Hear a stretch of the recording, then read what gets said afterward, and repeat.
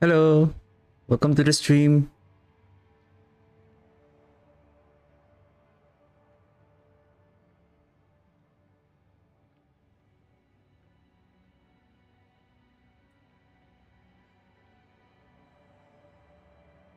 And we're still gonna continue on leveling with our Blight build.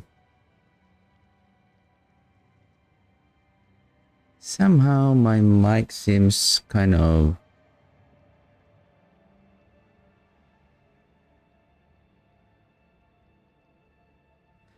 Sound check.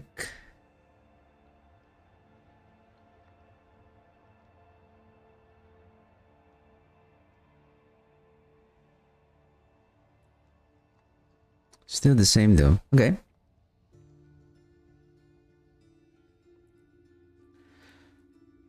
Alright, let's continue playing. So on Tuesday, PTR is going to be live, and then I already free up some space to ensure that hopefully and hopefully also that the server is not too laggy.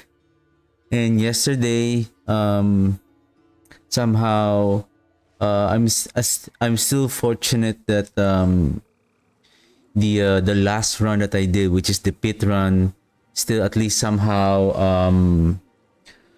I was able to finish it before I had a technical problem with my internet.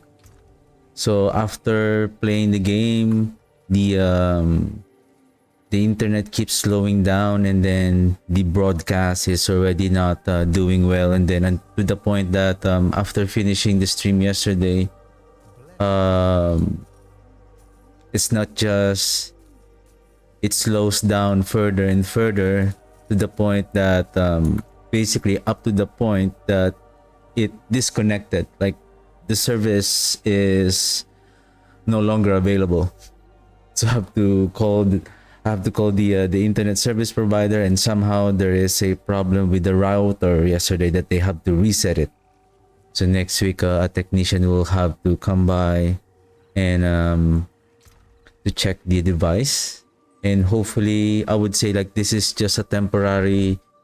They said that it may happen again, that whatever that technical problem that I have I think that's the reason why somehow I'm getting disconnected all of the sudden.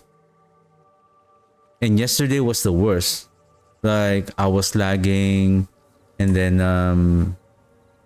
but basically the gameplay is okay, but the broadcast, because the internet starts to slow down, so it affected the streaming broadcast yesterday really bad. So and next week I still have to, it's going to arrive, the GPU fan is going to arrive on Tuesday next week. Oh, when is December 10? Yeah, Tuesday.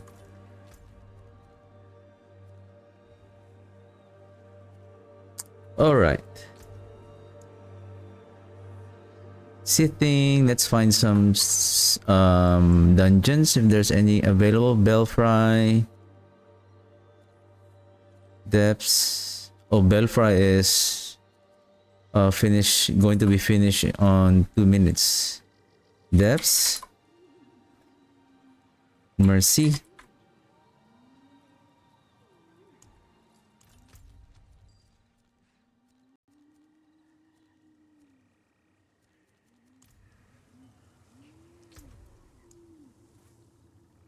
Fine. Okay. Probably let's do a Blood Maiden.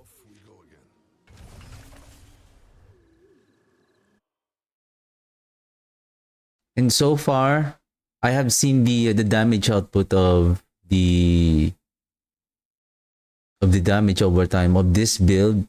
So far, it's already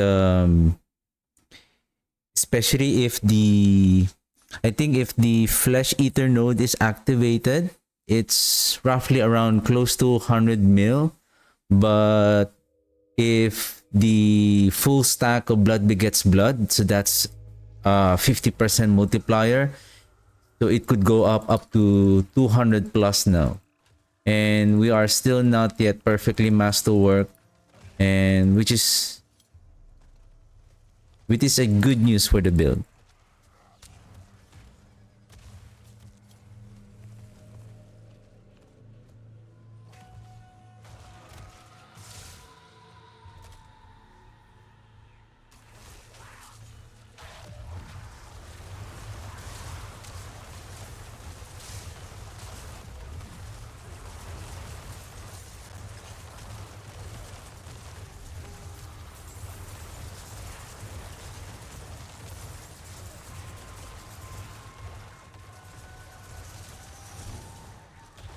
The only thing with the Blight build is, especially for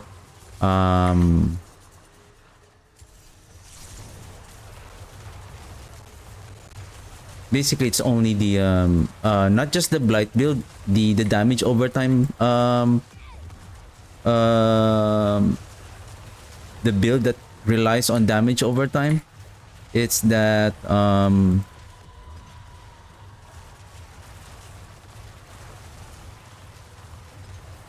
they require momentum.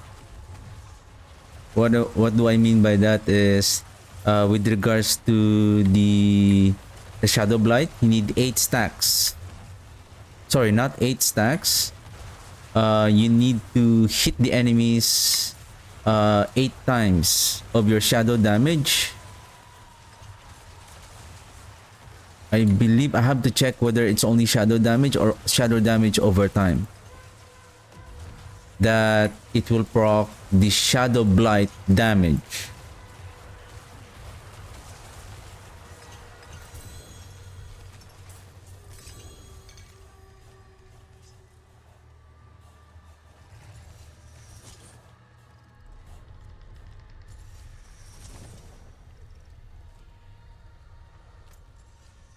Just okay.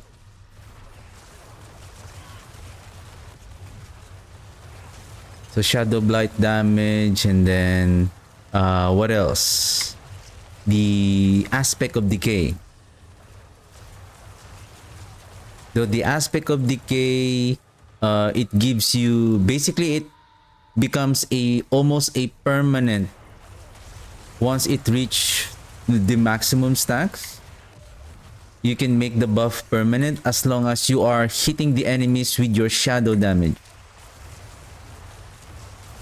Where's it? This one.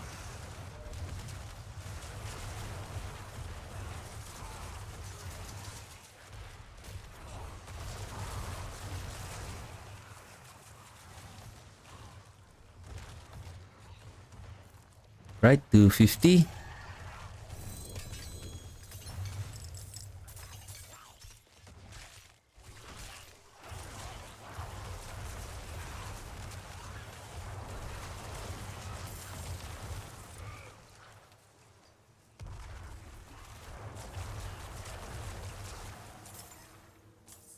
$250. Okay, I think the other one is somewhere here.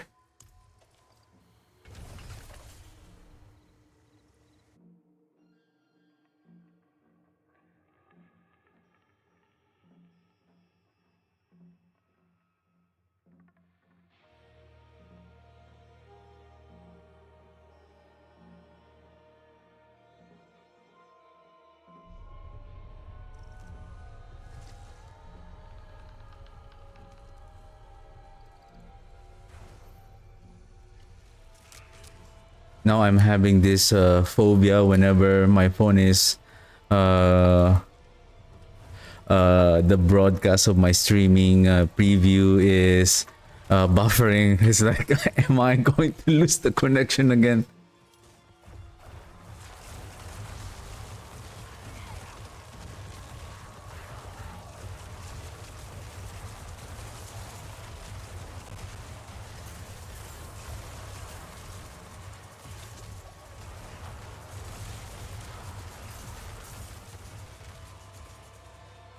Okay, where is... Okay, there.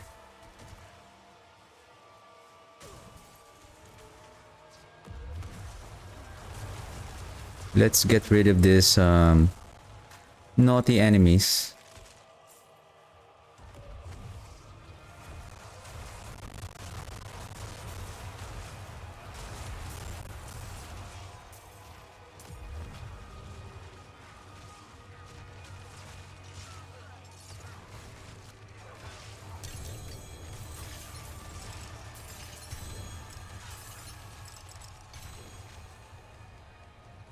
Hello, friend. Hello.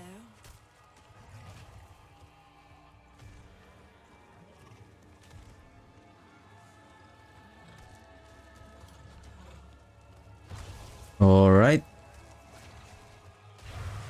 I think I'm done here, but I need to move away from the enemies.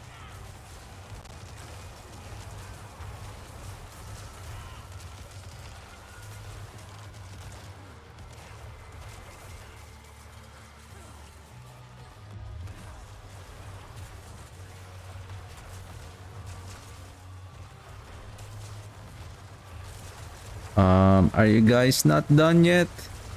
Can you... Time out, time out. Time out.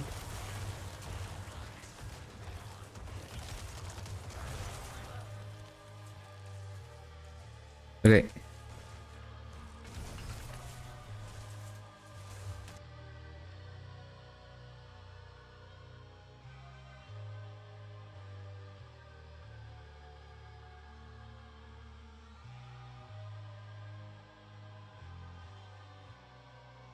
Sell, and then if there's no more pit, I think Helltide is going to be ready by 14 minutes. Then we can do a couple of pit runs to upgrade our glyph.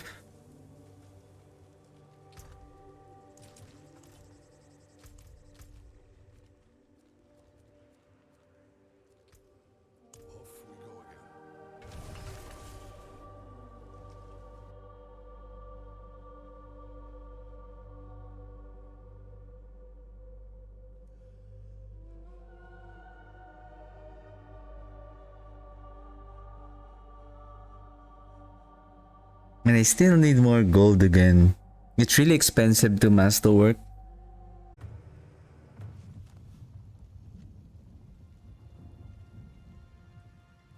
Right, finally at Sergar. Alright.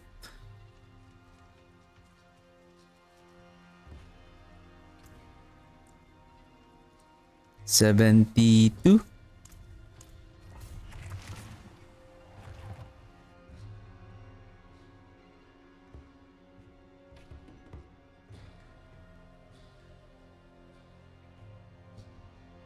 I guess the closest that I can level up the glyphs of 72 up to 62.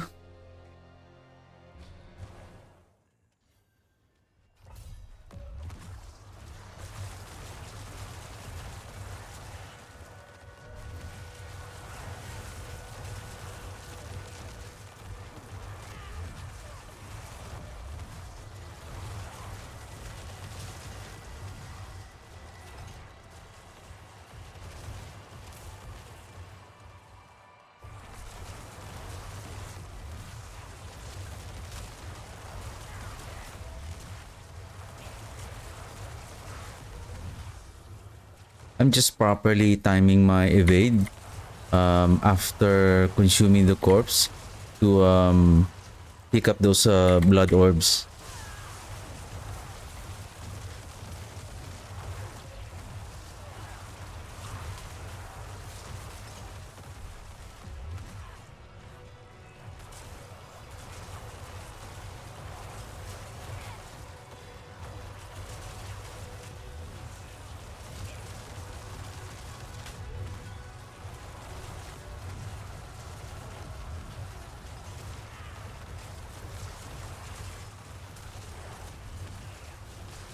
Who is this guy? Why?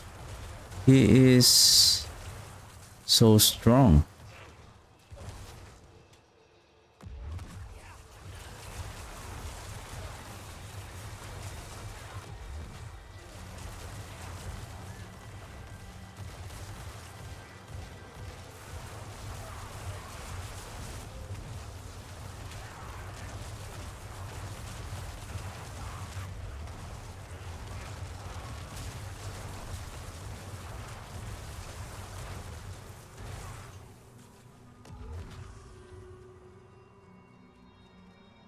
Need firepower.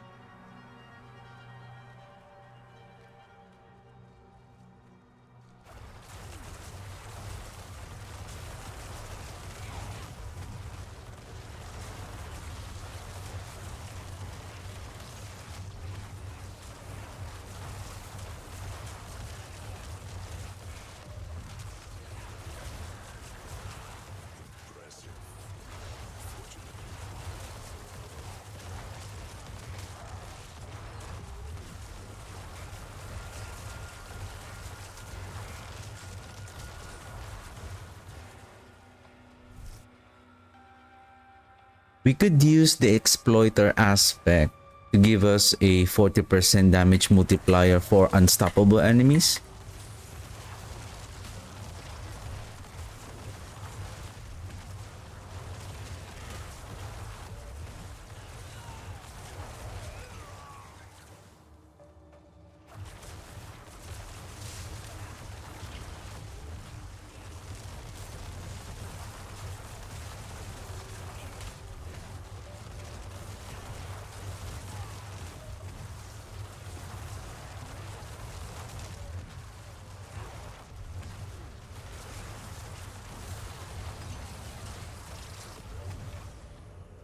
I hope most of the skills have the capability of consuming corpse automatically. Like it's really mandatory to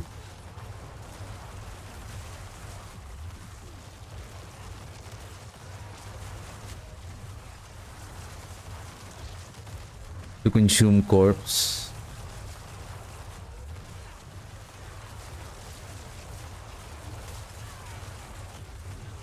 As most of the skills of the necromancer is really relying on consumption of the corpses.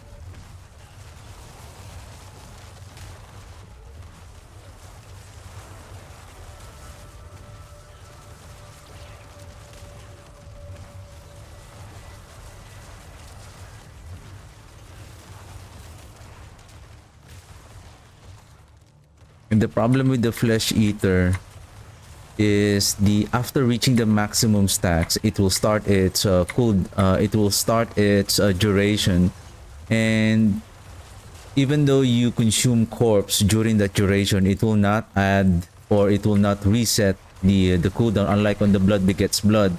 That's why I hope they change it soon, wherein when you after reaching 5 stacks, any further consumption of the corpse will just keeps on resetting the flesh eater buff.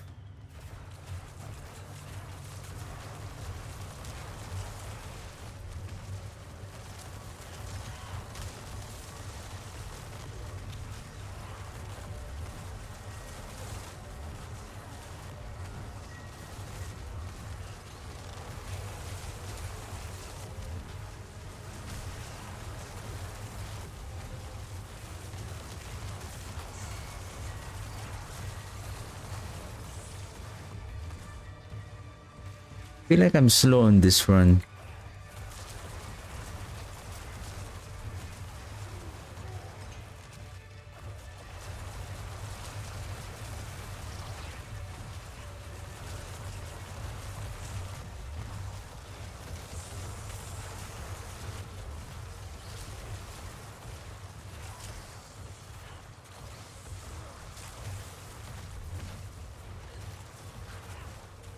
I am slow.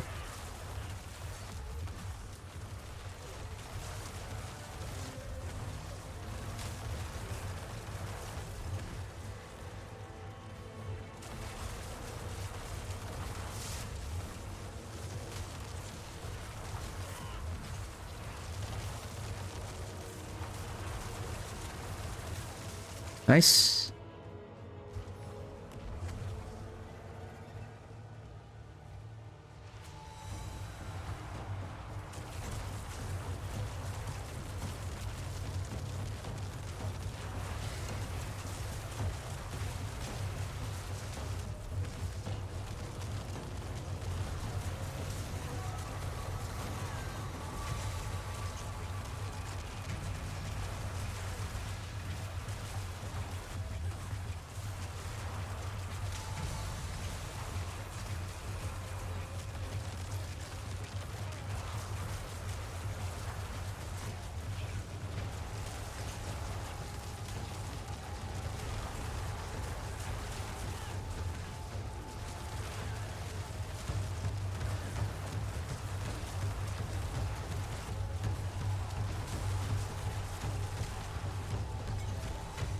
Right. Gloves 2GA.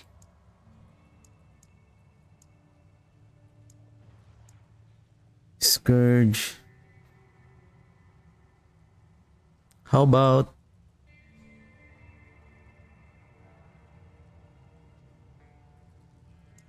I feel like there's nothing much to upgrade on this one. Rather than I'm gonna focus on I think I'm gonna focus on the Scourge.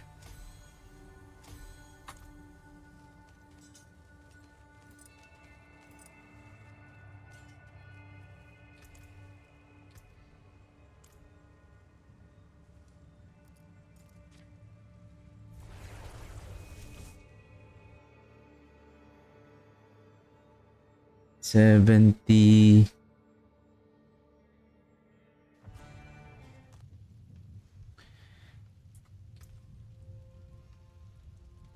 I think I was already able to hit the damage over time here. I have already the decent stat.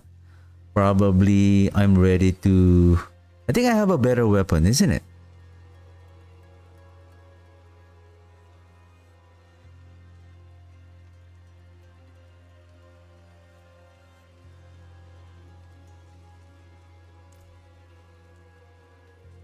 Let's gamble some offhand.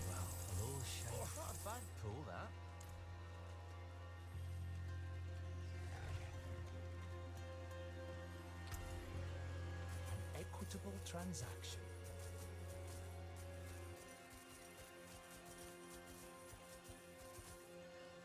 Shine on, my friend. Hello, Shin Hatton. Well, there's something special. Resource cost, intelligence maximum. I need GA on intelligence. Need GA on intelligence. Thanks, friend.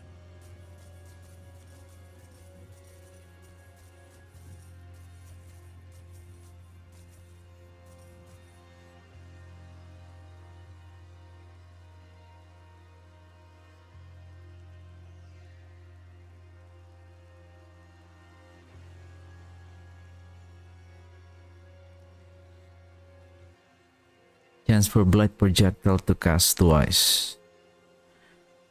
Shadow damage over time.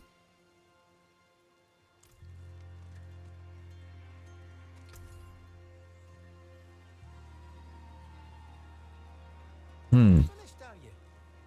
Yeah, I feel like I'm still not strong yet. 72.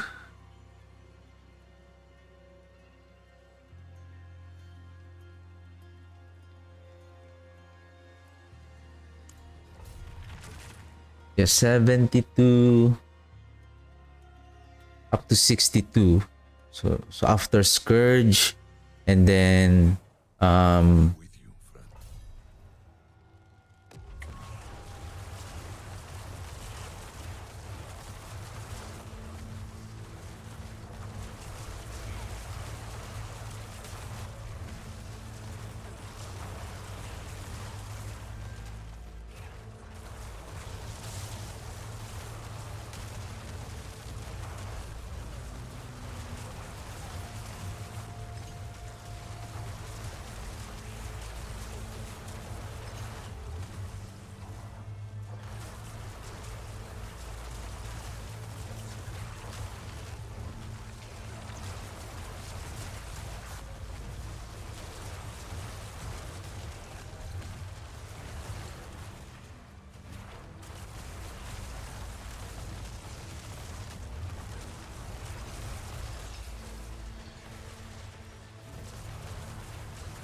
Yeah, Blight alone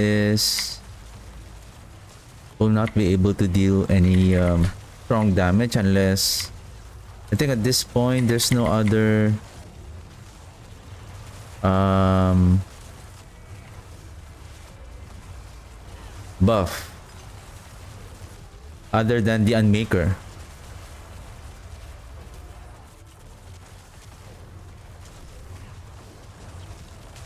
I think at Torment 3, this can farm the Unmaker.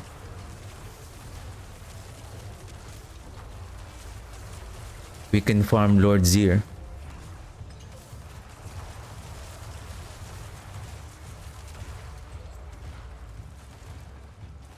I feel like I'm not pulling the elites. That's why I checked the helm.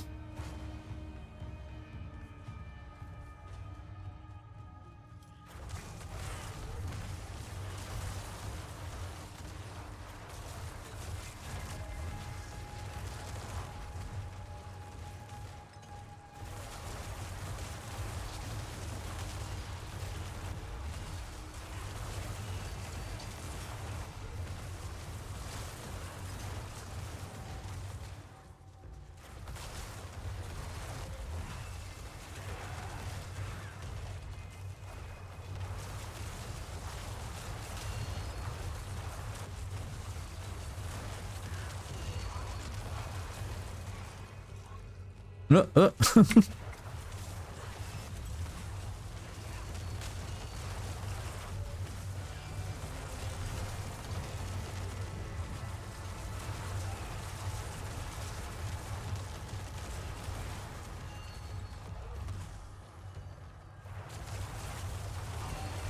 yeah, so many things that needs to be proc.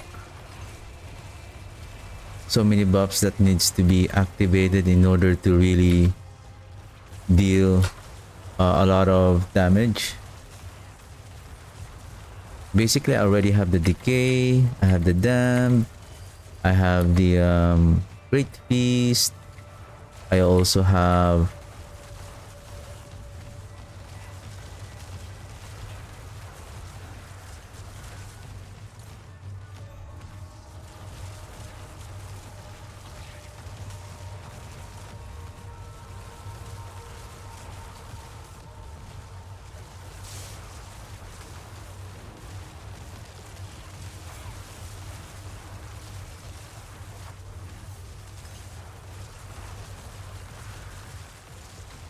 the Decay that stacks so basically right now at maximum stacks like right now at 45% times 5, so that's 225.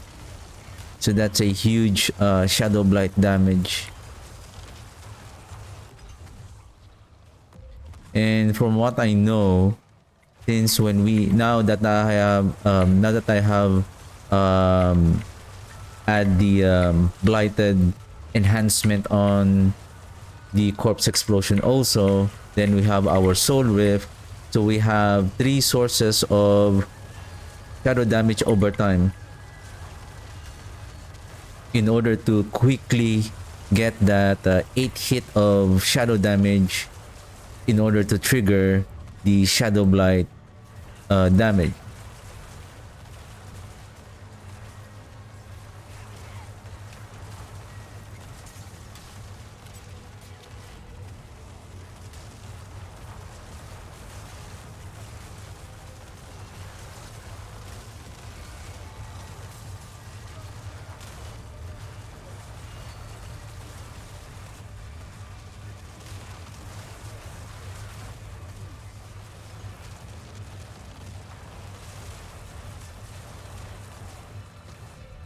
Go, let's go.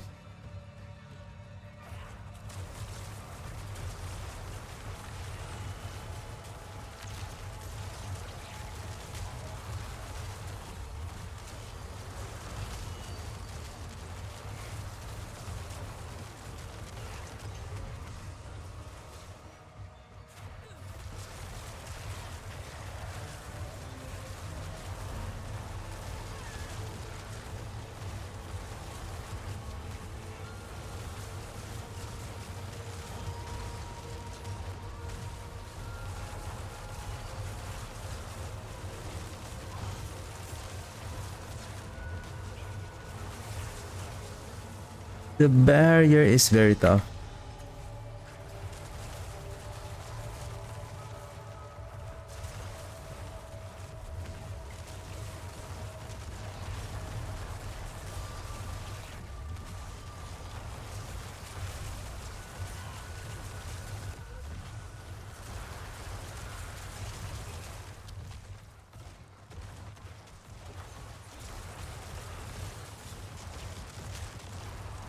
Have to go back again. Oops, oops. Oh, that's nice. It's like, oh, you have enough elites. I can give you the portal.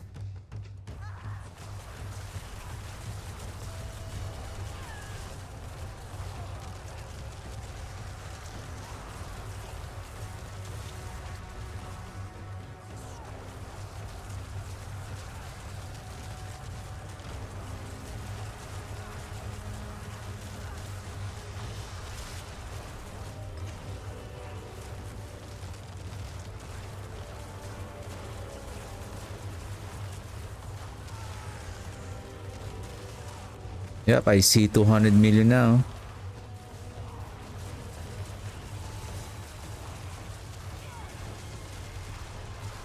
Can I...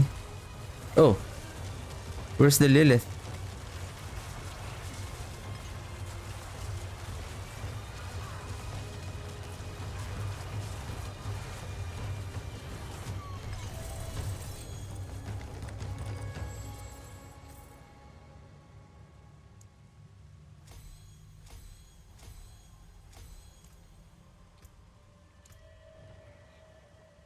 Shadow Blight, Shadow Blight, Shadow damage over time. Okay.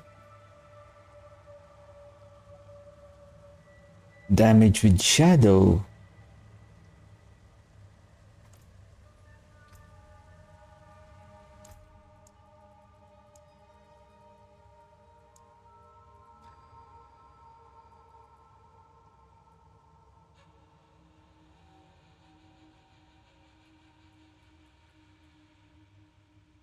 .5 damage, okay.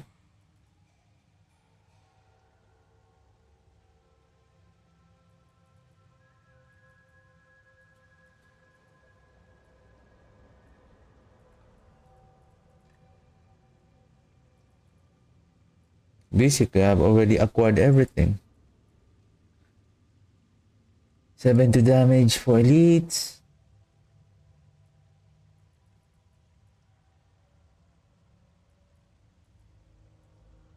Okay.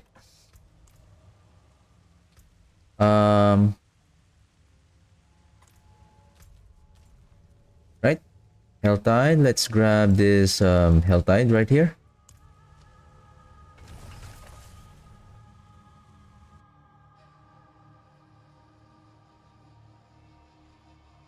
Scourge is now 62, then Darkness, then Sacrificial.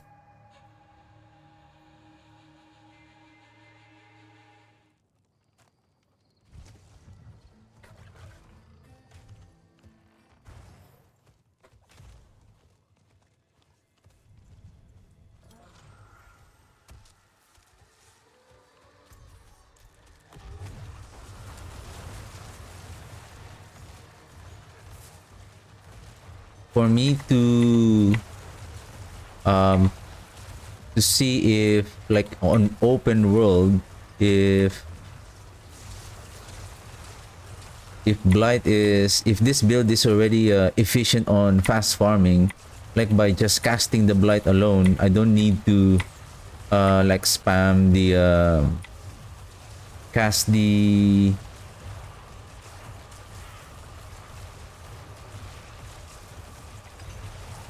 guys, time out, time out. I need to summon first. Give me a second.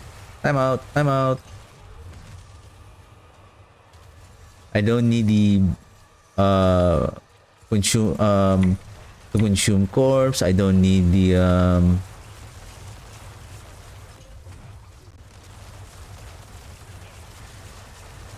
blood orbs to scale my damage. Like the Blight alone is already dealing enough damage. Then that's already a good indication that the build is already good. Of course, it the only another test is fast killing the Torment 4 bosses. I mean, if you cannot do it, you can still do it on Torment 3.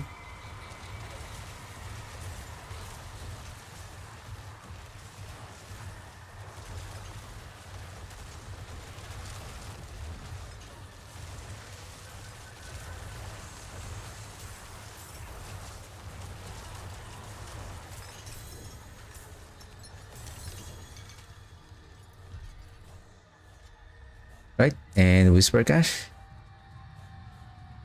76. Okay, where is...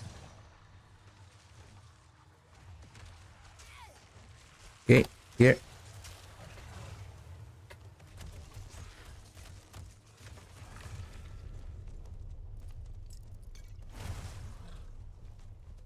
Was there a... Okay. I was checking whether there is a Realm Walker.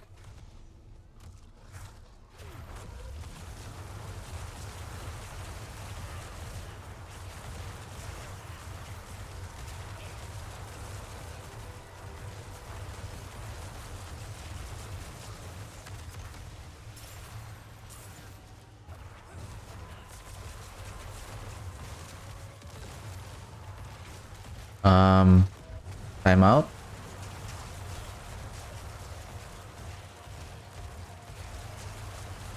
The Blight went over there. Can we cast it there? Phew.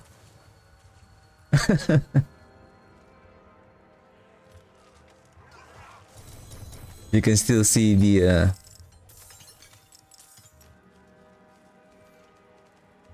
blighted, the defiled area from afar. Ah, I didn't get any baneful hearts.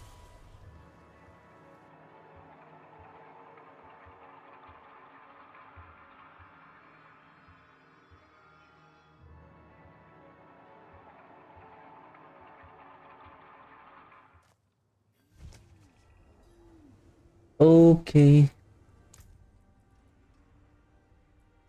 Skill tree. Let me see if I'm missing anything. So fueled by death. That's good.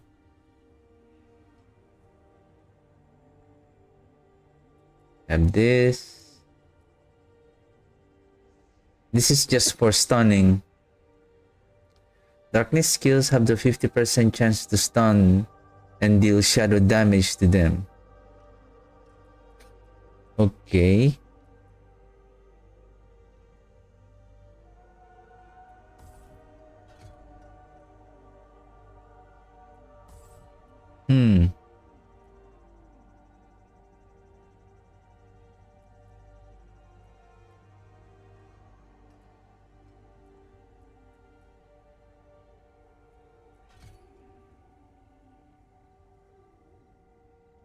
Okay.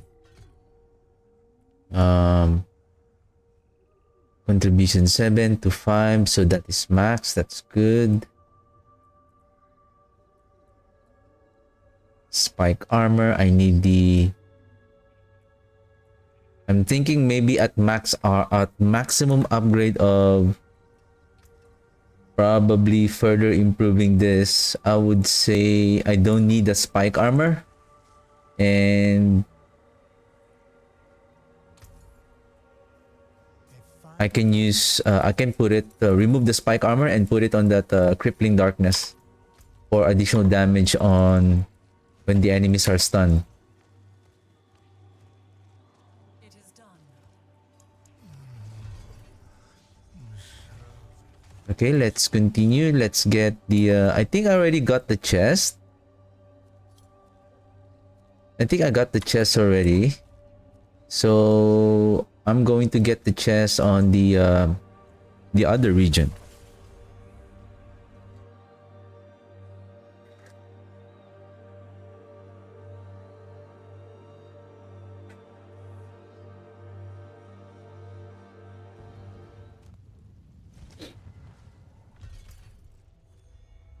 Okay, there it is.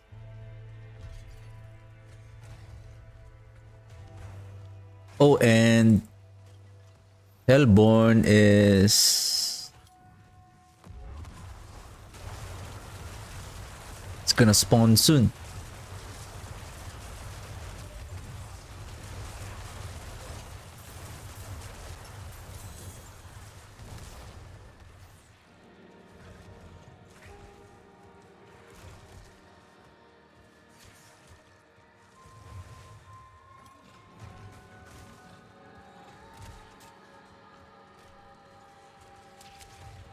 Let's go.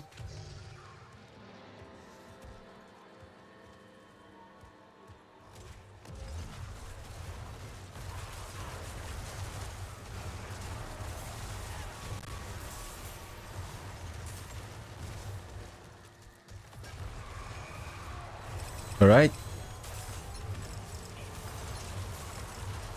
7. I got one. Only one. Oops.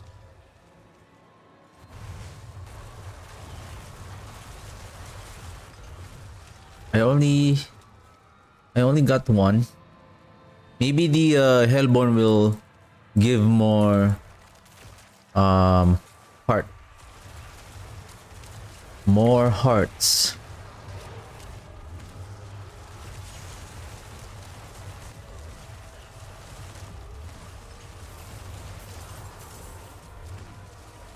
Right? Hellborn is here.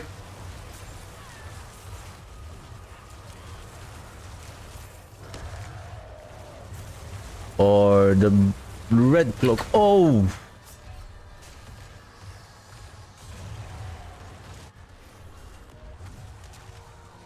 Let's go back, let's go back.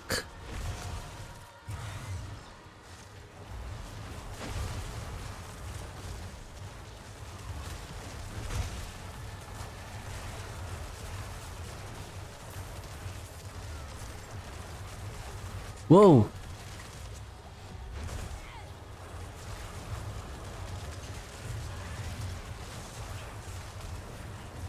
Hey, don't run away.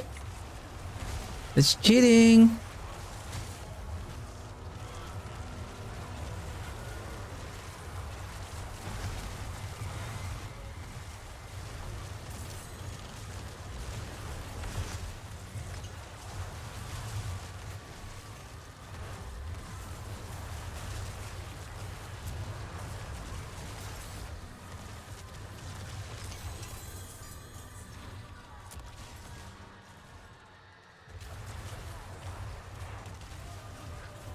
That was fun. I need 3 more just at least to open. Since I'm close to 75, then I can just open a 75-ish chest. Alright, I think I can just open this one. Where is it? Yep, 75. And I got interrupted.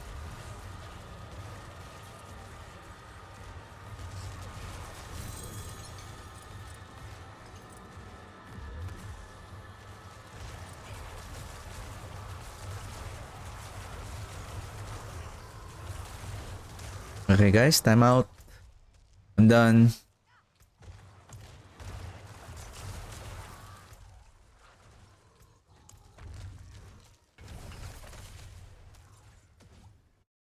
All I need is just the whisper. And let's go to the pit. Back to the pit.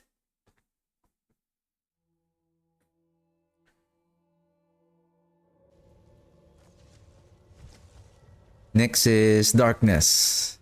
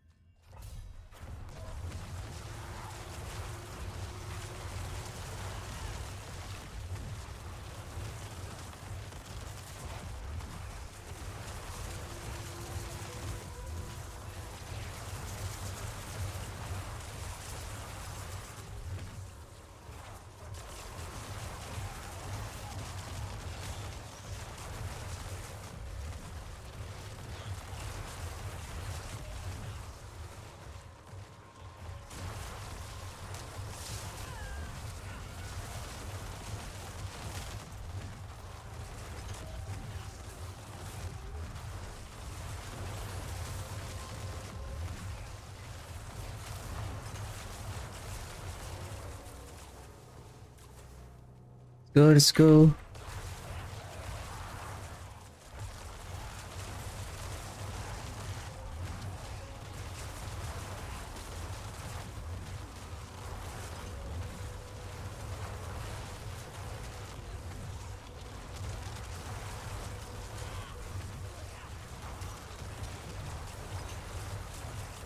Poison.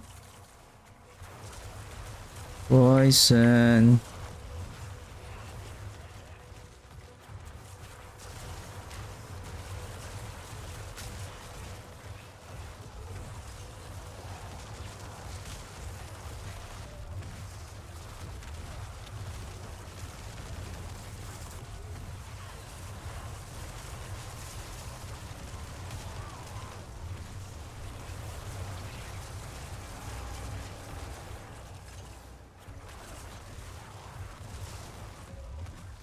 Okay, down here.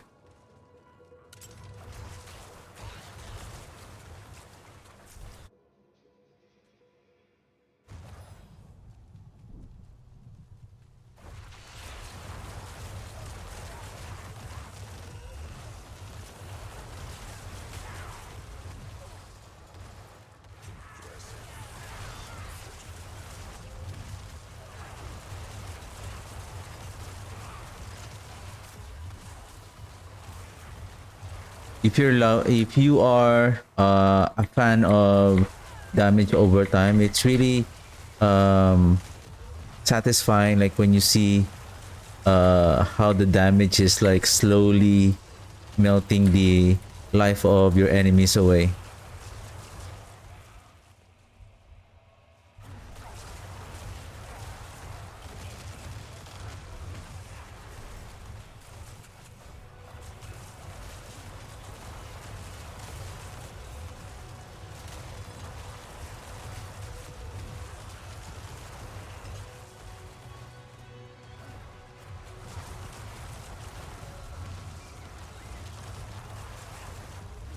Somehow after upgrading the I don't know if it's like this, the enemies are weaker on this region, on this pit run, like somehow like the damage output, like how quickly the skill is killing the enemy, especially the elites, like it's more faster than the previous pit run. I wonder if it's that's the 4-point upgrade on the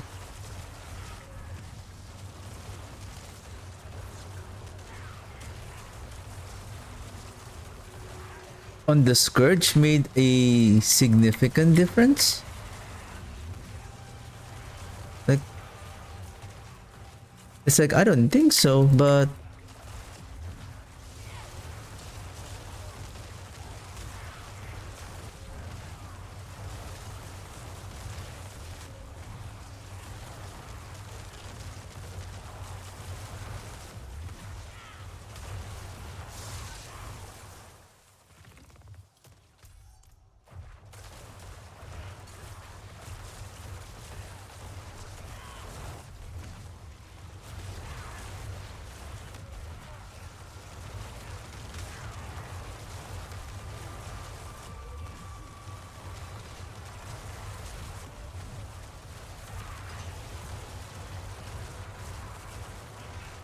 go, let's go. Hey, don't block me.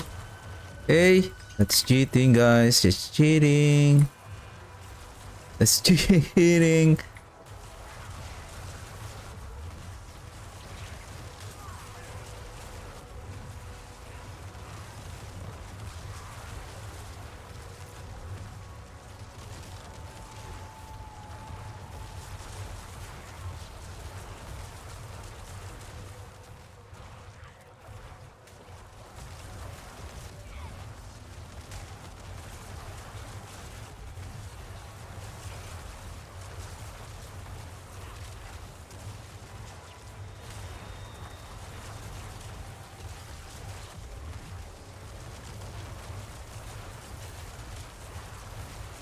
Melted.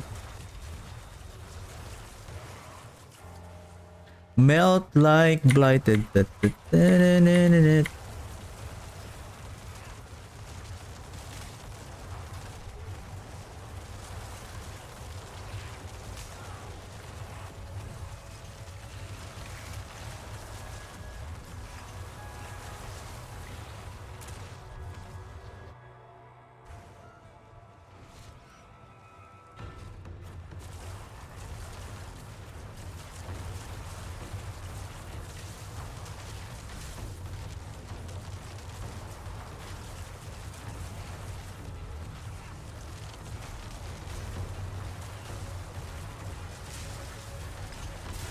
I'm not afraid with your Lilith, sir. Not afraid.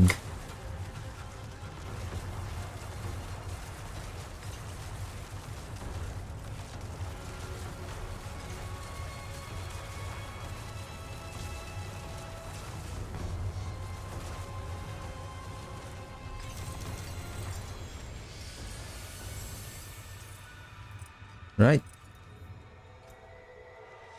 Darkness.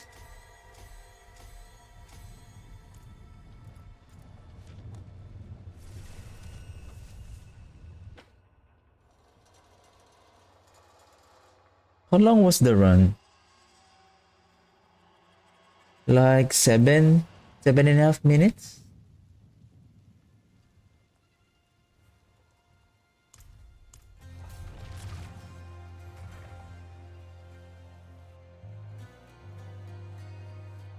Because the amplify is just amplifying the damage with the elites.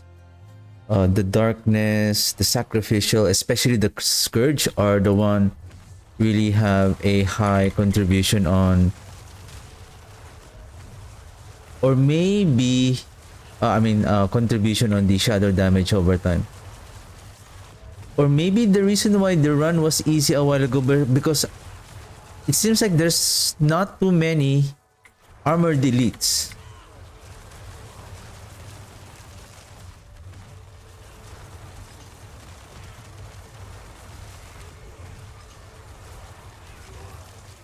Maybe that's the reason.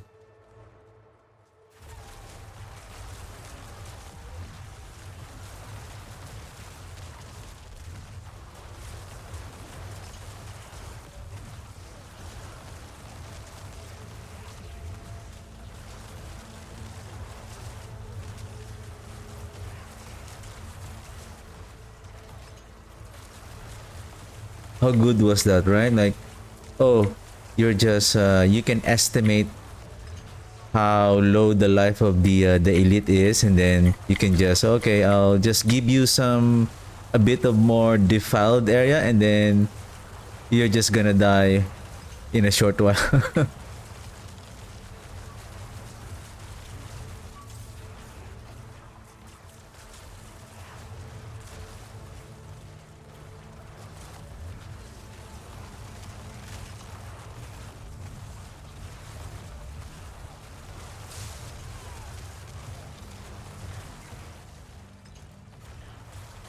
Attack speed. Right, artillery shrine. Let's go up.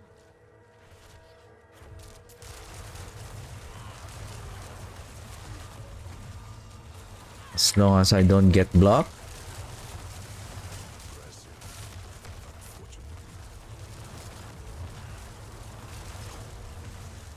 So many things are going on. I can see how much damage I'm dealing. Any elite here? Nothing? Okay, we're good.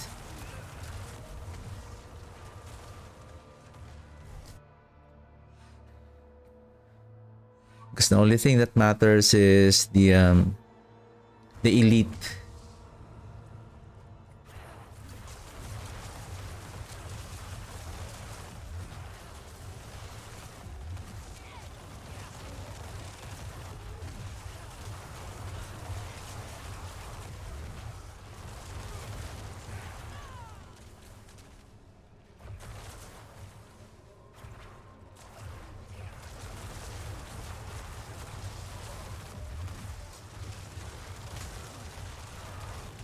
Oh, how about I farm the tormented bosses?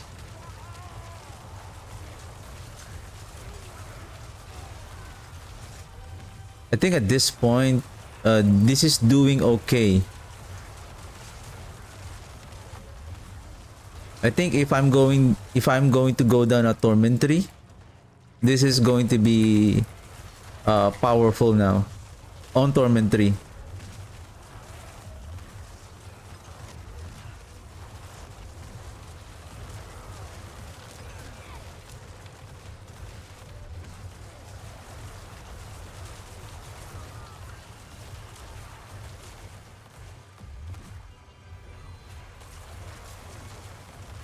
No elites.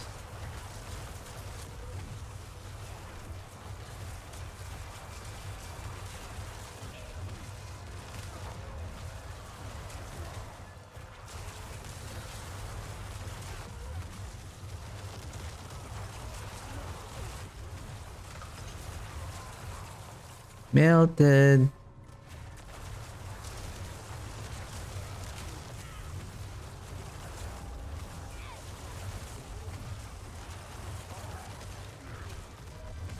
Hey! Hey! Let me through! You guys are scammers. Like... Oh, block the Necro. Don't let him get away. Oh, oh. I feel like I'm more faster now. Now I can... the time that I'm at the boss a while ago is around 8.5. Now it's 10 minutes left.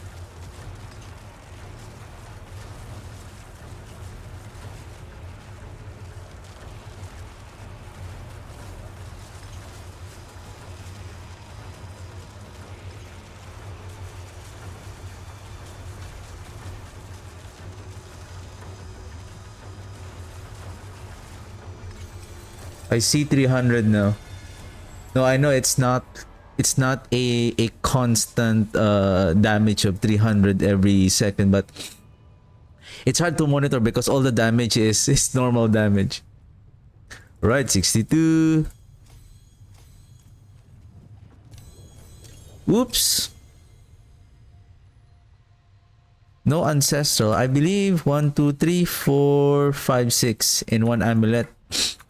I think we can make it an express delivery. I mean, I'm okay if I don't get them anyway. It's not ancestral.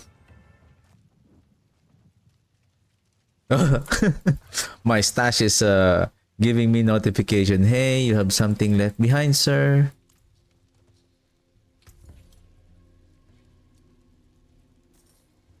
Okay, pants, hemorrhage, no. Equitable transaction.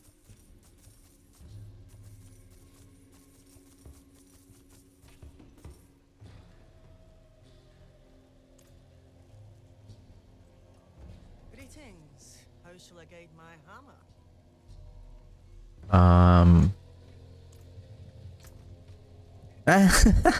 There it is. 2, 3, 4, and the told you. Express delivery. Much thanks, friend.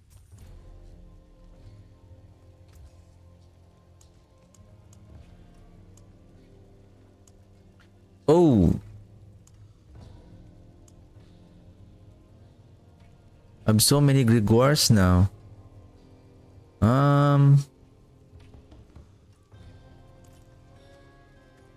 I mean,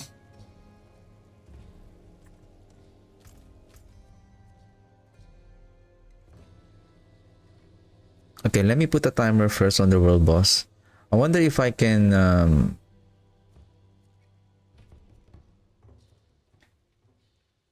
farm Grimoire. I'm gonna try Grimoire on Torment 4.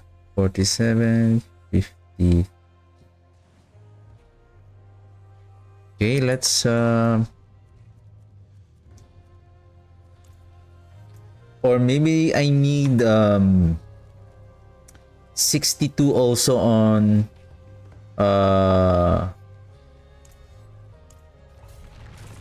the sacrificial glyph. On that the glyph socket on the witherboard. It's not because of the sacrificial, but it's because the sacrificial was placed on that glyph socket on the witherboard. You can use amplify if you got the amplify first. That's fine.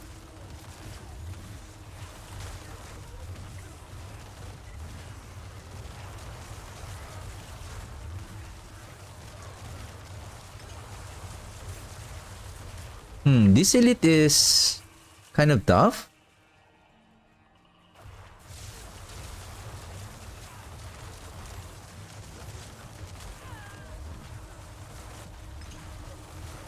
And it's been a while since I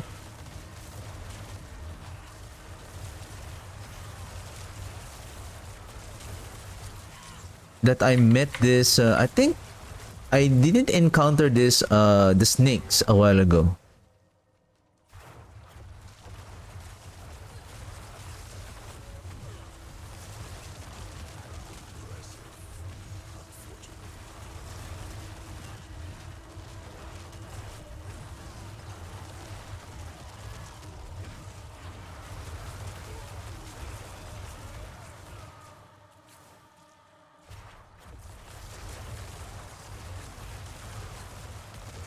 I wonder how powerful the blood build would be. Basically, it's not going to be the blood build. It's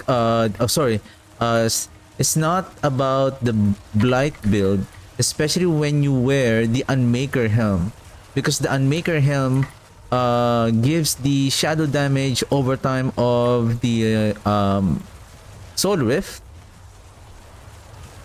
That gives it an additional 100 up to 200% multiplier. Of course, you will say, oh, that is not for the Blight build. But since Blight build is a damage over time and Soul Rift is also a damage over time, so you have, and also now that you have, if you have made the Blighted enhancement on the Corpse Explosion, that gives you a 3 instances of powerful damage over time. So you can say that this is a shadow damage over time powerhouse build. It's not just the Blight anymore. This is now SDOT powerhouse. Like, even though you are wearing the Unmaker helm, even though you will say, oh, this is just for the Soul Rift, you can still get the benefit from the affixes that the Unmaker contain. Same thing how I use it on the Blight, on the Blood Search build, even though I'm not getting the benefit of the multiplier from the Soul Rift damage, but the damage reduction, the resource generation, and then the especially the imperfectly balanced.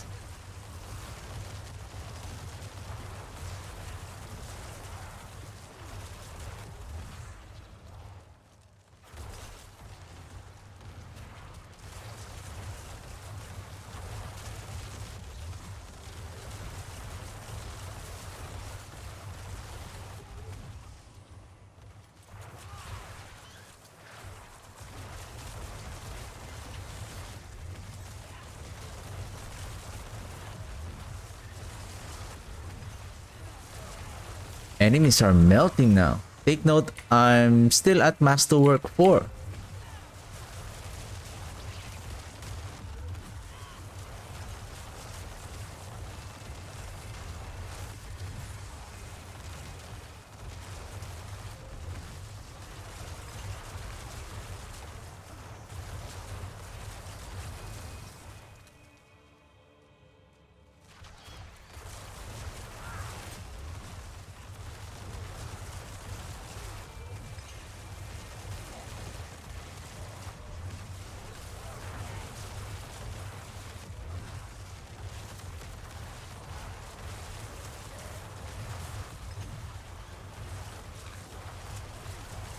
That's a perfect escape.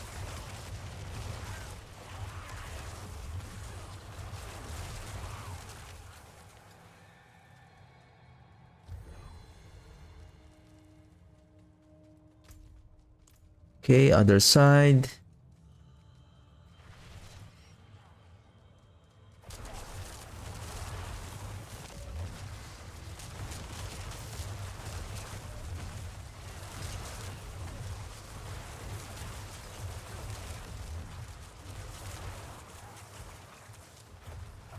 I feel like the Shadow Blight damage is gonna scale even further when there are so many enemies that are being affected by the shadow damage.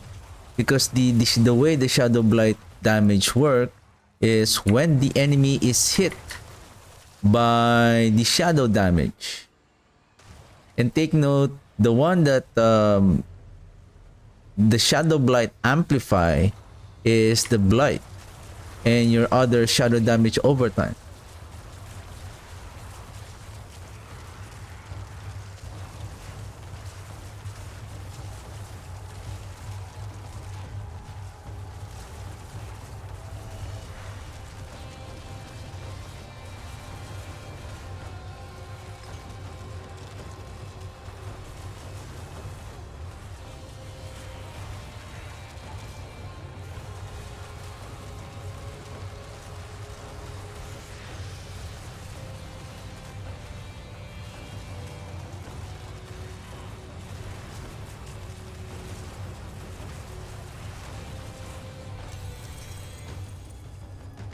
I'm not looking at the enemy anymore. I'm just looking at the buffs. When I see that the flesh eater is down, then I start consuming corpse. When I see that there is the blood begets blood is also reaching its and the end of its cooldown, I have to make sure that I consume corpse and then pick up the blood orb if there's any. I'm just gonna guess that there might be blood orbs surrounding the boss because I can see it also. All right.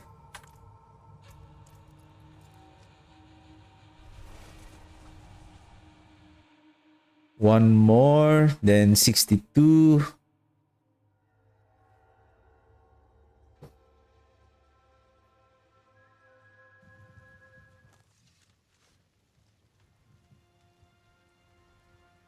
Open, please.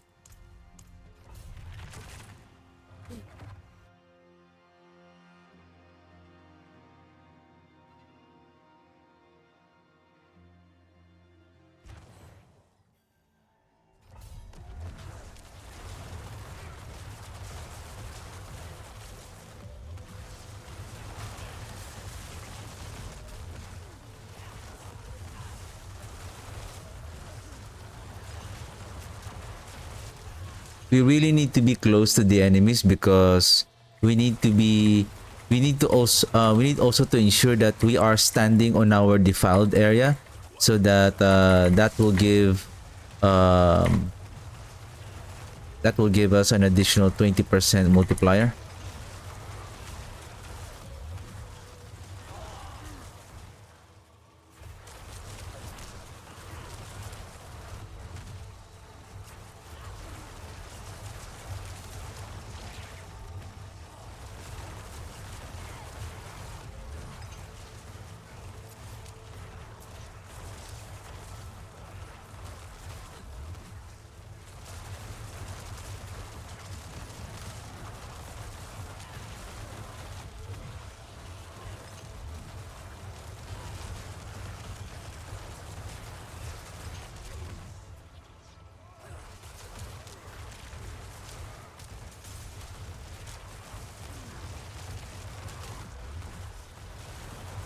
So far, damage is getting better now.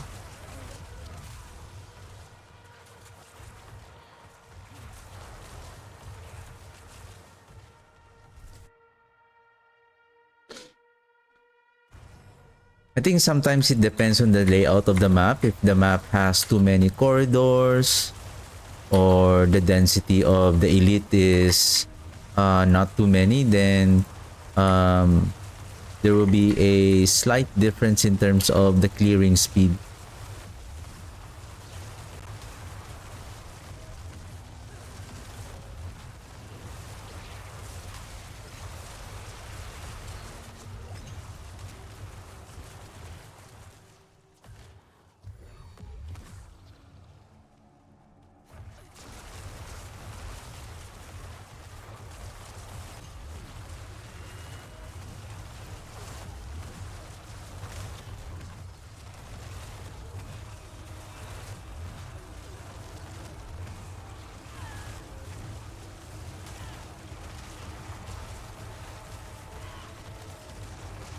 I think I'm also thinking what other uh best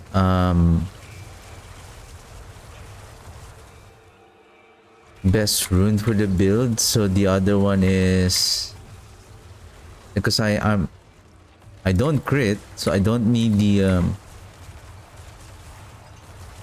Gar rune. Hey, what's with that lag, sir? Hey.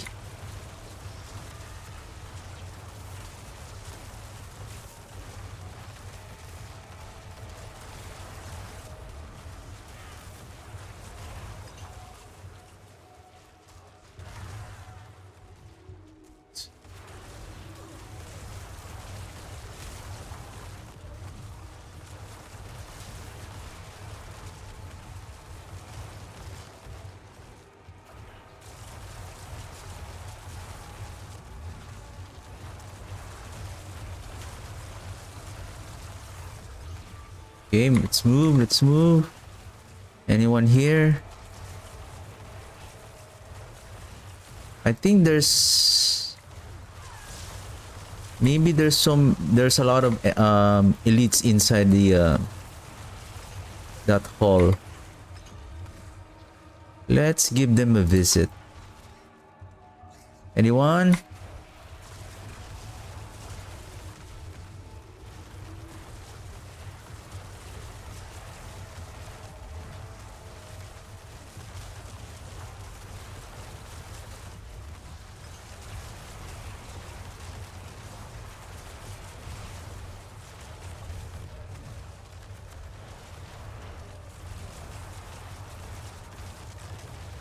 Yeah, the more enemies that the shadow damage is hitting, the more instances of the shadow blight is doing.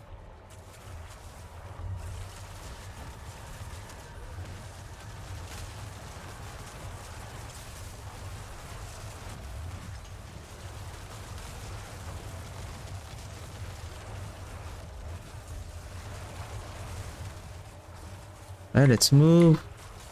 We're close, we're close. I guess this is the last pack. Last pack.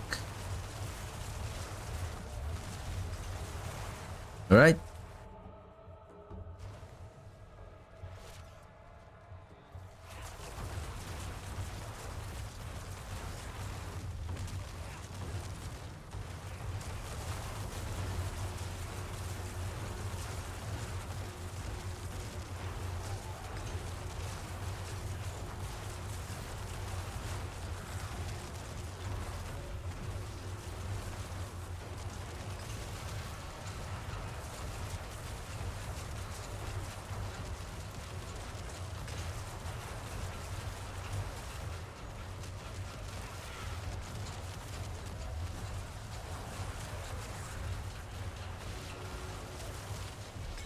It's really hard to like, especially the blood begets blood. It's so hard to maintain the full stack. Like, I need to consume corpse, so I'm also getting interrupted on picking up those things. Damage with shadow, this one.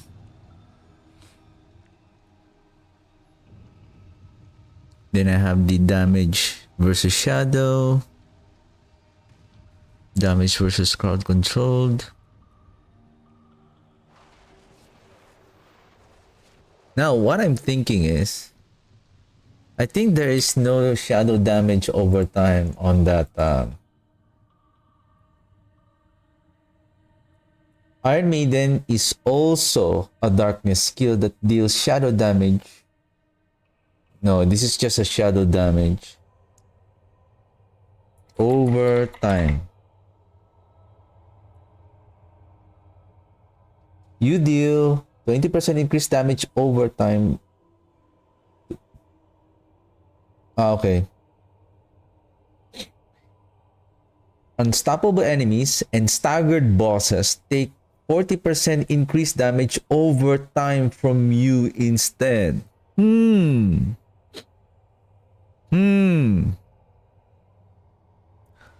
Okay. No, the thing is, what is this one? Is this a utility or an offensive? If this is an offense aspect, then I won't be able to use it.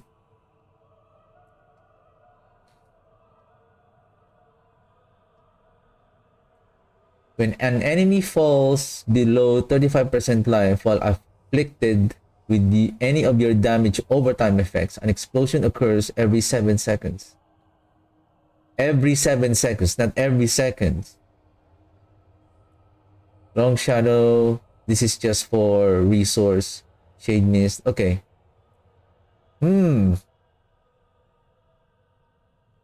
For each different crowd control, you deal increased damage over time to enemies for each different crowd control effect they are afflicted by.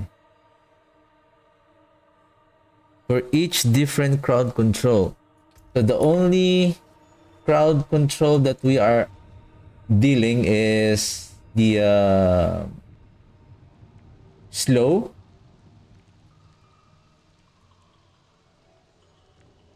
Increases damage to crowd controlled enemies. This includes those affected by slow, immobilize, stun, knockback, chill. We don't chill. We don't chill, but we slow, we stun.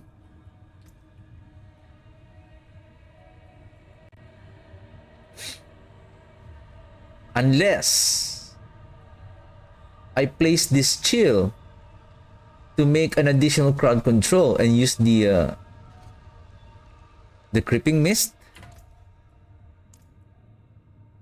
I'm gonna check this out. If this is a utility, but I feel like it's not. I have a feeling that this is not a utility. If this is not a utility, then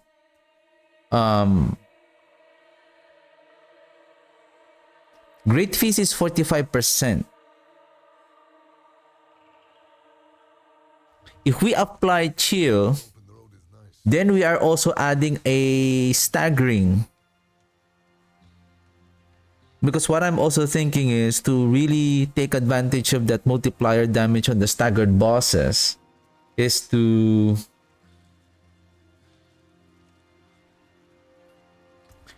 make the boss stagger more as quickly as possible. Okay. Creeping. There you go. This is the one I'm talking about. But you deal increased damage over time to enemies for each crowd control. And then unstoppable enemies gets a 40%. You know what?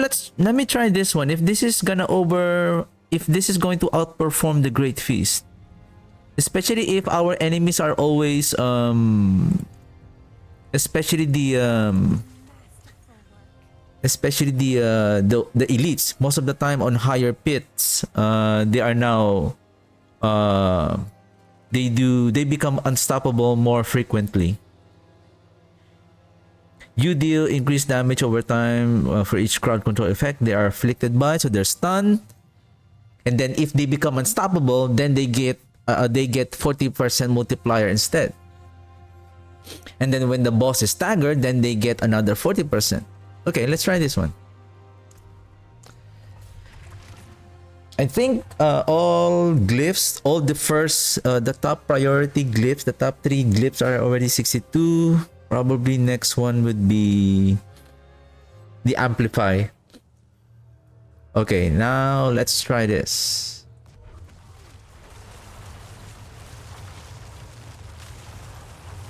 Holy moly.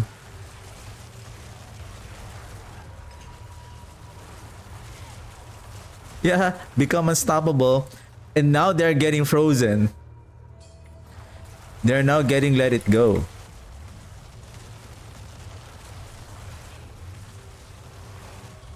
So there's slow, there's chill, there's this.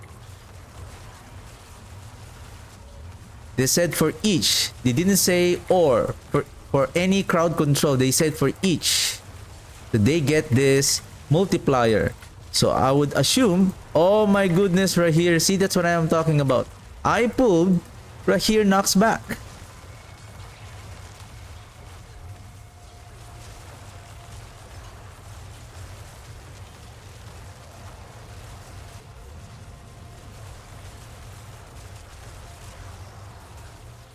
Ah, that chill is amazing.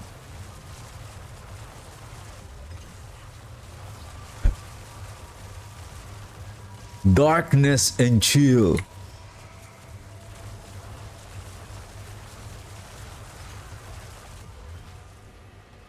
Wow. They're stunned. They're chilled.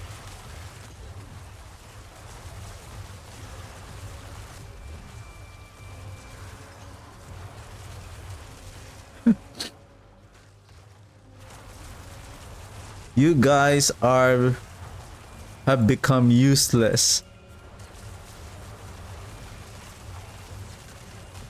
Wow, this is amazing. I know I lost 20% multiplier damage from the Blight, but the chill effect, it makes them frozen just in a matter of few seconds. So basically the chill is not making them frozen. So they make them, we chill the enemies. I can't remember how many times or how many seconds that they will become frozen after being chilled for, is it seconds or based on the number of hits?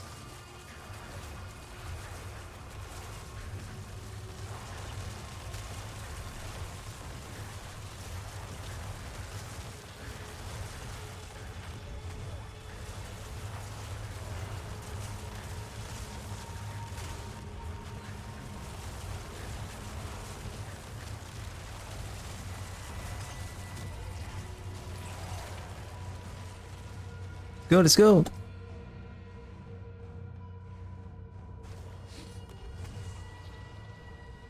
Chill. Chill, guys, chill.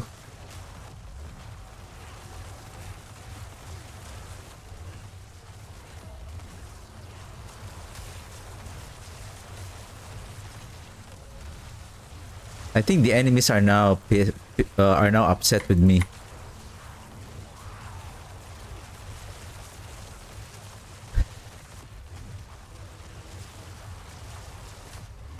The intensity of so many different kinds of crowd control, and I'm not just talking about slow and chill, frozen, stun.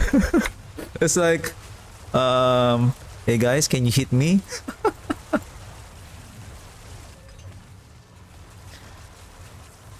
Though I'm interested with seeing how the build is performing right now. Is it going to make the build more powerful on using the Bloodless Scream?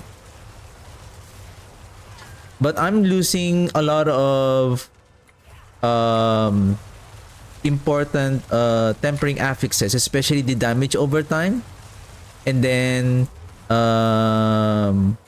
damage over time on the weapon, damage over time on the tempering affix, and also the chance for the tempering affix for the Blight to cast twice.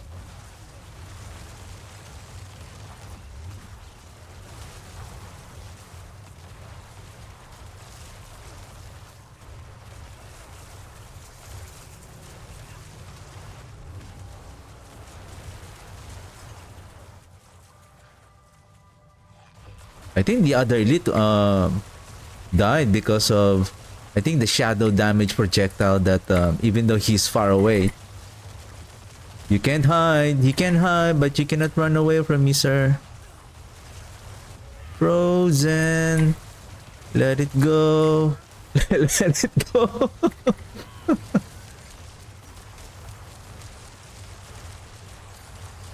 I am now Elsa. Was it her name? Was it Elsa, her name? The princess who made the snow.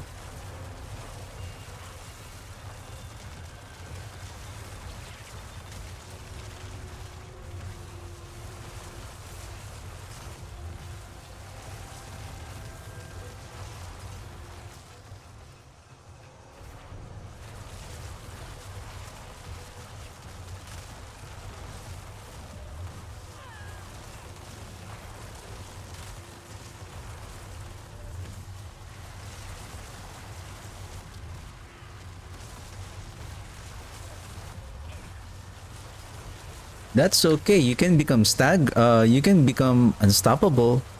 I don't mind. You'll get a 40% multiplier anyway.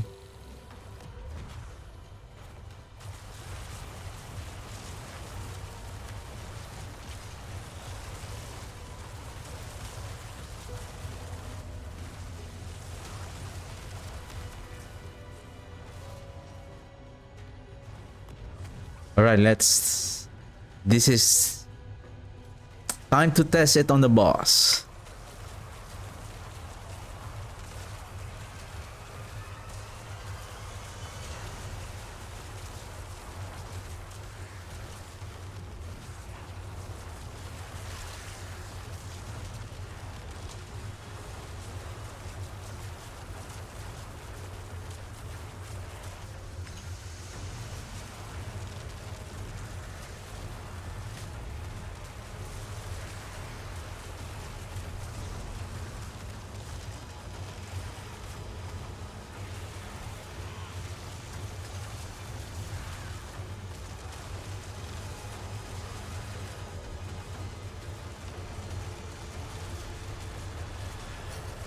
Whoa, I almost died. I almost died.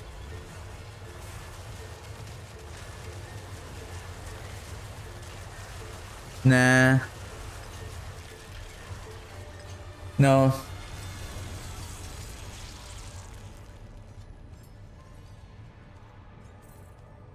It's not consistent.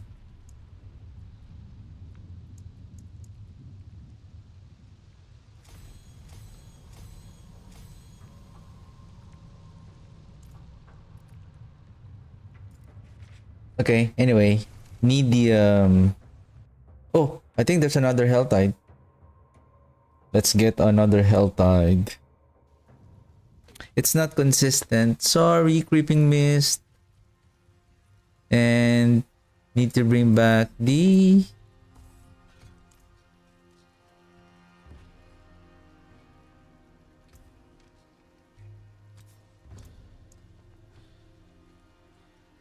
Oops, great. Bright aura. Brighter soul. The finest cut. Much thanks, friend. Piece of Fate. Iron Maiden. Oops. Damage 40. Nope. An equitable return soon.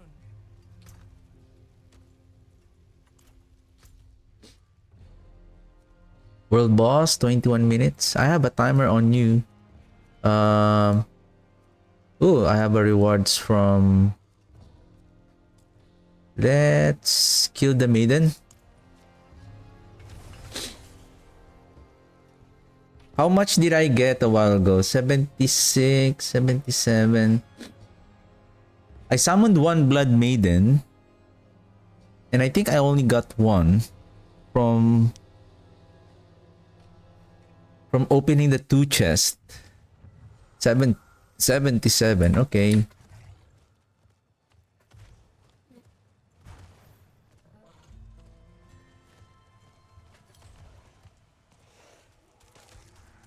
I need to make I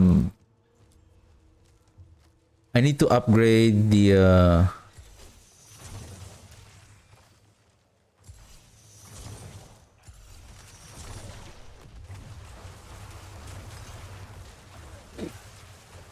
I need to upgrade the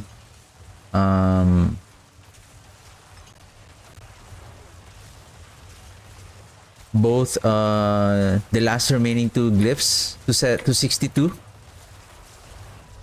and then I'm gonna try farming Grimoire.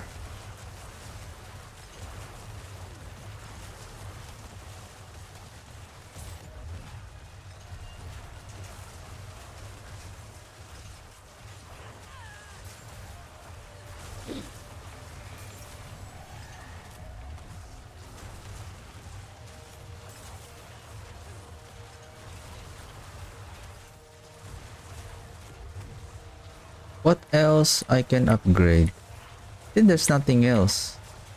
I think the only thing that will further improve the build is just the masterworking and then the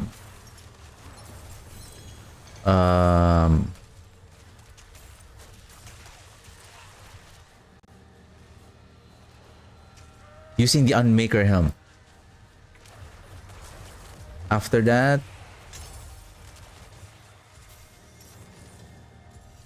it's just keep masterworking the item, or if we get a better silent chest. Okay, I'm done here. Need to open 2 chests.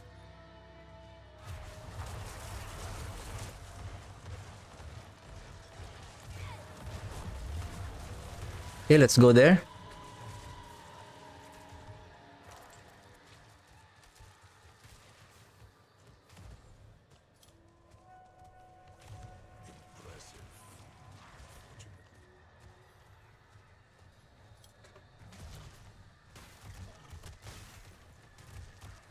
Right?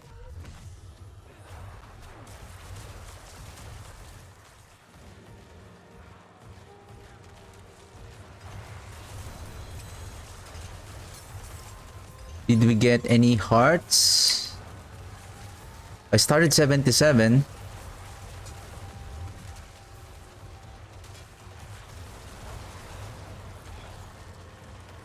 No hearts.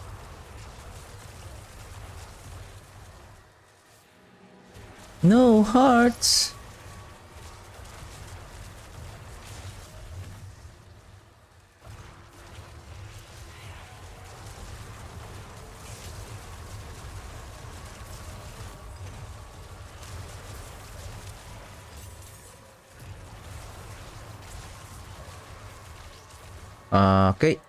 Okay. Okay. Oh, Lord Zir. Lord Zir.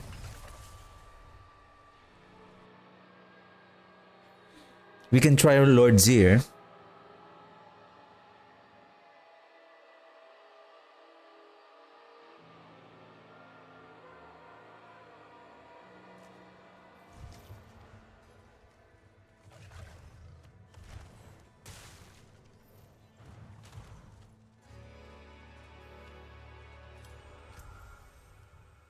Chest.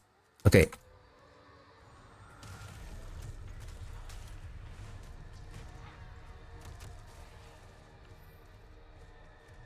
I'm also thinking that after optimizing this Blight build and then upload the create a video a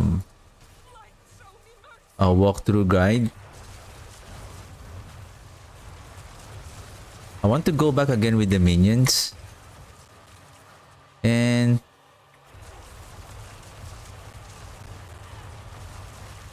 would the Army of the Dead on this season is still gonna work?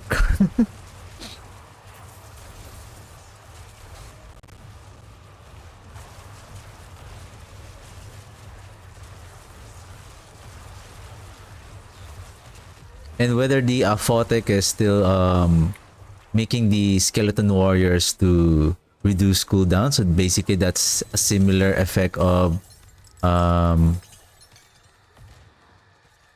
making a lucky hit on the Abhorrent Decrepify, triggering the cooldown reduction. 200. I can open a weapon chest which gives higher amount of, it requires higher amount of cinders.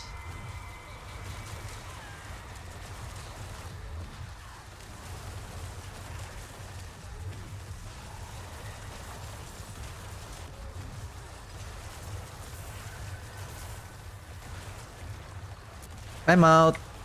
Time out. Time out. Ooh. Ah, let's go, boys.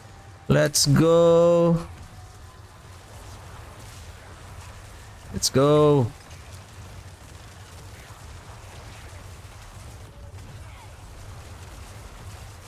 I was saying let's go, boys. There's only me and Rahir. Like, let's go, me. Let's go.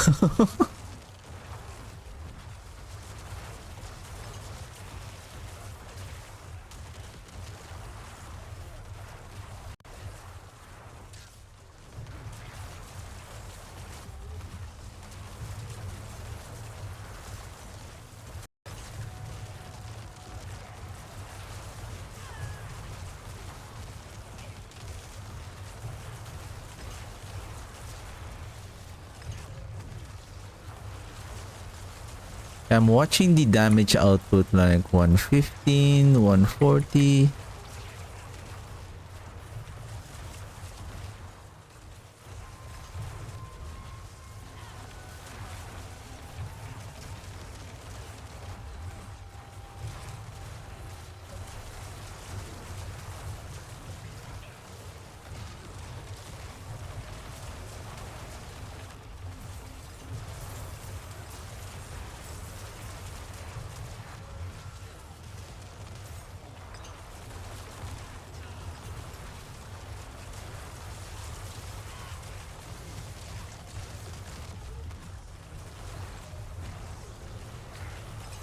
Nice.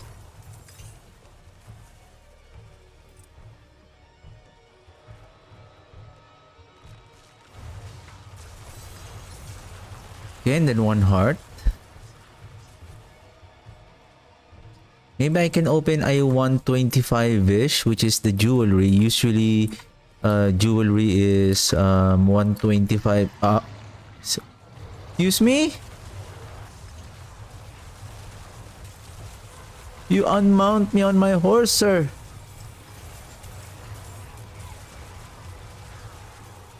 Thanks for here.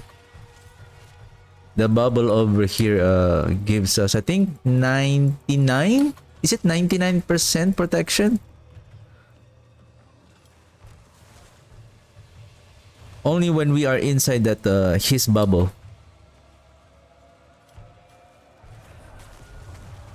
Yep, 200. Time out. Time out.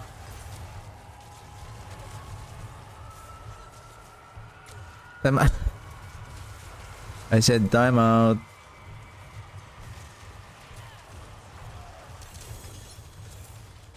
No heart.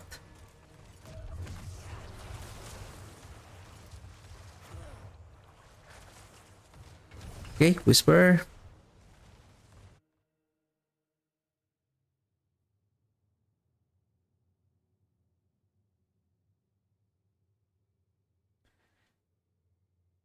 Whisper.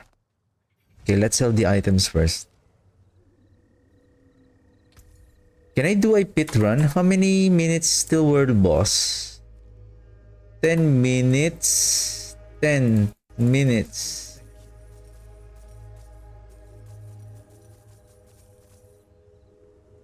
Gore quills. May the light keep you.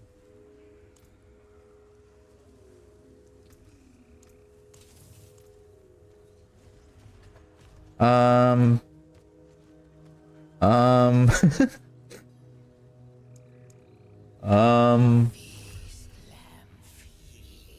10 minutes, 10 minutes. Usually I finish the pit run around 7 to 8 minutes at most.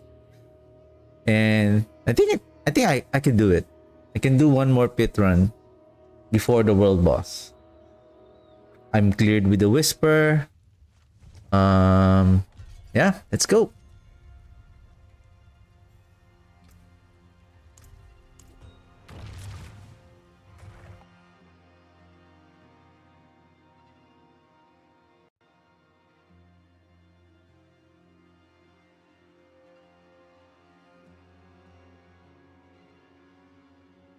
I think I think the additional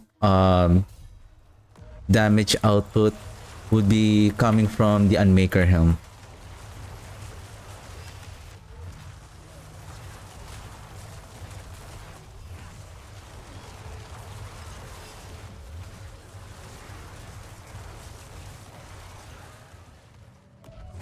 Actually, yeah. Actually, I can drop the curse aura and use the exploiter's aspect instead. So basically, I'll just manually cast the Decrepify, and I will get a 40% multiplier when these elites are getting unstoppable.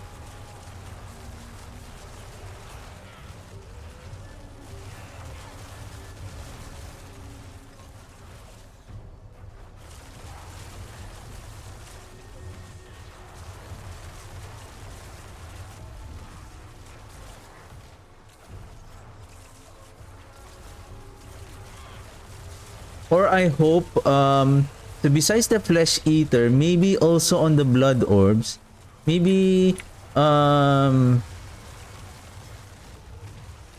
maybe 5 meters, 5 meter radius, that you can automatically pick up the blood orbs already.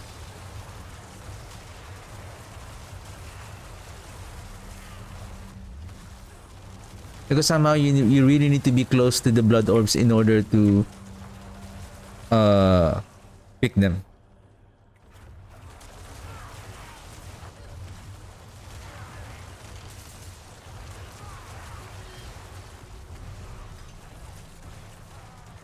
Any elites here?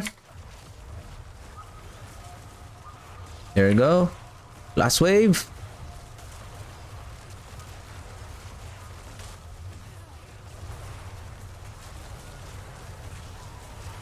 Boom. All right. I think we're okay to the second level.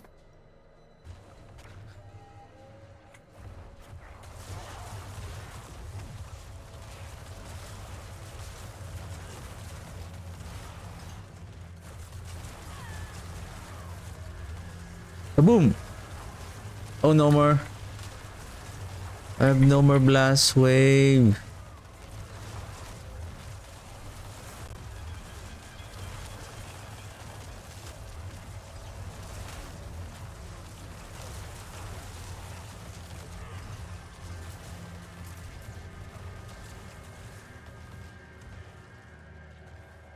Chew. Chew. Pew, pew.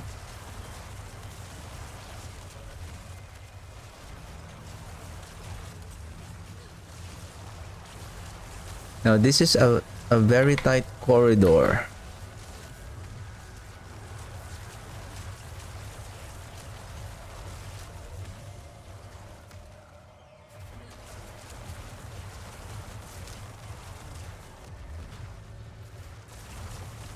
Come here, guys.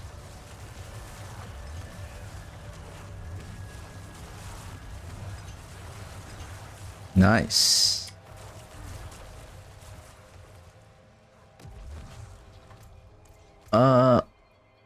Okay. 11 minutes. 11 minutes.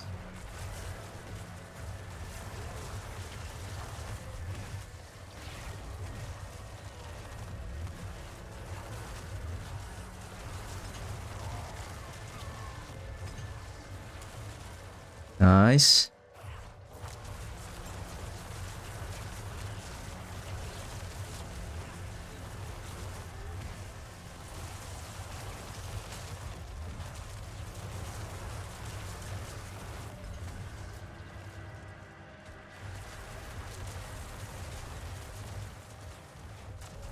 Elites, where are the elites, sir?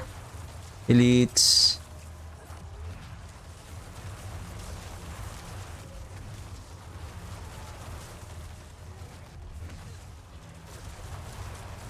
I think this is it.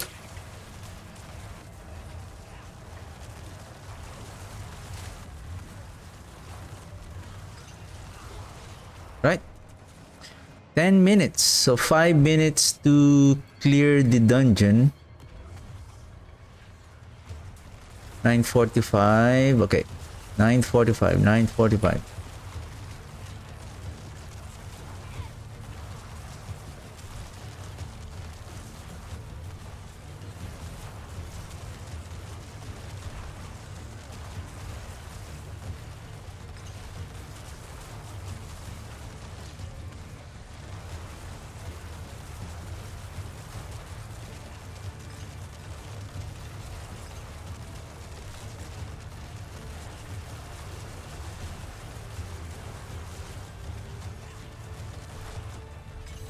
Around 37 seconds. Not bad. Not bad.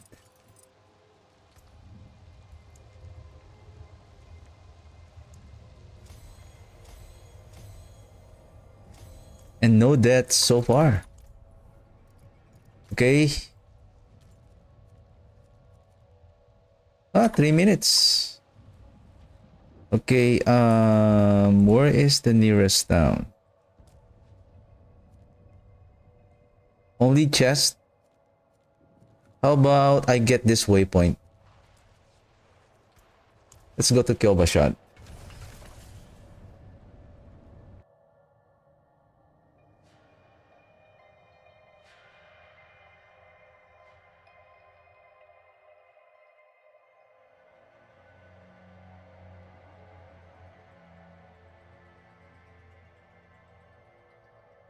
Then maybe sell some of our items. Maybe we are full.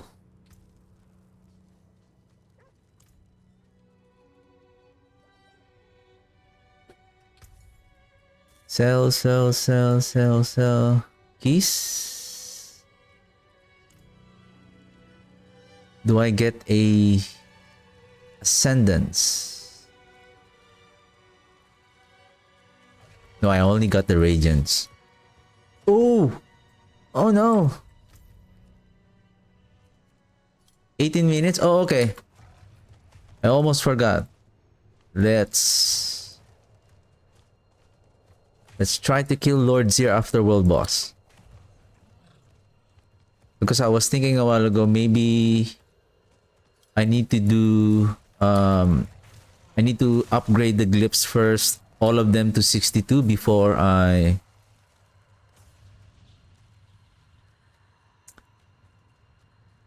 kill those tormented bosses.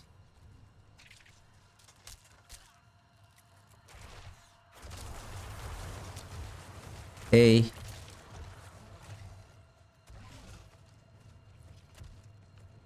Can I kill Lilith? At this I'm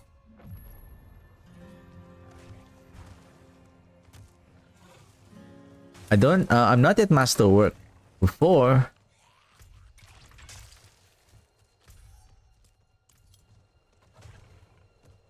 I'm not yet rank 4. I'm not yet rank 8. That would be fun.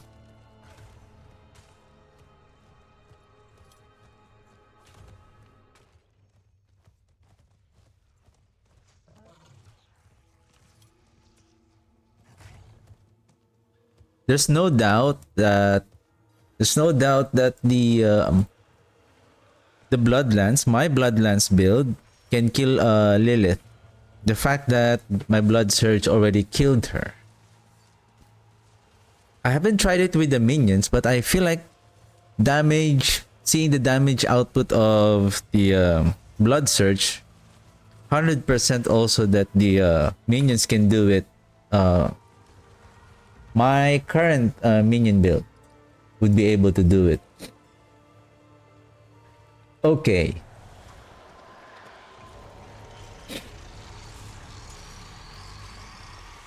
Terror.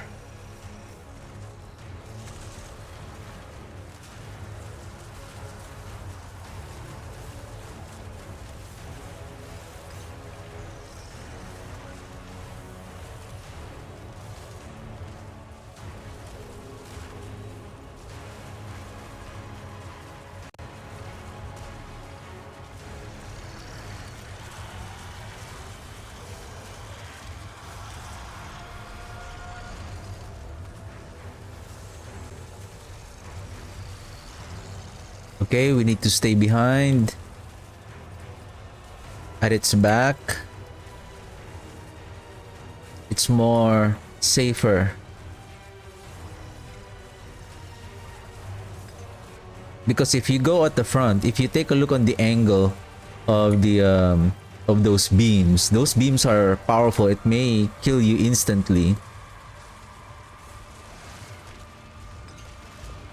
The safest way is at its back, because the the safe area angle is more larger than at the front. Though once it reach I think 30% or 50%, it will shoot 3 beams. So there's no more safe area. The safe area is just stay away from the beam.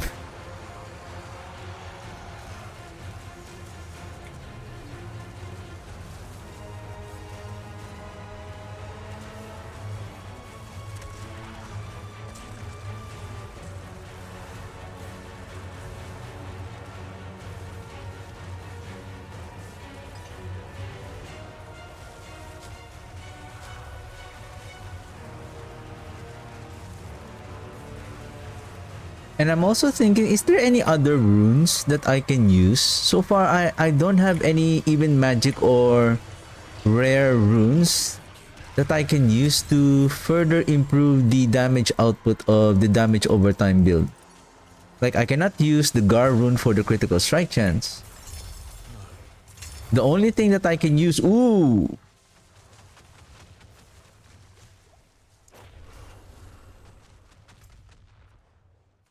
Where is Zir? The only thing that I can use is just barrier and then cooldown reduction, which is the Zek rune to further reduce the cooldown of the cooldown. I mean, resource wise, I'm just using the resource just in case I need it. I'm just using the I think it's the Loom rune. Loom rune.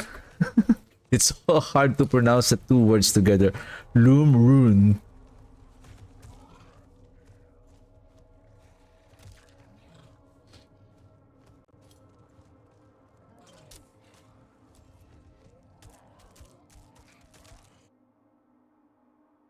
As long as I have essence per second, a few, and then I have the soul rift, resource wise I'm okay.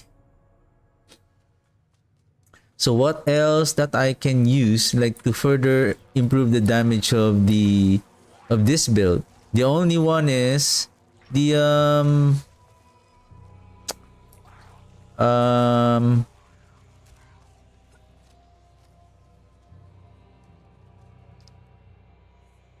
Rune that gives a 15% additional damage from the war cry of...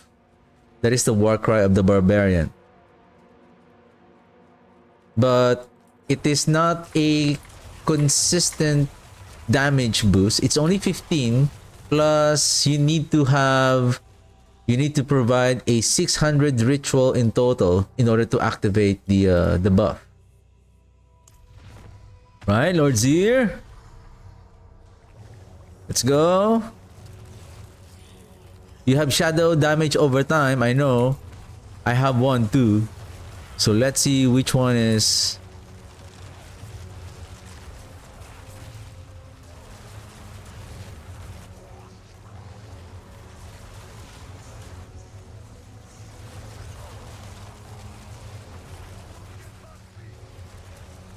Holy crap.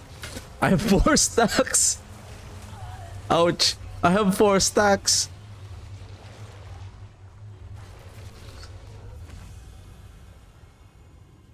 Four stacks of Zir.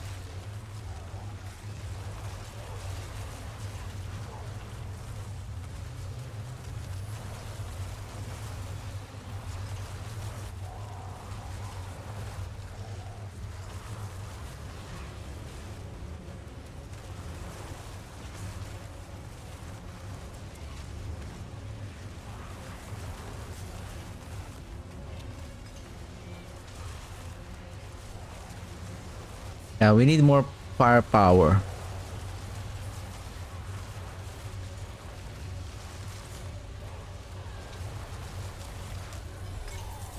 Whoops. Do I have a helm? Shield chest. No helm.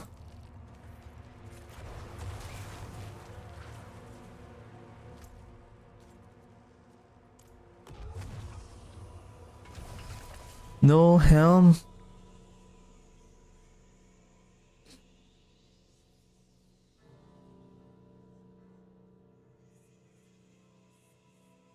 I remember the Blood Surge build, even though but basically I have the Blood Moon Breaches, the Banished Lord Talisman. I can already kill a Lord Seer much quicker than the Blight. And I believe I believe I was still around 45-ish.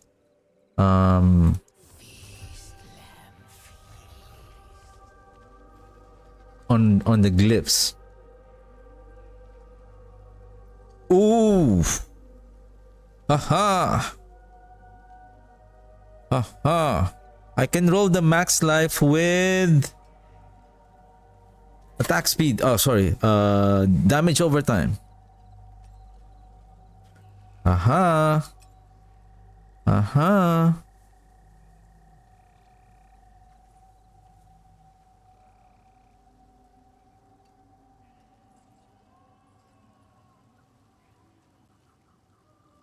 I have another one. Is this the one?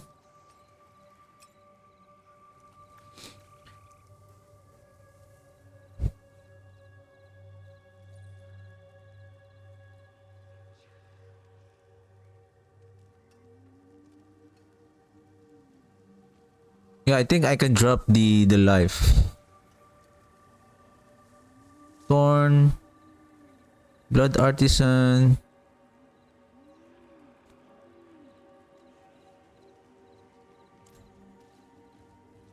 Have many fine pieces, rare and beautiful. Very good. Thank you. Come back and see us. Wandering Death Spoils.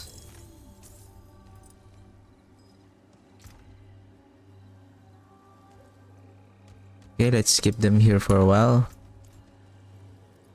Forgot to use the potion. Resourcefulness?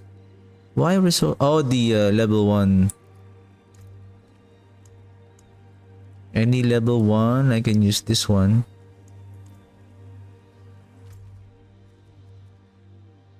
Okay, Serigar.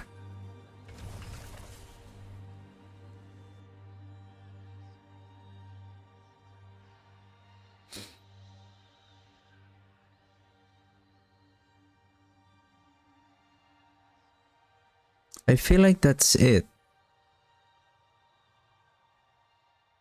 It's just masterworking the items to rank 8 now.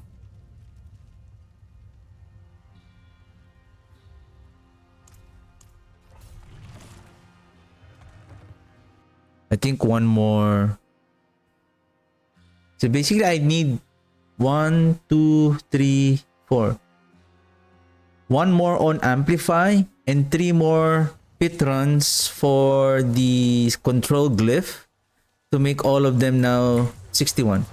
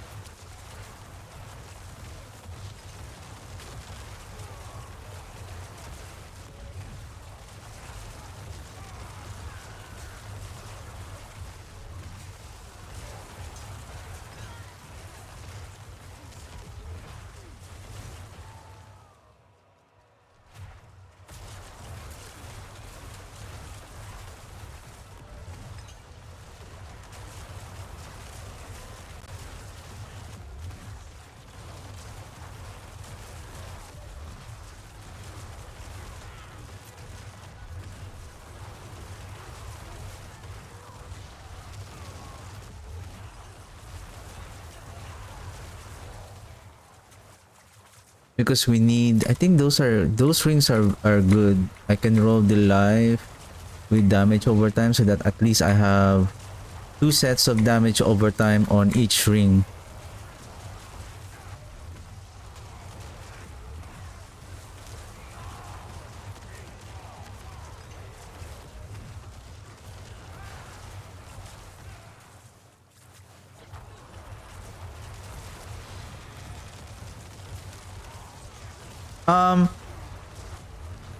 What did it said? I gain accelerating? I saw the above here. It's... Oh! Hey! Oh my goodness! Ah! When did I change that? I'm missing a very good asset. So that's the reason why I think yesterday I was curious why my attack speed is only 52. Because the weapon supposedly should have the sacrificial aspect. Now I'm losing vulnerable damage multiplier a bit, and then shadow damage multiplier on the skeleton warrior, and attack speed on the golem. Ah.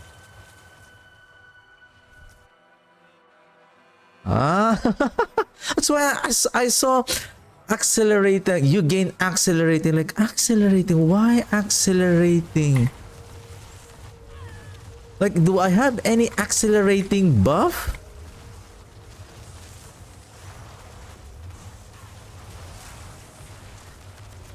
Then now I have a suspicion. Is there any aspect that I'm carrying right now that has the accelerating aspect? And I was correct. But that is good. If we can clear the pit 72 now more faster, then placing now the sacrificial aspect will boost our damage further, which is nice.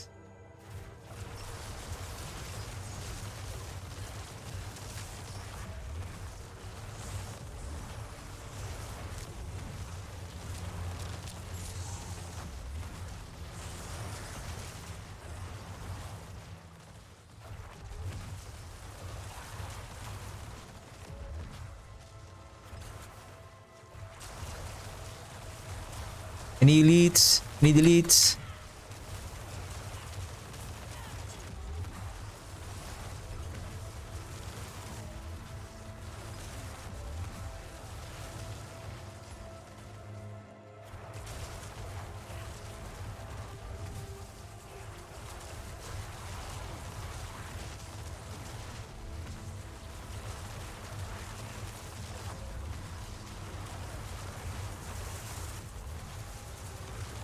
Flesh Eater, Flesh Eater.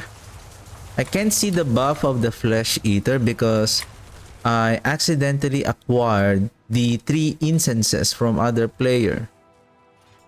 So now it occupies the space on the tooltip of the buffs.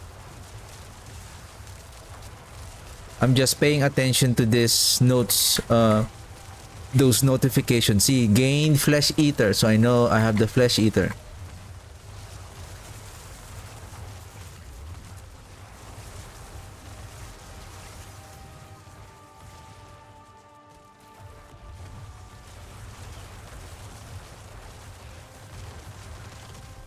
I think I remember that accelerating aspect. Why I have that accelerating aspect? I remember I was testing the does the shadow blight effect. The shadow damage over time is also dependent on the attack speed.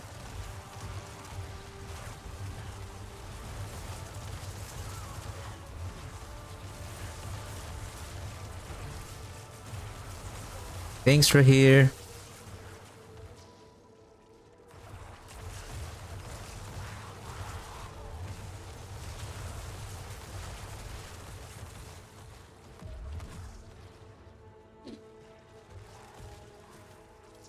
Any elites? I need elites.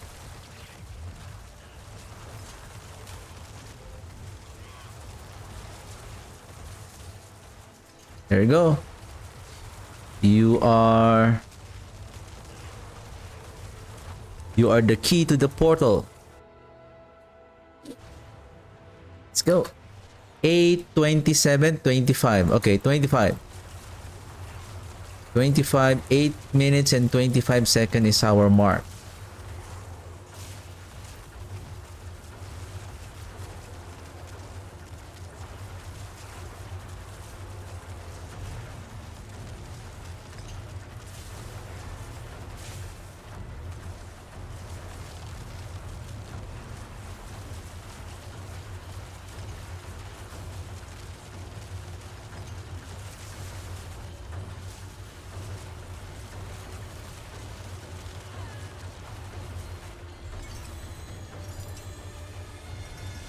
Same time. I think I finished around 7:47. I think 7:47, so that's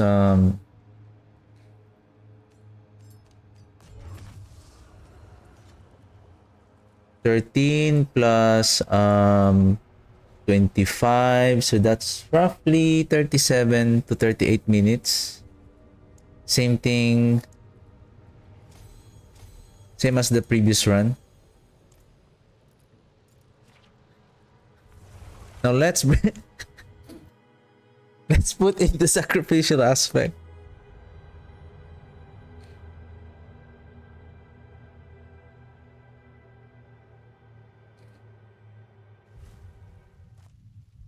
I don't have the two-handed weapon yet. Do I have one?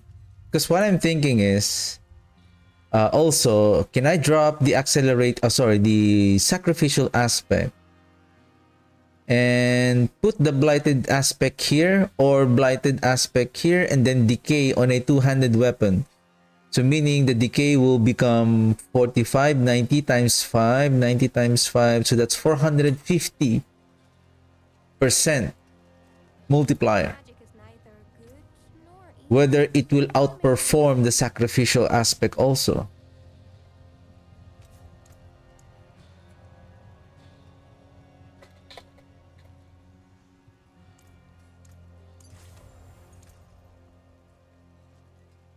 Wow, see? 66. And now it's 66. 200.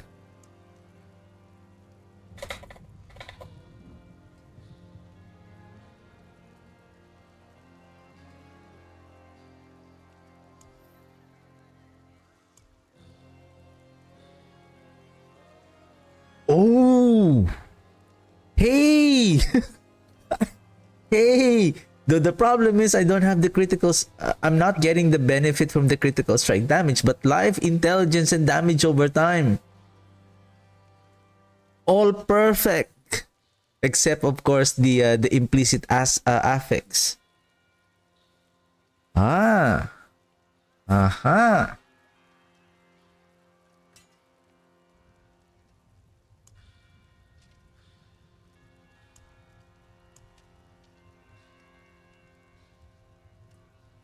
Hmm.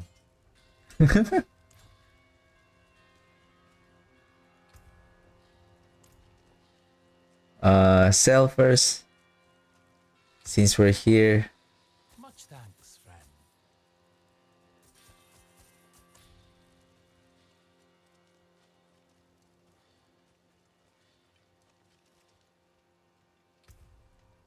Okay. So I suppose that we are dealing heavier damage now.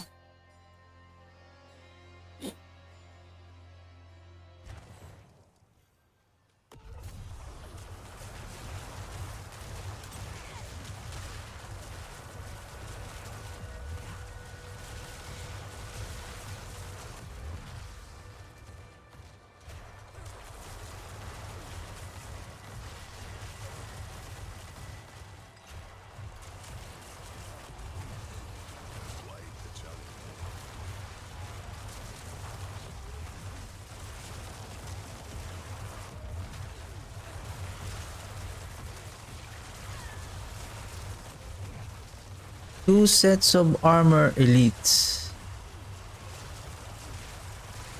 Ah,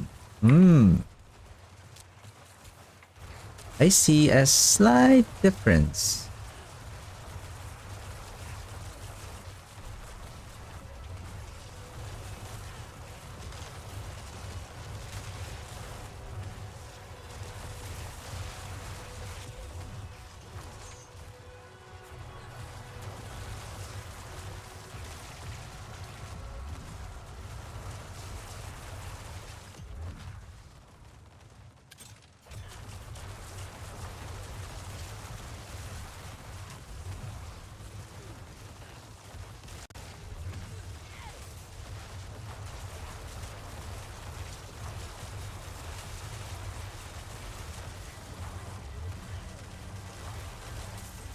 Whoa.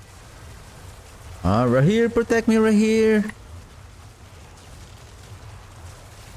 Good job, buddy.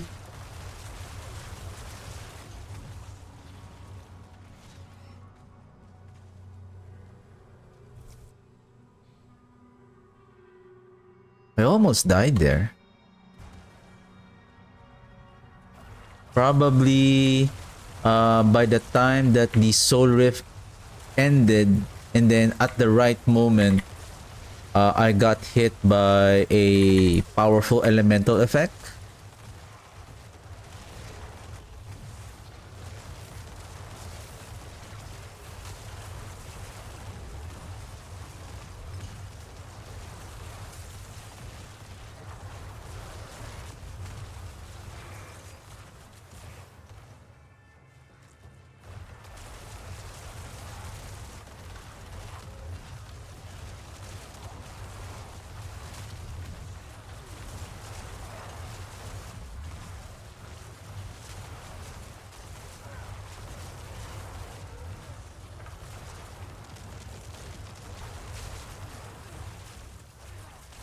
Let's go. Let's move. Need elite. I need elite. Elite. Elite, where's the elites?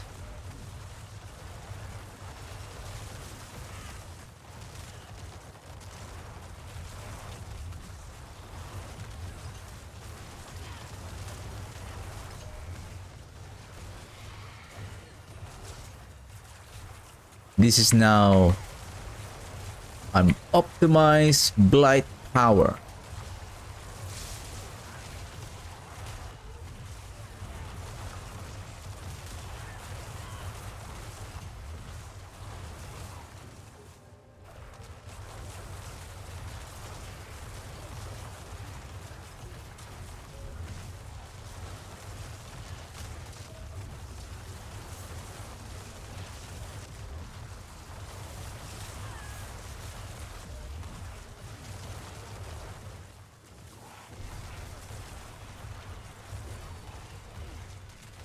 Right, let's go, let's go. Elites, sir, elites. Calling all elites.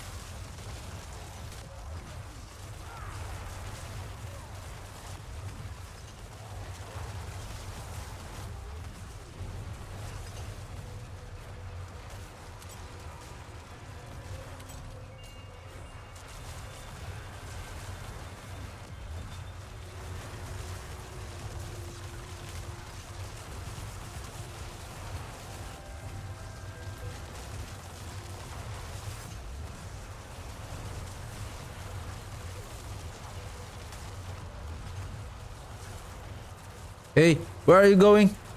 I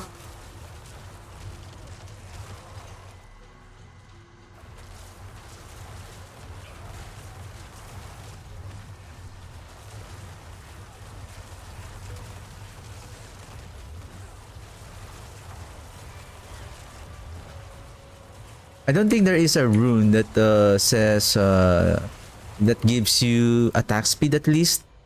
That will be helpful for this build.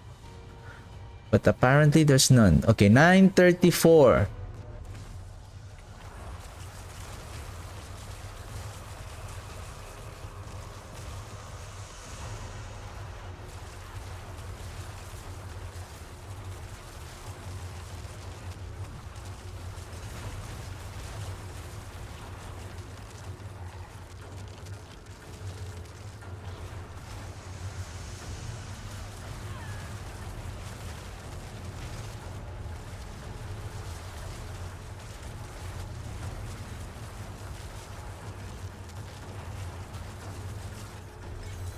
Oh, I didn't check the time. How long was the fight? 54. Right. Two more. And 62.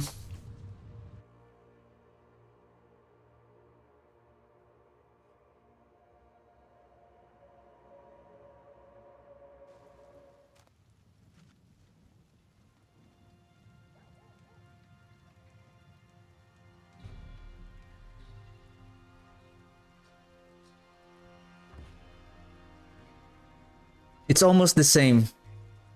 I think I cleared it almost the same with the accelerating and sacrificial. It's almost the same.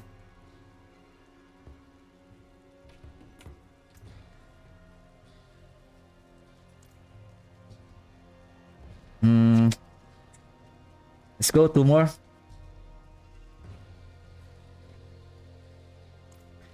That is why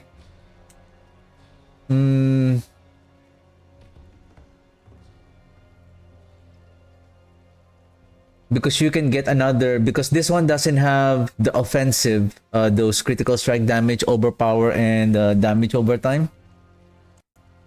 It doesn't have, so that's why if you have two-handed weapon, then you can.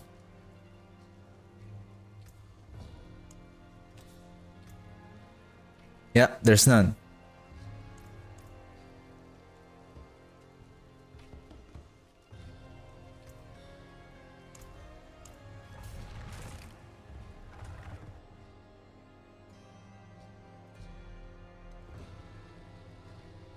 And that is a GA. Triple GA with life, damage over time, intelligence. Though apparently it's on the as a sword, wherein the implicit affix is critical strike damage. If that is an axe, that will be great, two-handed axe. So you will have 40% damage over time, and then GAs.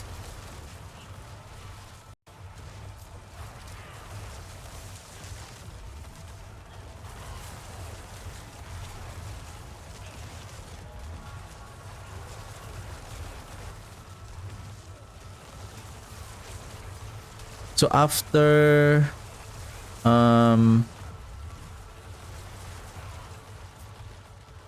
upgrading the last the control glyph to 62, I'm just gonna take my dinner break, and yeah, and then we'll still continue streaming.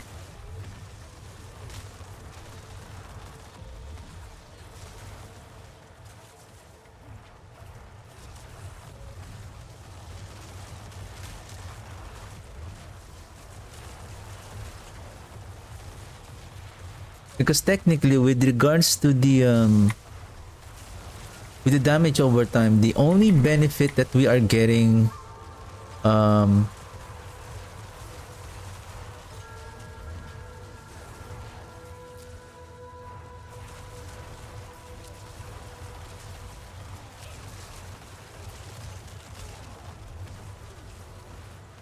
is the shadow damage over time.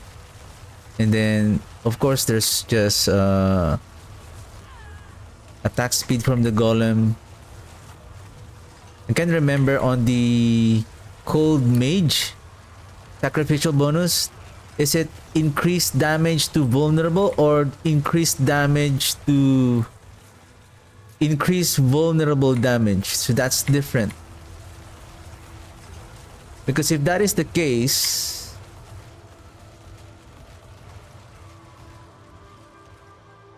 I can use the exploit aspect instead of control.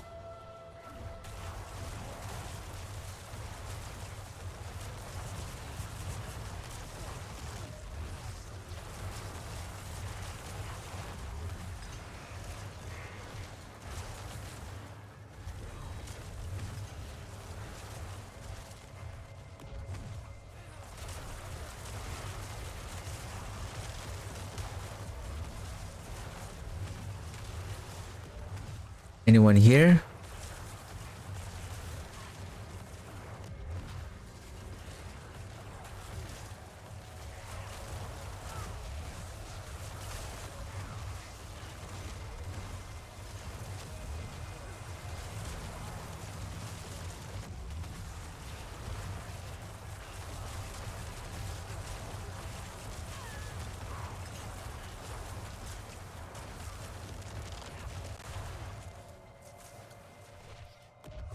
Go up.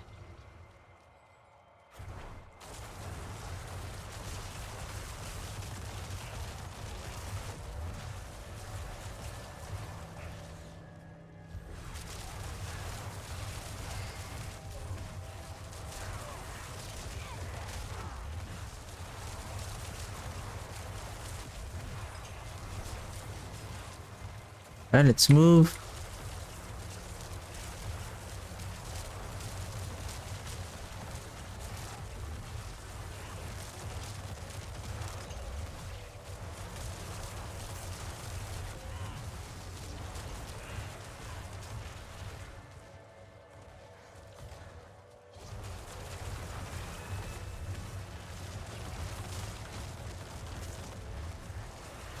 We're still slow.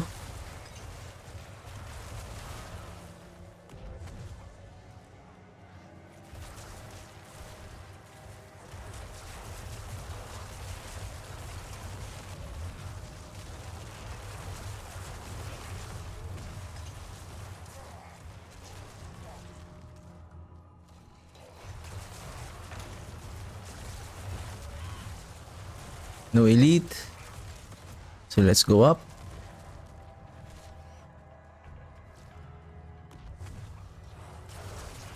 Nothing.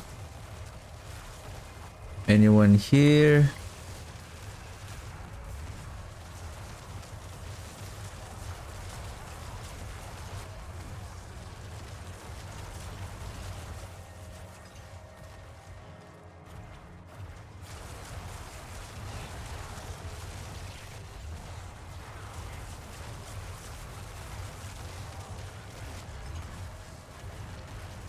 Uh-oh. Uh-oh. I hope they're not there. That is way too far.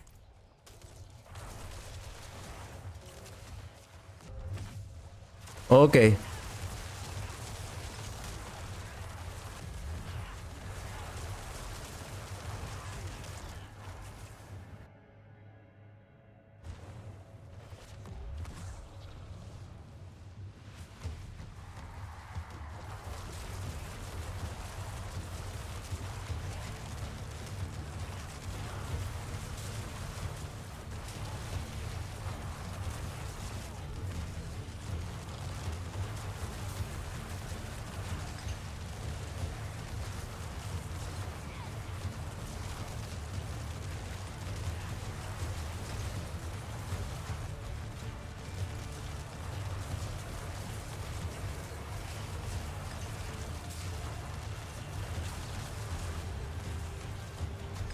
All right.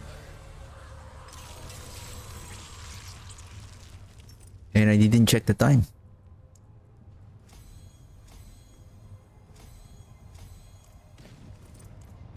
All right. I'm gonna take a short break. I'm gonna take my dinner and I'm gonna continue farming the glyph to 62 for the control, and then I'll be right back.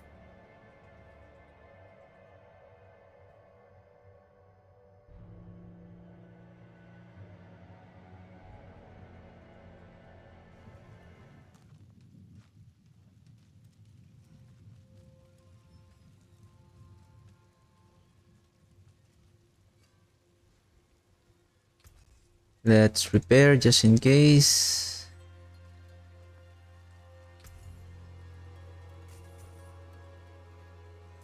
Much thanks, friend. This one. 28 only? This one is good. Considering that It's just unfortunately nothing is GA. This is not an ancestral, but this is the one I'm talking about. If this one has the triple GA with the overpowered life and intelligence, this is... I would like to test that one.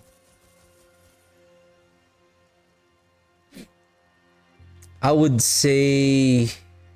I would test whether which one is better, two-handed on the Blight, two-handed on Blighted, or two-handed on Decay. And I think I may forget about this one because I still need... Oh, okay, speaking of axe, how about we get the axe now? Oh! What? What the heck? What is this? Doombringer? What? But it doesn't have the GA in life. What the heck? Two-handed, drop a mythic unique. What?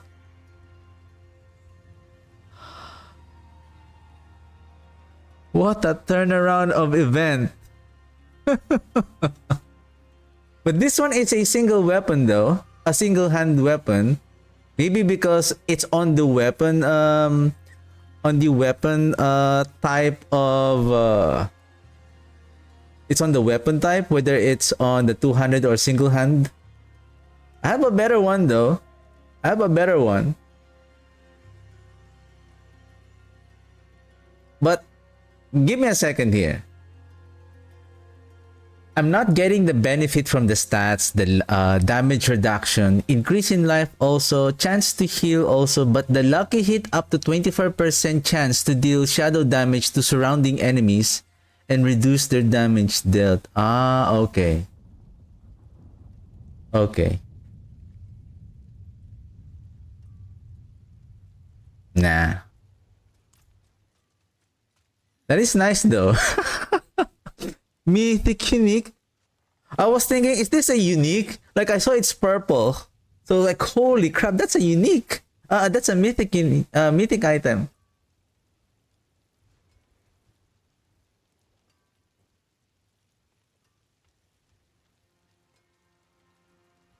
I think I'm ready to test after my break. I think I'm ready to test this now. And see. And this is a Soul Rift, deal shadow damage per second. For every 30 essence you gain while it's active.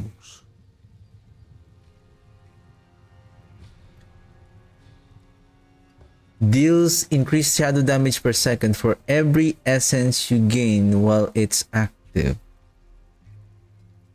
So I would like to test this one, whether does the multiplier damage is stacking or it will maintain the 190% damage per second as long as you spend 30 essence while it's active. So every time we spend 30, then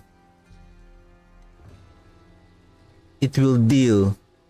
So I think it's only happening during that we spend the 30 essence. Then the Soul Rift damage over time, it's kind of exploding. That's 67,000 damage per second.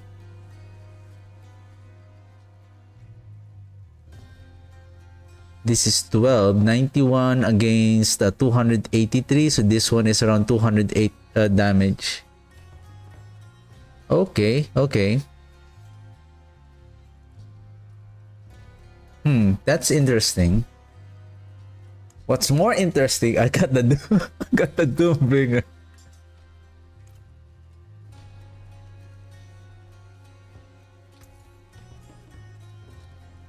I feel you should be marked as favorite, otherwise she'll be accidentally salvaged or sold to the merchant. What I'm thinking now is, I feel like the RNG, my RNG on getting a mythic on the Purveyor of Curiosities, I feel like I should have gambled for the helmet. Maybe it may drop the Air of Perdition. Anyway, I think the Air of Perdition is not going to work on this build. It may increase the damage, but we're not getting the benefit on that critical strike chance. Because again, we're not critical strike. We're not doing critical damage on the damage over time. We can do the Harlequin Crest instead. Maximum resource with armor and +4 ranks to skill.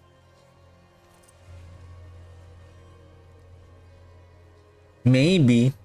But I think this one is better. For the Soul Rift to deal double damage.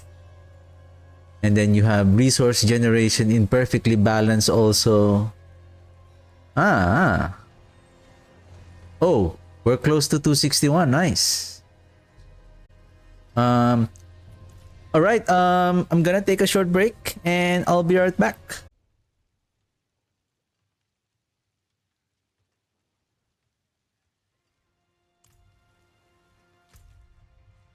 Helltide. 25 minutes. Do we have a world boss?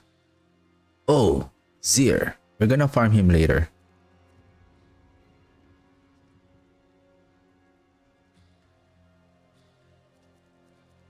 Alright.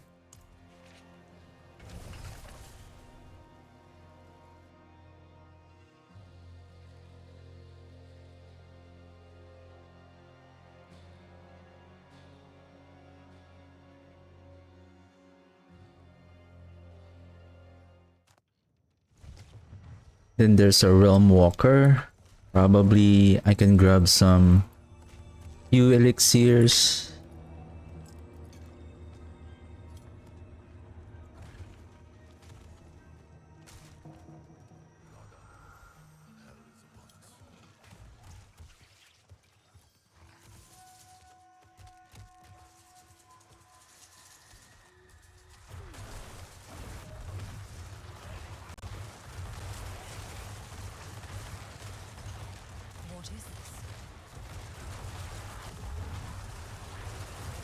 Don't disturb me.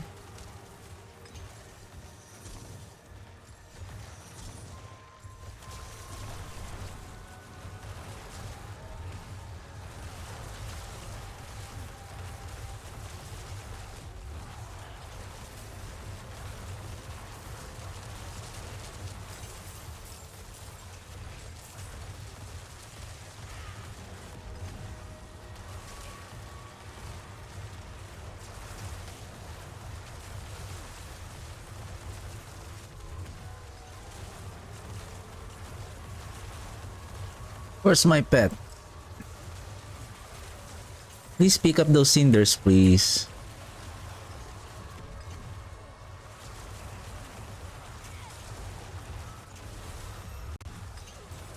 $261.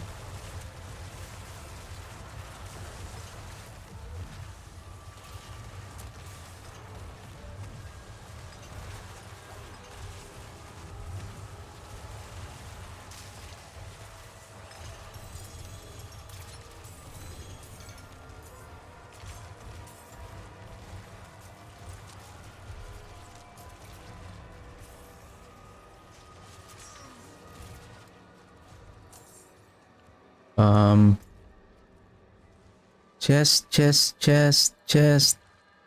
Here.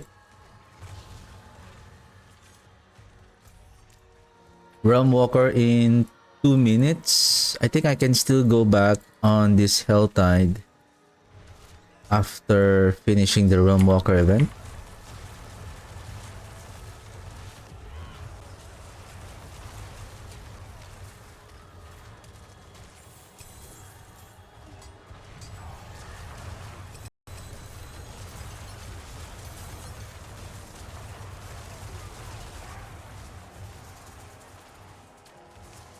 73.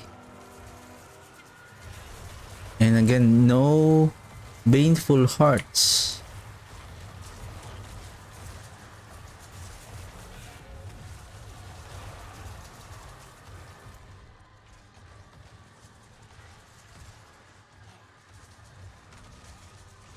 I think this one is nearer. Oh man. Time out guys.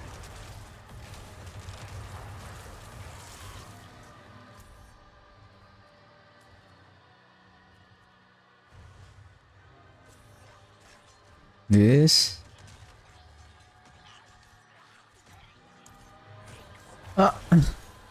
What?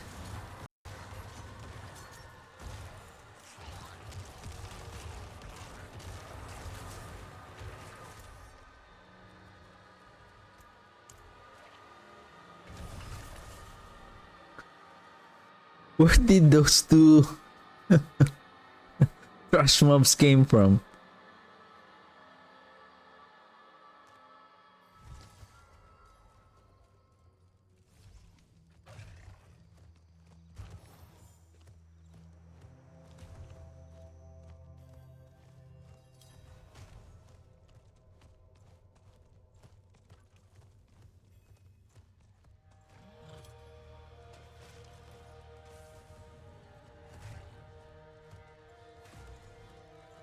Let's go.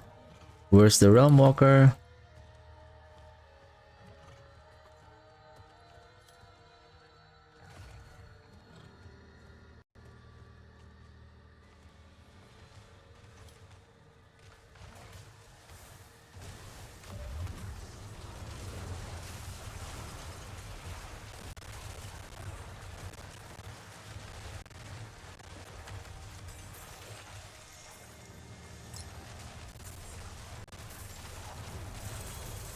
Prison.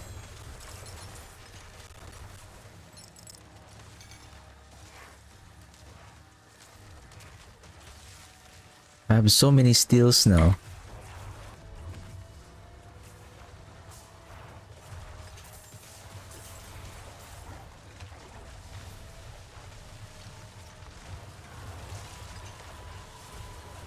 I guess this is the final round.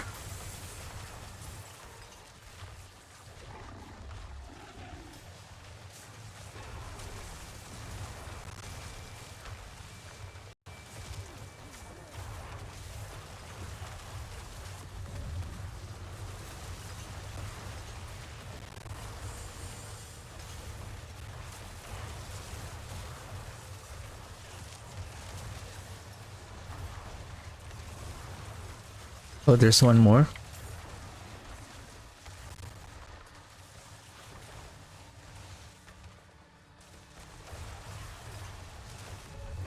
It's going to park now.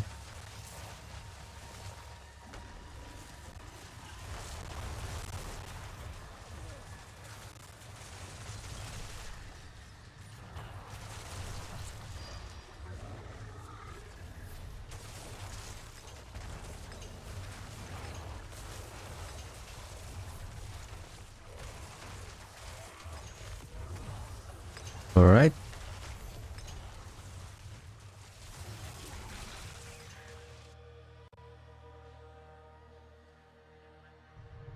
Materials. Do I have equipment?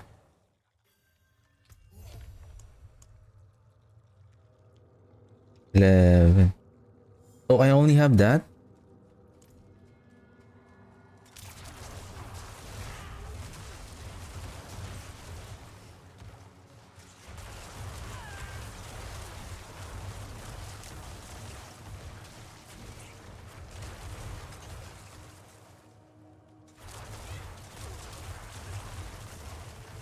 I think I need to grab equipment.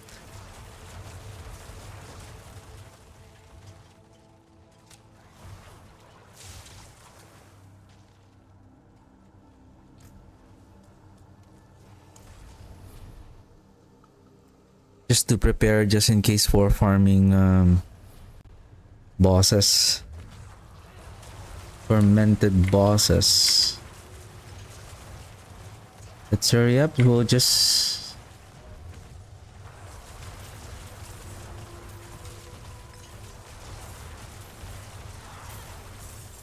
We're just gonna kill or go to those secret rooms and then...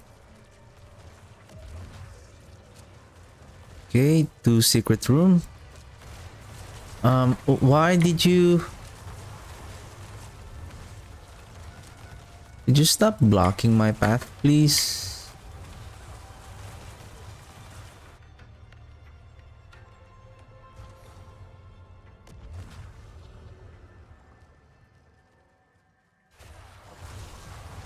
No more puzzle.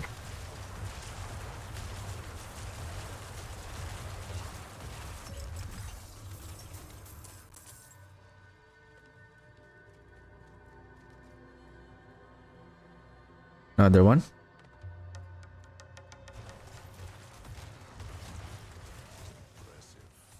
Unfortunate.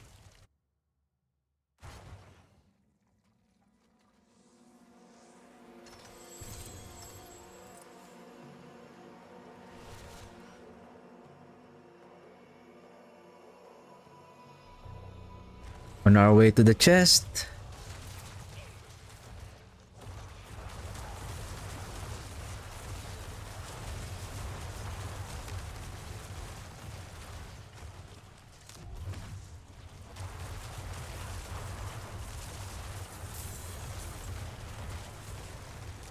Let's go, let's go.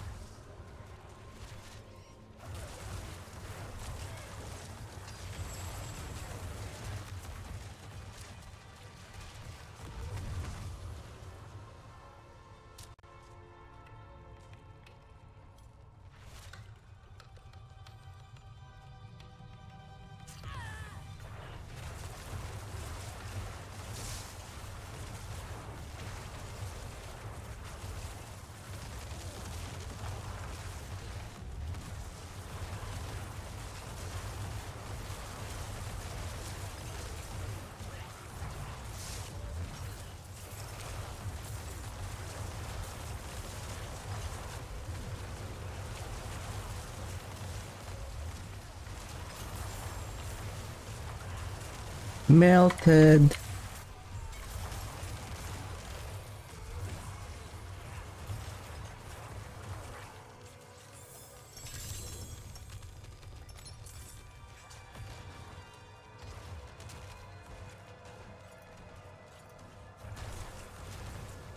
Alright, let's go back. Maybe let's try Grigor. Oh! Helltide! Helltide! I almost forgot there's one more chest that I can still collect at Helltide. Helltide.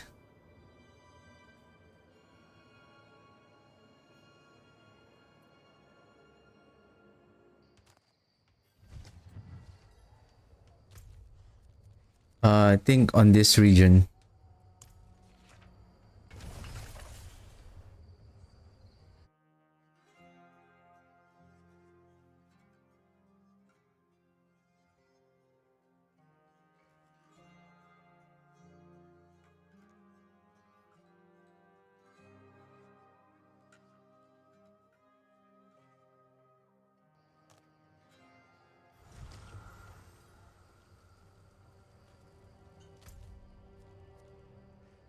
Mm-hmm.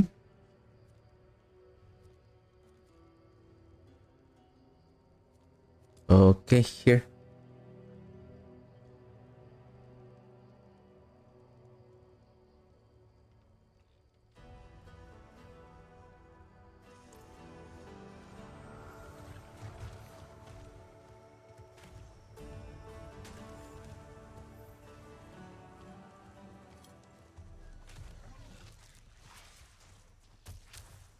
Oh. Hurry up!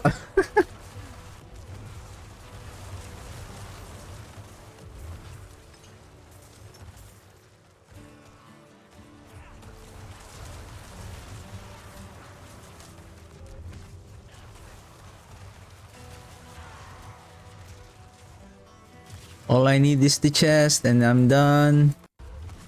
Oh my goodness, there's so many. Oh, and there's a goblin. And there's a Helltide boss. Let's go.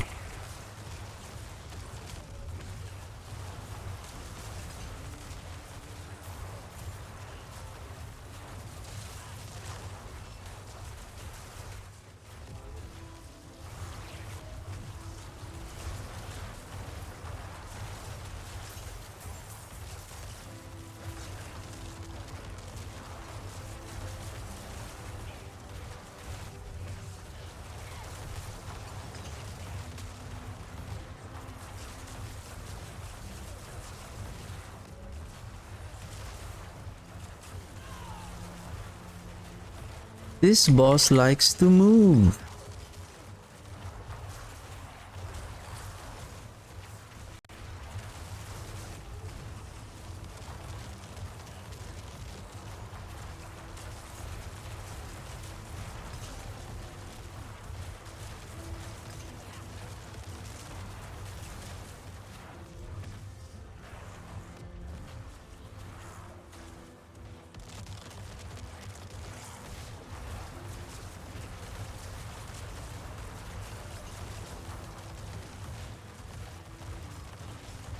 What's going on?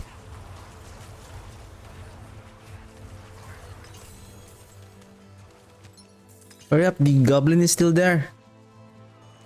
It's still there.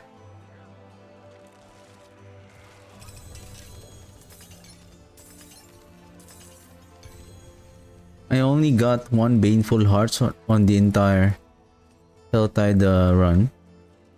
That's a big boost, sir.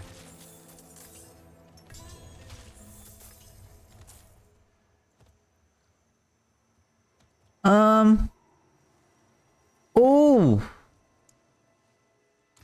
I don't have a pet all the while. I have this one. Oh, because I'm on the mount. Okay. I thought I didn't activate the pet.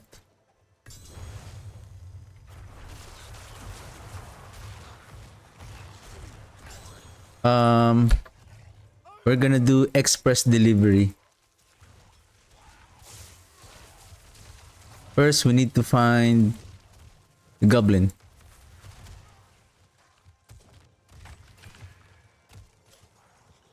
Hello there, sir.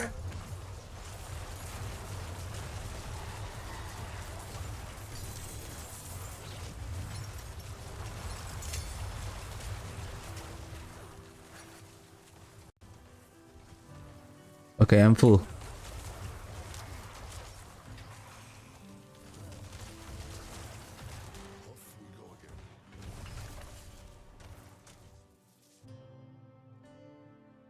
And then Grigor. Then back to pit.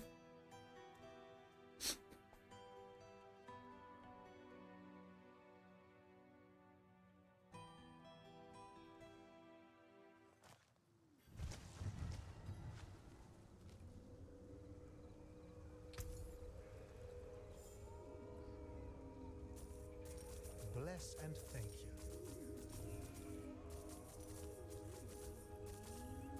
Another time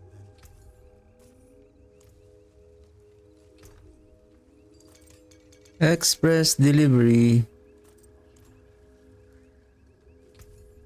A fine deal.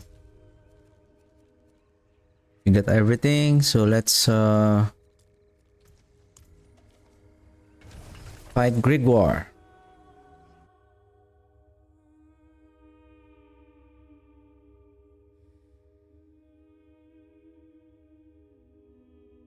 So now I'm at 62.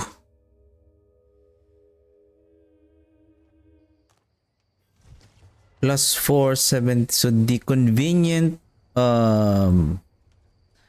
level to upgrade my glyph now is 76.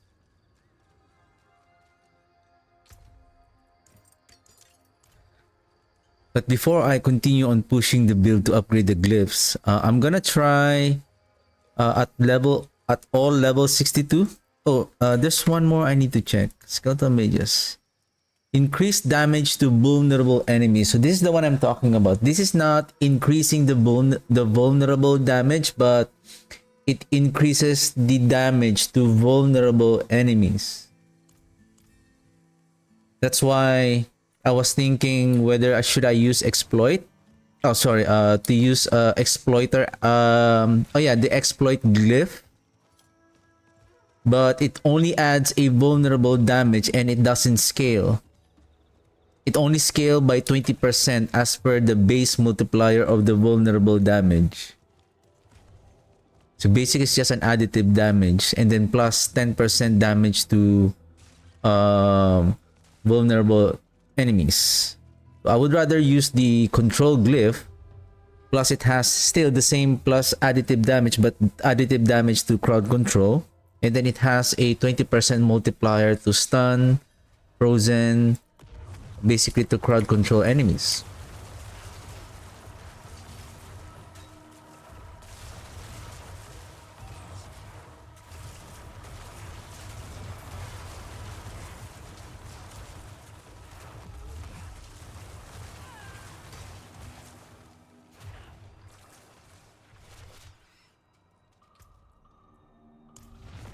Let's go, Grégoire.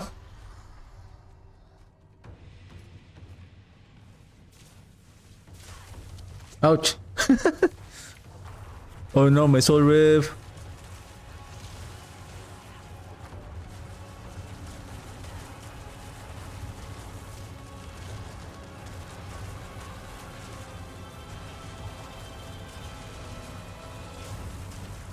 How dare you knock me?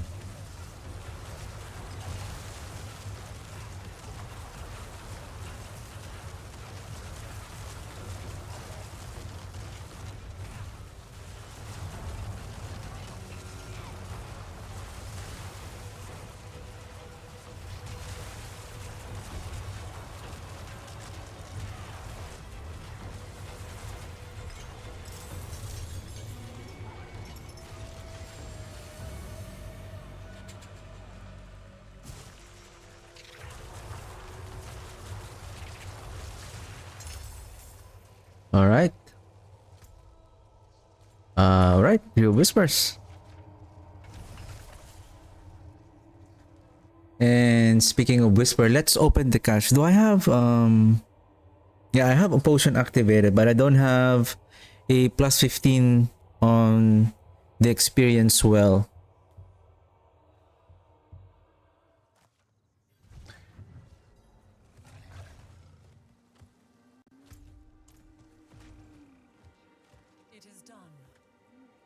Gauntlets or boots? Gauntlets, boots.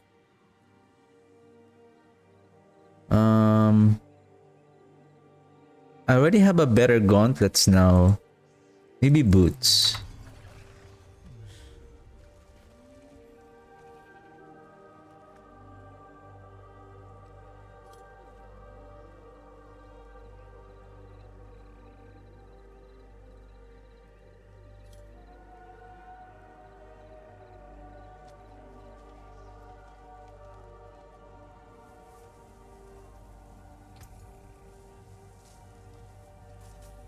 Another Ebon Piercer, but non-ancestral.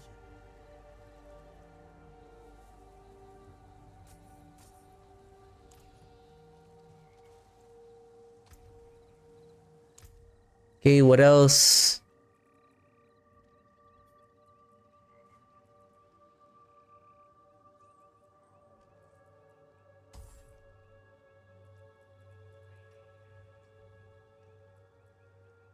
Intelligence here, we have everything.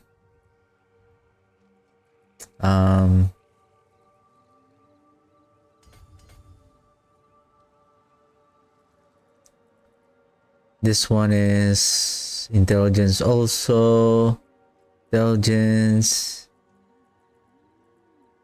It got all the intelligence here also.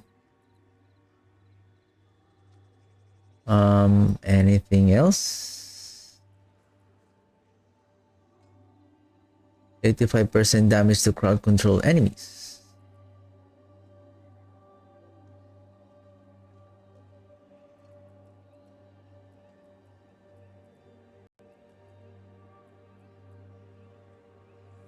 Damage while healthy.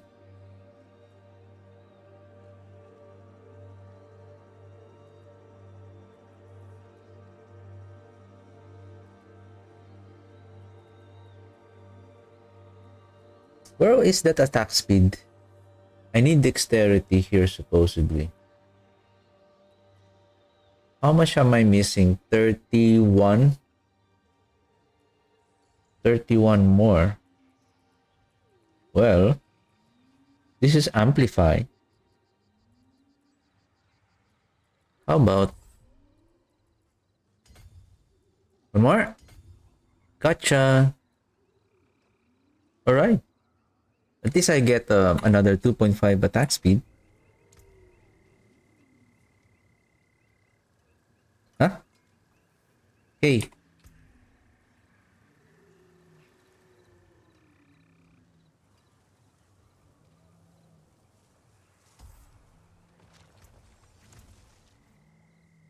Okay. So I guess it's around 62 a while ago or 64. Okay. Let's open the caches. Do we have any dungeons by any chance? Or Frost? Keep? Or...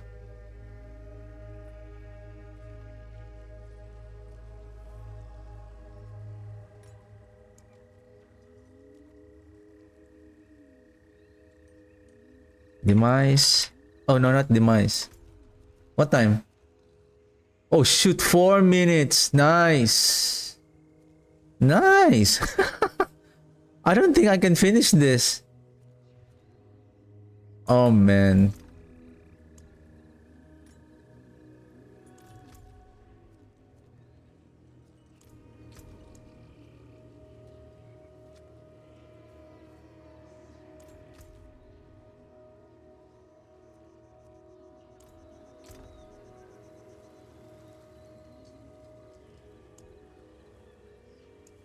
I don't have that murmuring anymore. Wow.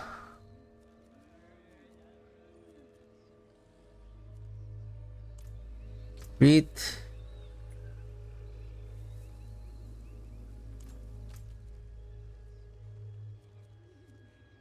Anyway,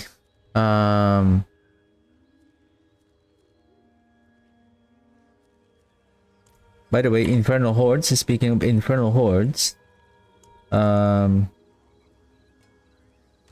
fight.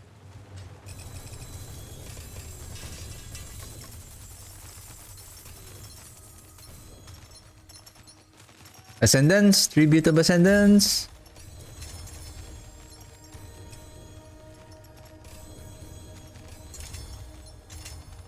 I carry the best. Shards, a fine deal.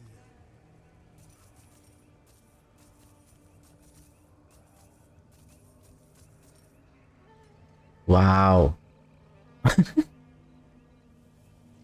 Resistance to elements. Why resistance to elements? Very good. Thank you. Do I have a better boots though? Movement speed, corpse. No, not that one. Intelligence. I have no GA on it. No, this one is much more better then. Though I'm just gonna roll the resistance with movement speed.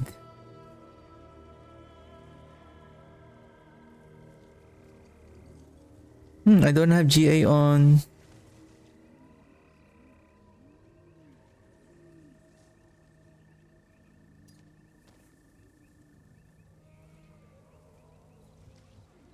Ooh.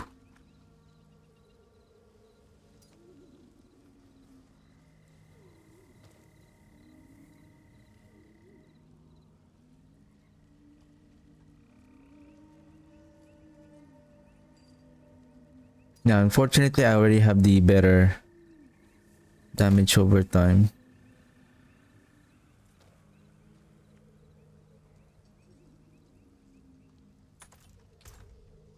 Have a better gloves. I believe that's the best one so far. Will be difficult to replace it. Unless it's a triple GA.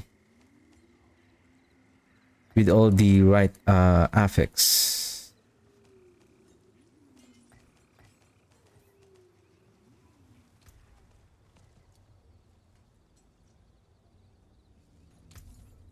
A fine deal.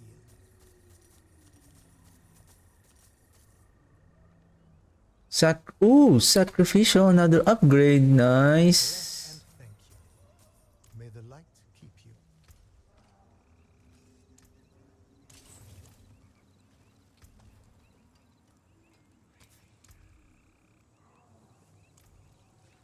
From 50 to 52. Okay. What a superior product.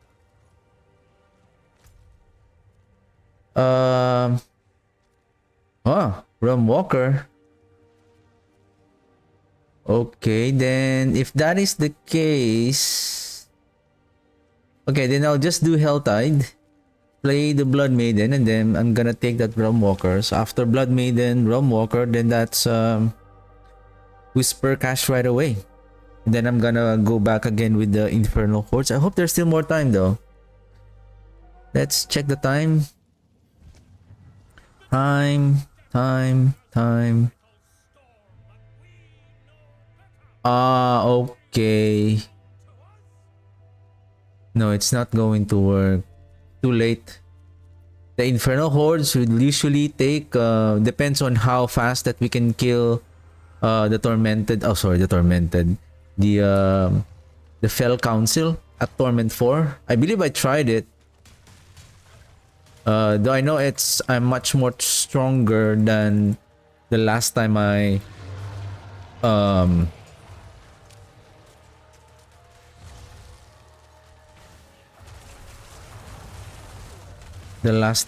run the Infernal Hordes.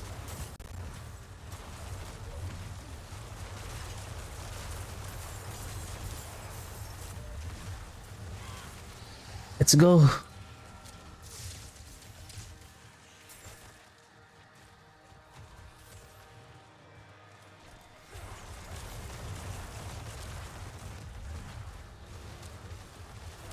Could you guys, we're gonna fight each other, don't worry, but could you let me just summon?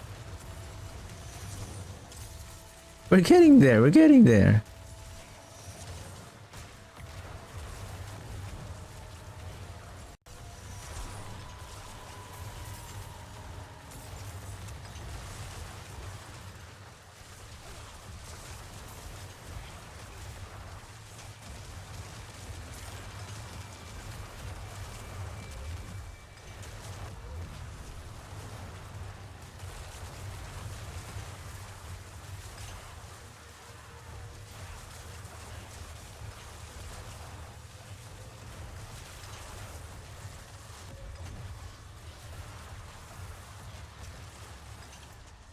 Two minutes on Rum Walker.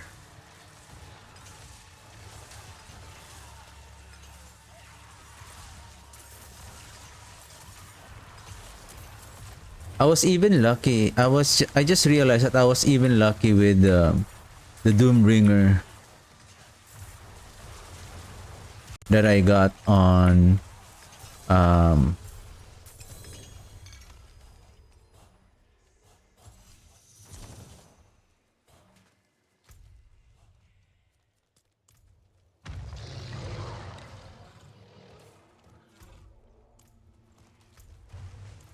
1 minute.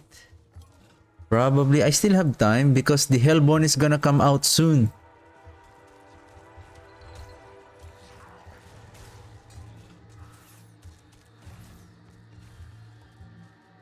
Can I just go to Thrill Whisper? Hurry up!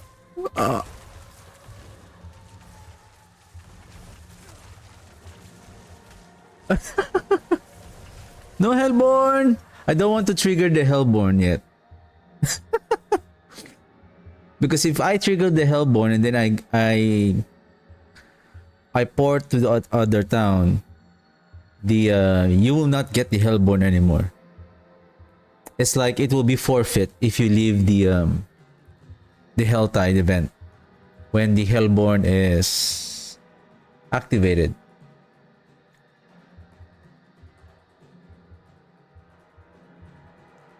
Hey, why the loading? It's taking a while. What's going on? What's going on? Okay, where is the Realm Walker? 6 seconds here. Okay.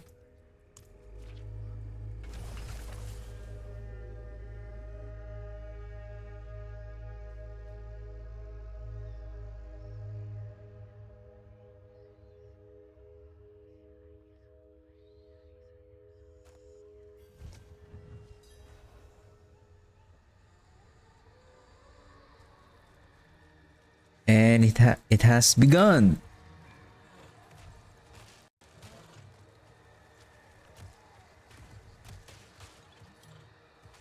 Oh.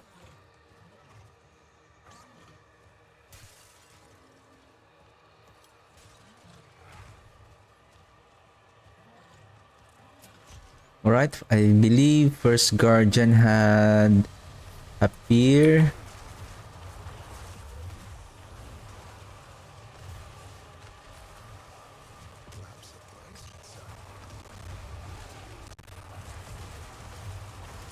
What did you say right here?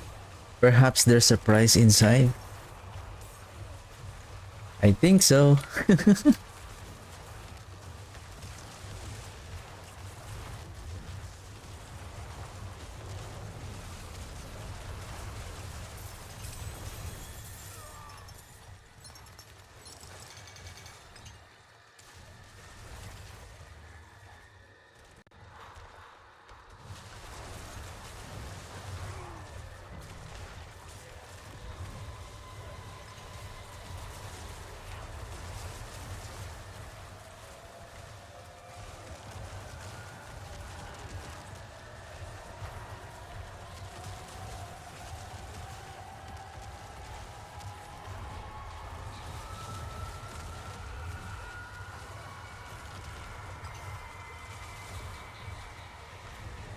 Another one.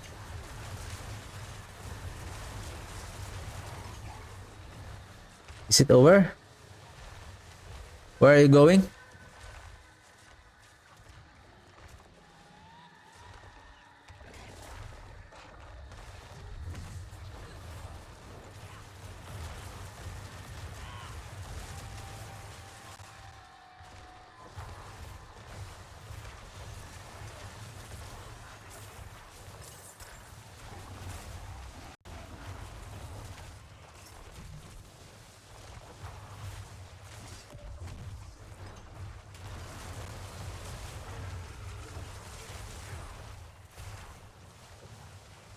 Where? Oh, okay. This is the parking spot.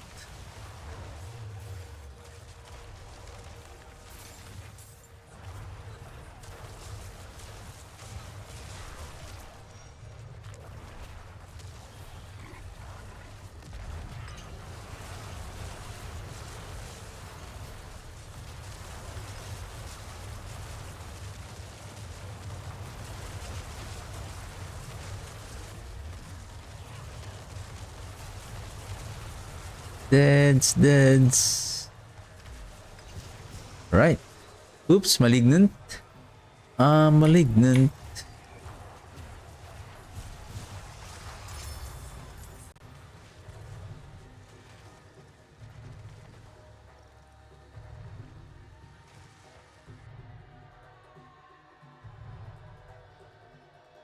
And still equipment. I'm gonna get the equipment.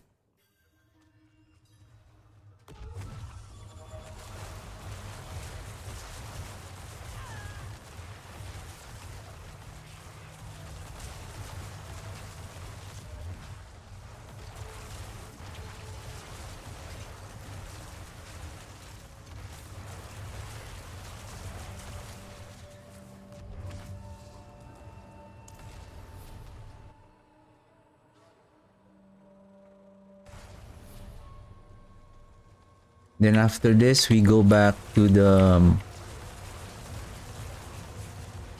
Helltide. I think there's we still need to open 2 more mystery chests.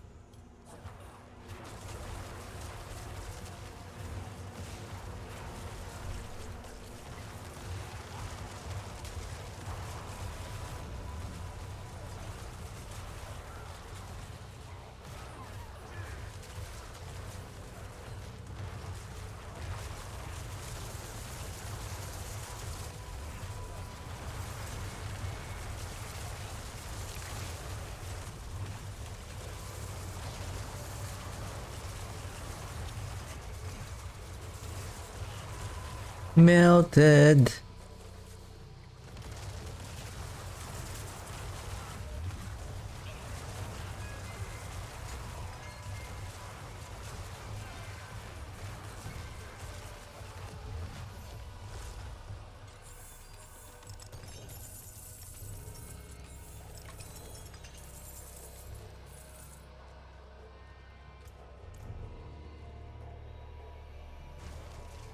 Alright, to the chest if there's no other second level dungeon. Is it here? Okay.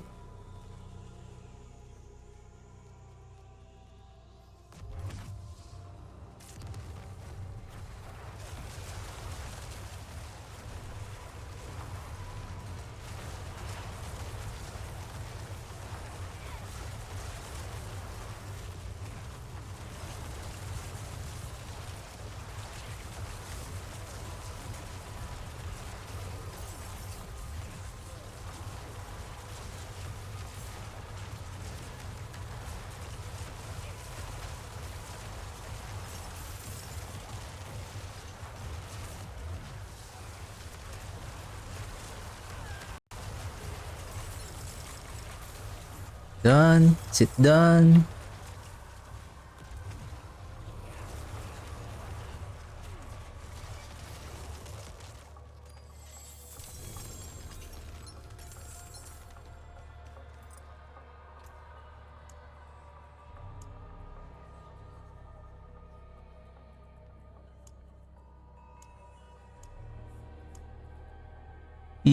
I think I have the rune.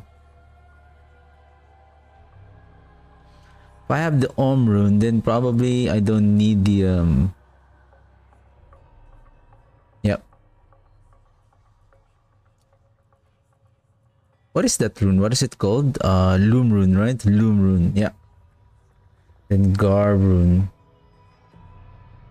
Meteorites, earthquake, abhorrent, cooldown, crapify.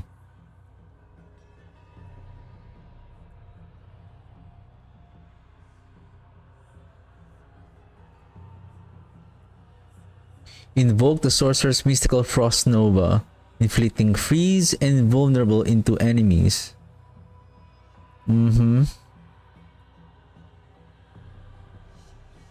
Your next non-basic skill cast spends all of your primary essence to deal up to 100% increased damage. How about that one? Let me try this. I know it's gonna deplete my entire essence, but 100%. And then if I have the Tam rune, do I have the Tam rune? I don't have the Tam rune. If that is the case, then I need the Zir. Zir.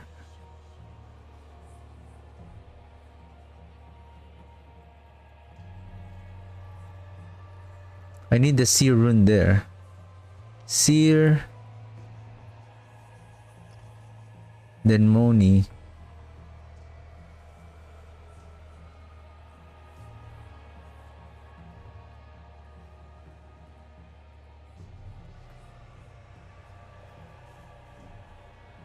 Cast an ultimate skill.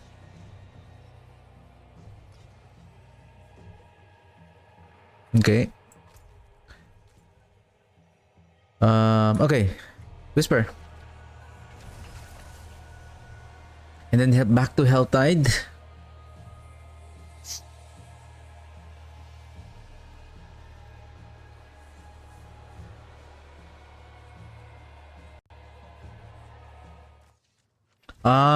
No, no, no. It's only a single instance. This one.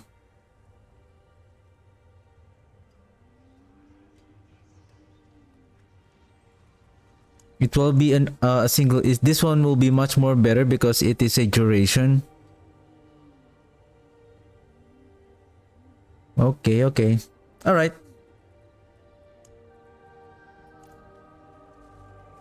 Precious stones to catch the wind. Very good. Thank you. Another time then. That will be only good for a very strong a skill with a high damage output that you can take advantage on a one single blow of damage like the bone spirit.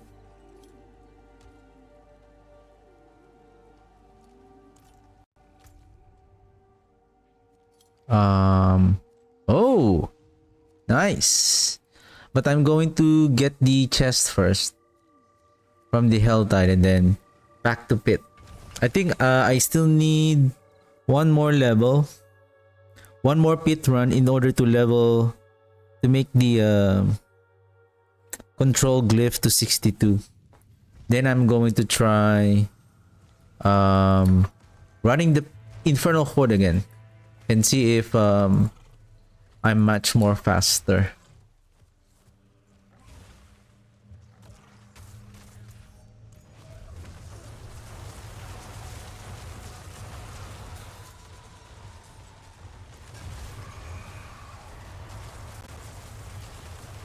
Alright, Hellborn. Or maybe this is the cloak, what's that? The red cloak horror.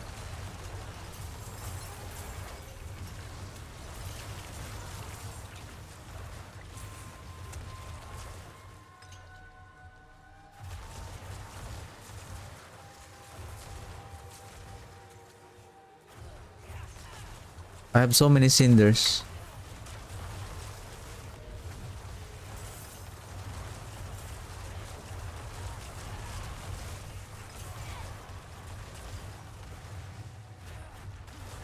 Okay, it's here. It's here.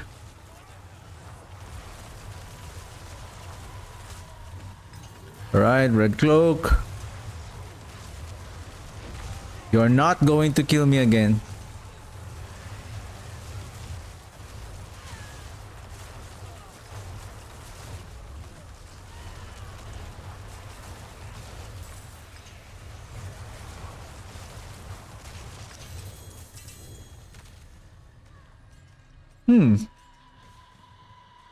Somehow I was more faster on killing him compared to a while ago. Well, that's good.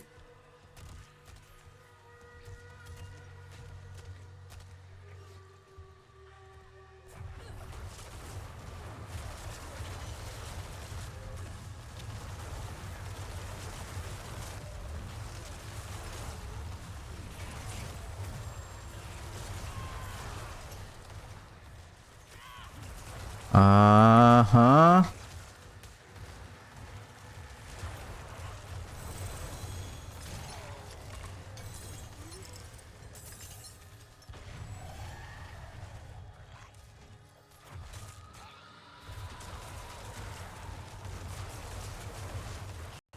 Give me a second. I need to go to the next region. Stop him! Stop him! Stop him!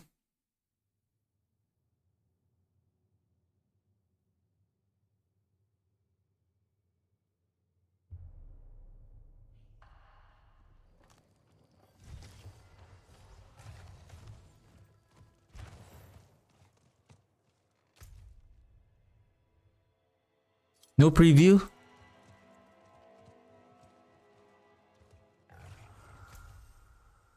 Okay. I think I still have so many cinders. I can open the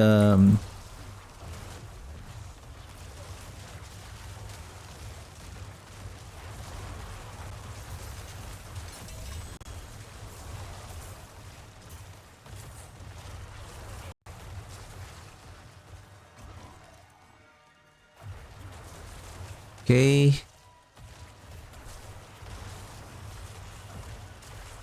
I have so many excess.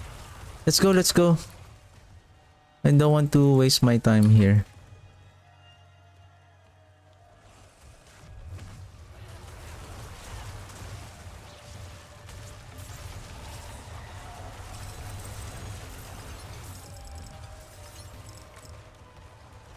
Wow, no baneful hearts?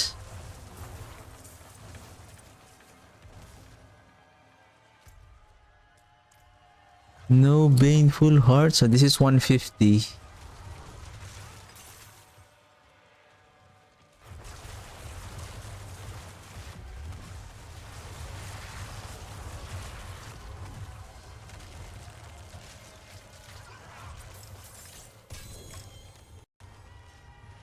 Okay, seems like I got one here on this chest. One baneful hearts.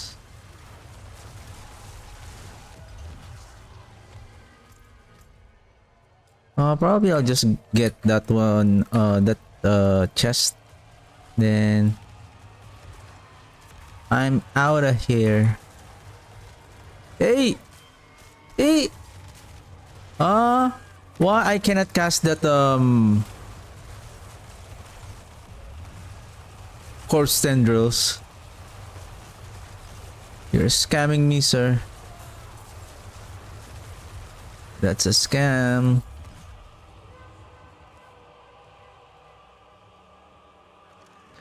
Okay, I'm done here.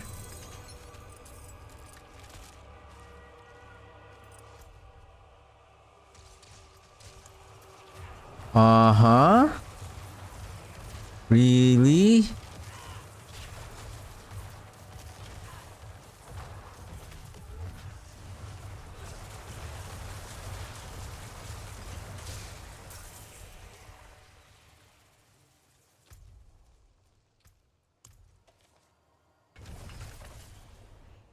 Okay, let's do one more pit so that will upgrade, makes all of our glyphs to 62. Then we're gonna try Infernal Horde.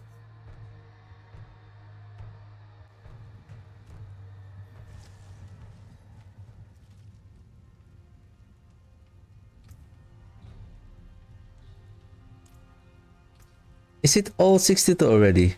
Or okay. So control is okay, one more level. Okay.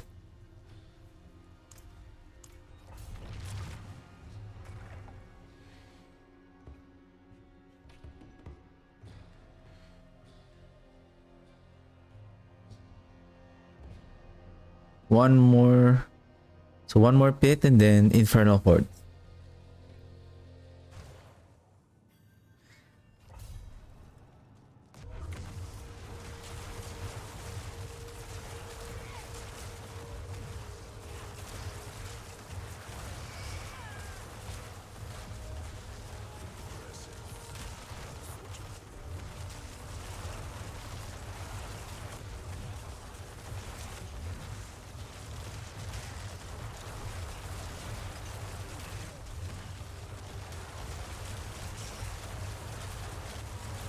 Here goes the elite again, the barrier elite.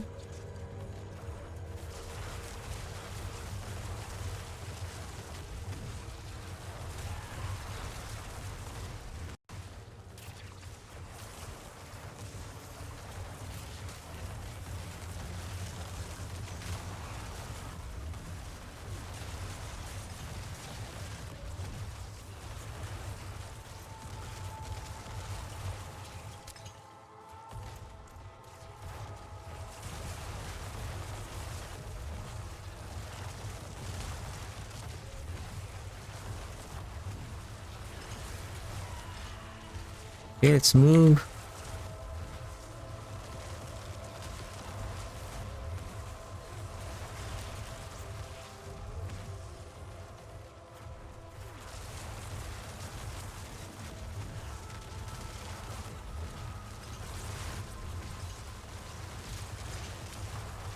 Alright, let's go.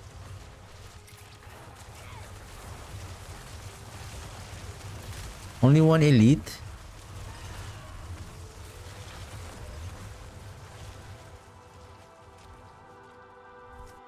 $13 minutes, approximately 45% completion.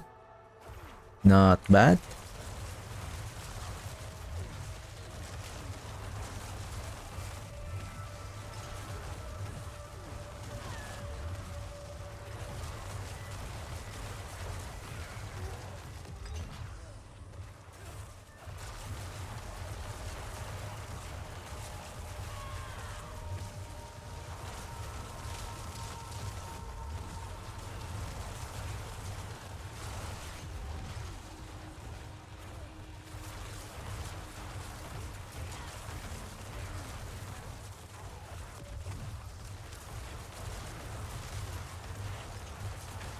Artillery.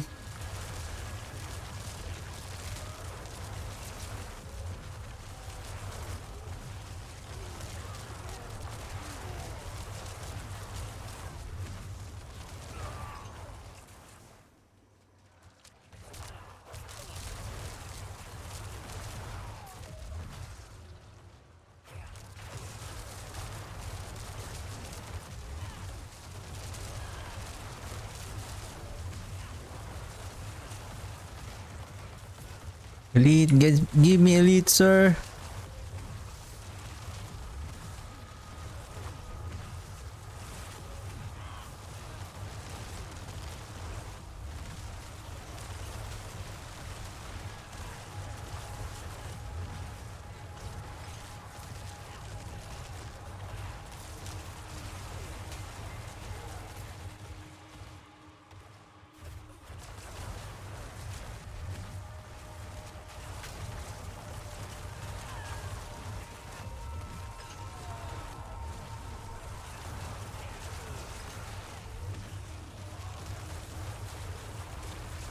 Alright, let's move. Oops, no more here. I think somewhere down there there's... Okay, I think this is it. This is it.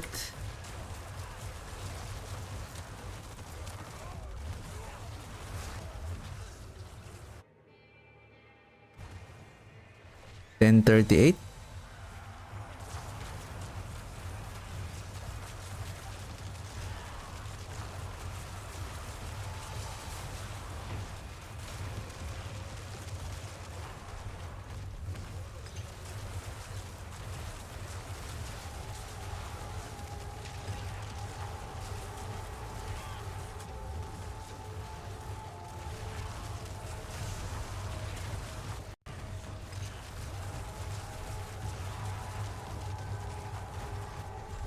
A bit faster than before, like 3 seconds. 3 seconds faster. Right, all 62. Huh? 1, 2, 3, 4, 5, 6, 7. Okay, can you bring that to my stash, please? Could you please courier it to my stash, please? I'm full.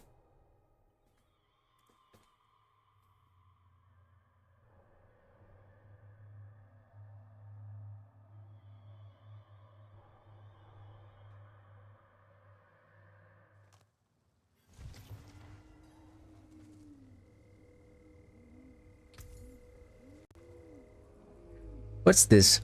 Oh, Decay! Nice! A fine deal. Another upgrade for Decay.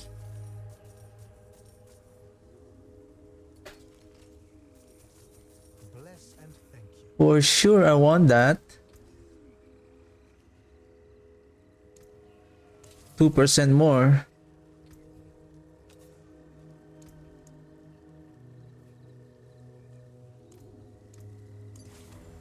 Nice. Okay. 10. Okay. Let's see how fast we can, especially we can kill the infernal hordes.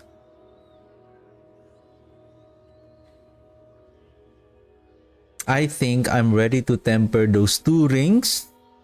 Those two rings. And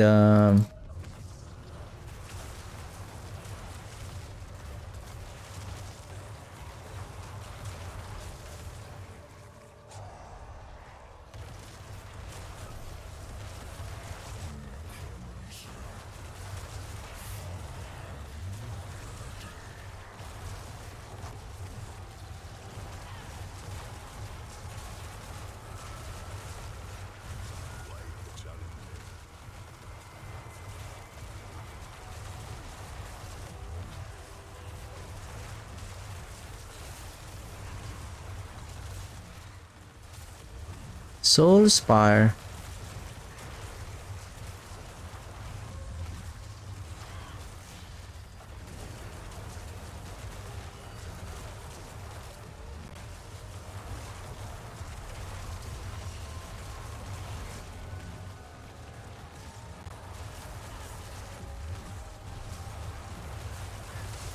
Six, 5, 4, 3. Will it make it? Will you? Oh no. I only got 8 on this run. Wow.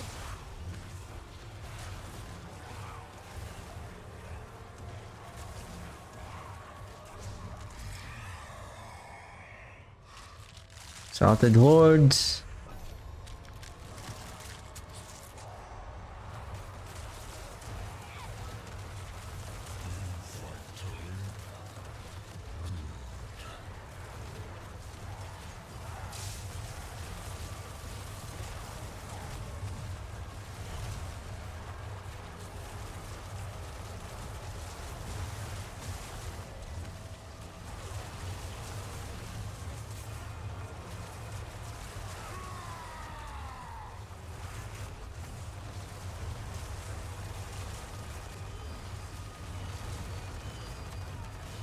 I'm thinking, should I go with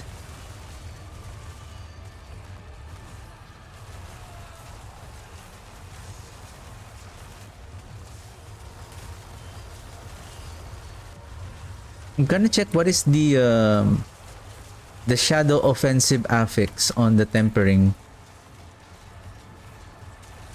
Because I'm thinking whether should I go with the damage over time or shadow damage itself.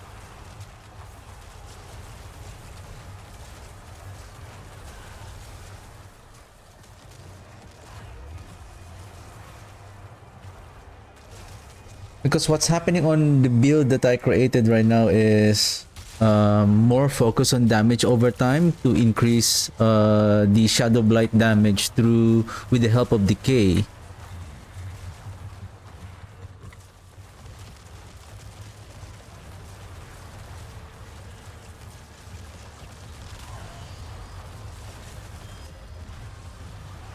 But how about increasing the shadow damage? The shadow damage.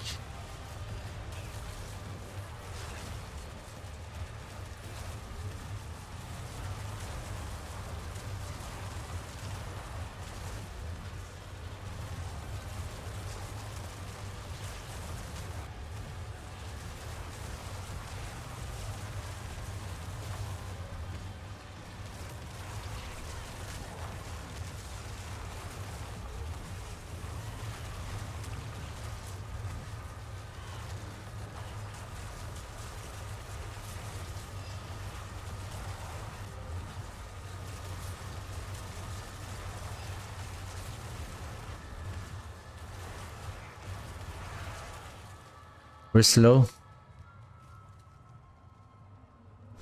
Or we are unlucky on the boon. Right, finally summon Hellborn.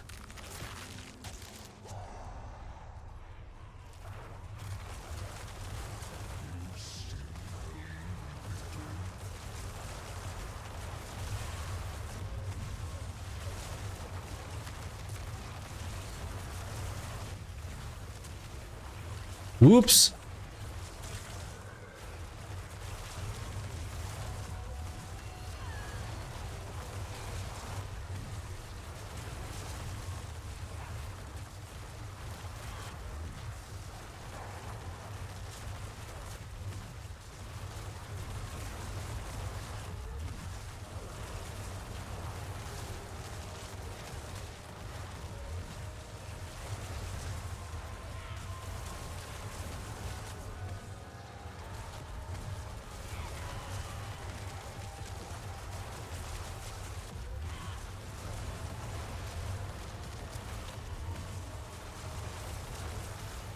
Whoa, huh? Ah.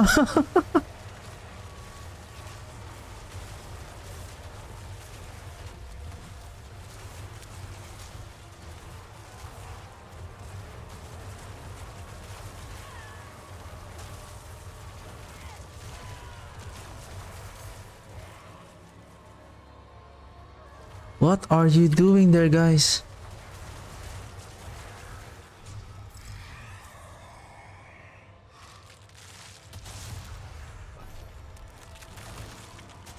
I'm not yet ready for the lords.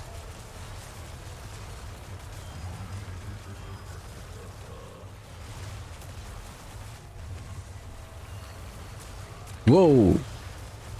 Poison explosion.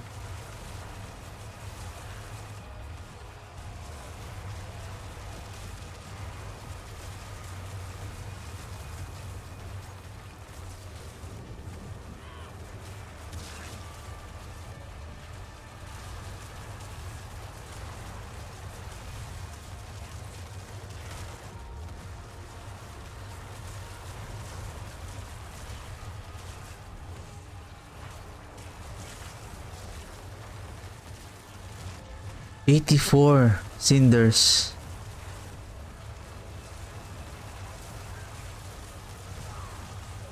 This is not good.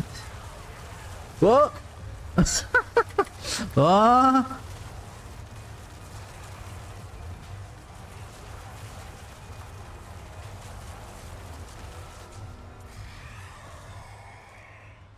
Surging Hellborn, let's go.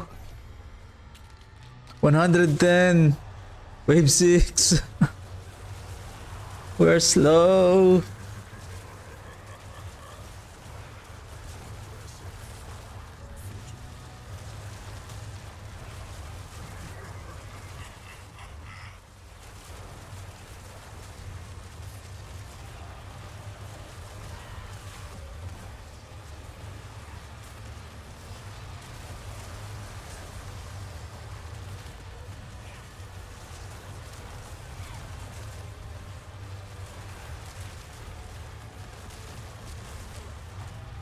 Let's go.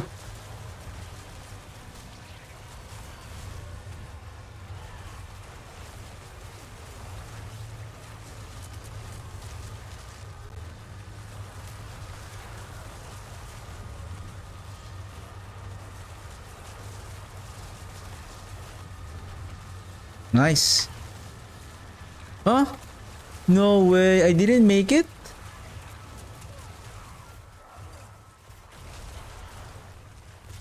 I know it was a very close kill. Surging Hellborn again. Let's go. I need more Hellborn, more cinders. I'm slow.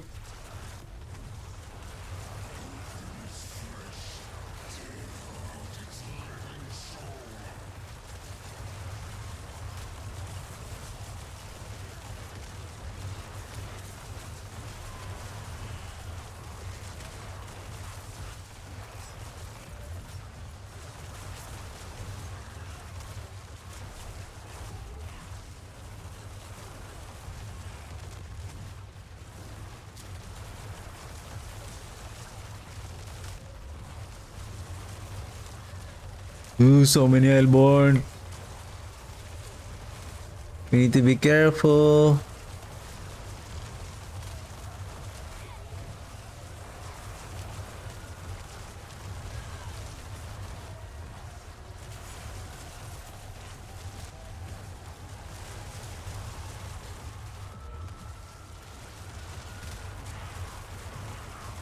We need to be careful on those Nice! Hellborn again. Corpse explosion.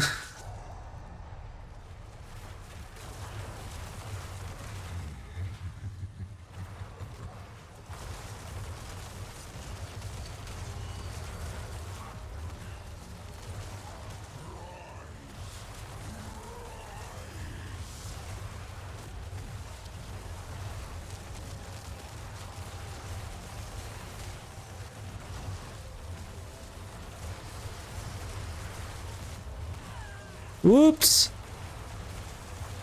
Right here, protect me right here! Right here, protect me right. At least his timing is still perfect.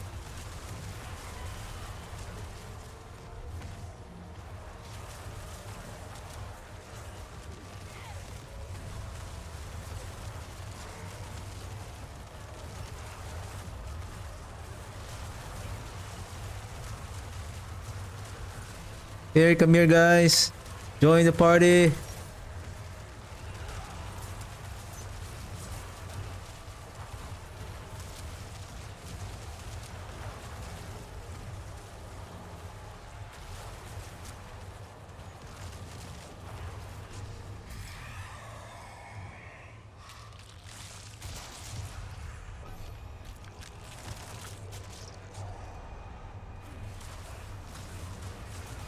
Yeah, we need those mass events, the horde event. But hopefully we get more Hellborn. That'll be much more better.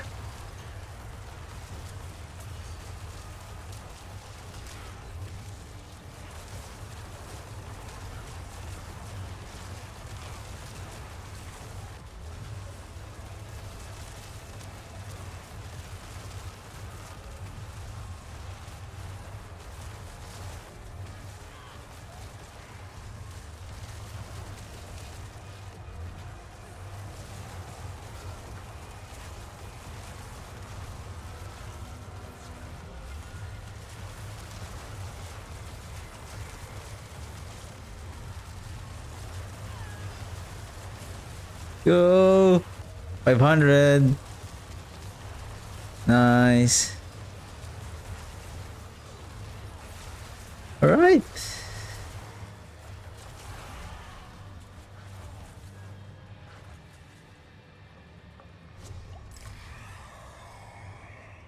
Council, hordes. I think I'll go with this. Now, last wave.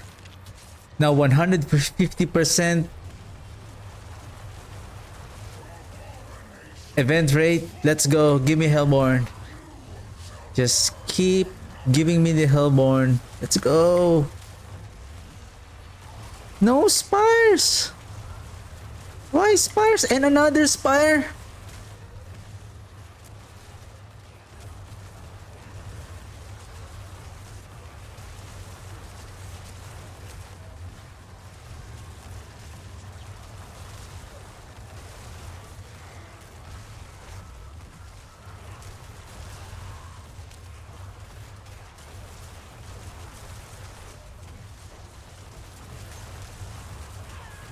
Just give me Hellborn, please. Just give me.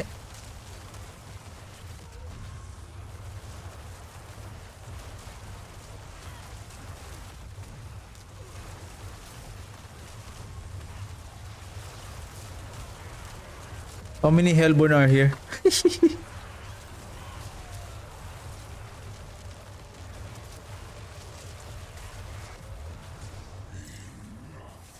713. Nice. If it wasn't for those Hellborn event, probably I may have only got 200 plus or 300 only. Yay. Now, the real challenge awaits. Hey. Yeah, just stay close to me.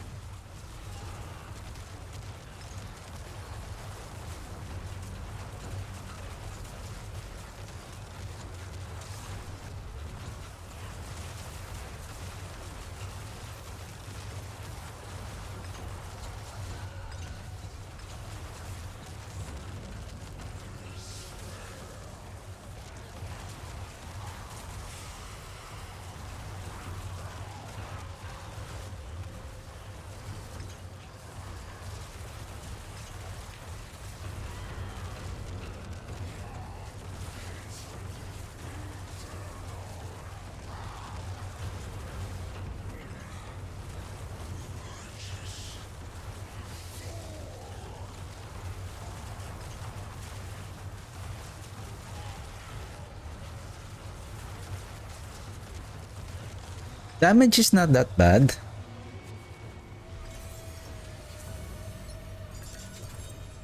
Though take note, it's still I'm still at ooh, double GA ring. Masterwork rank 4.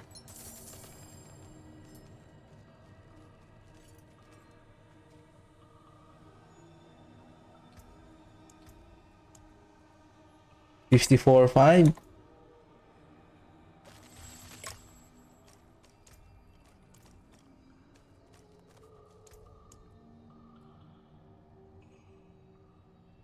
Three two.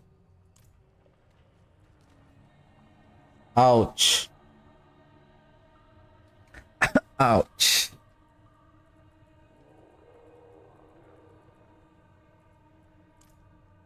Okay.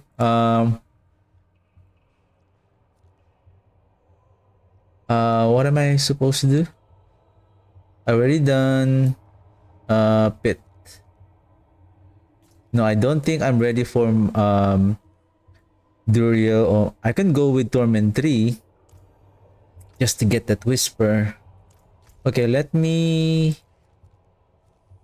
get our rewards first, and then let me go back to oh, I saw my stash is having this notification. I suppose that is the express delivery. How many gears that I counted? Was it 8? I said to bring it on my stash.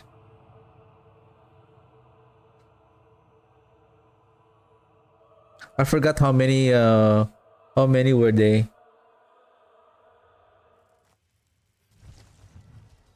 Can we check? Can we check?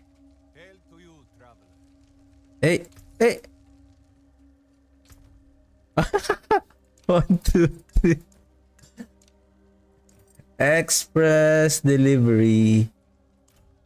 That's what you call express delivery. Sample my wares. I suppose I could take that off your hands.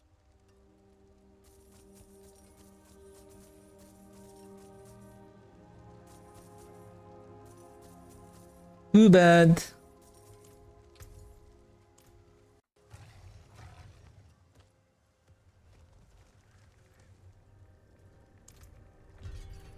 What is this? Crafting materials? Okay.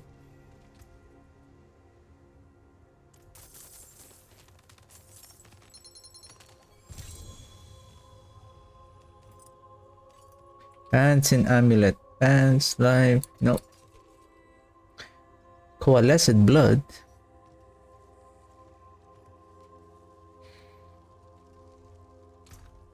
I don't know if I have some use for this. Coalesced blood. Oh, what is this?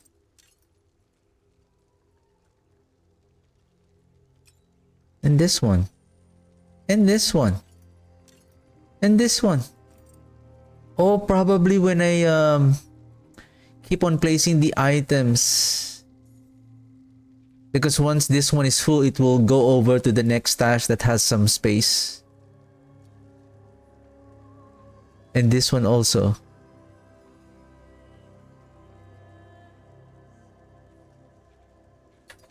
Now I'll just get that one. Okay, I'll give you a fair price for it. 324 million. Okay. Where are those rings? Okay, Intel, life, attack speed. This one has attack speed and life. I can roll the maximum life with damage. Let me check again for offense. Offense. Summoning bone shadow. Darkness damage or shadow damage over time. Okay. So there's no shadow damage itself. It's only darkness or shadow damage. Okay.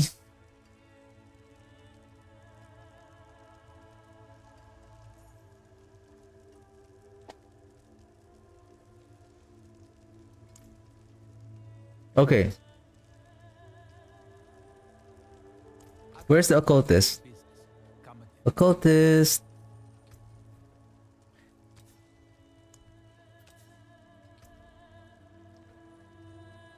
damage over time. There's no darkness or shadow damage. Okay. Okay, gotcha. If that is the case, I will roll the life here with damage, shadow damage over time.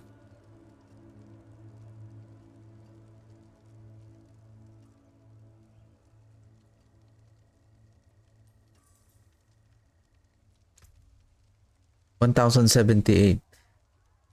Shadow damage of 523. Okay.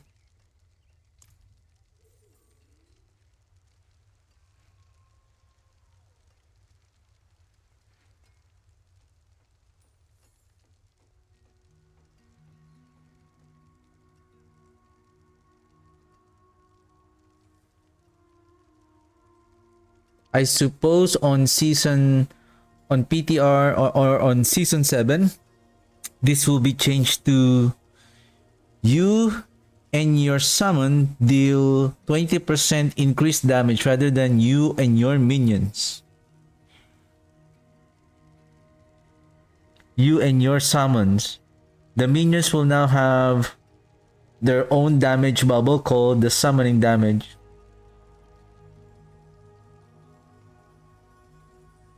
Instead of it increases our damage then transferred to them.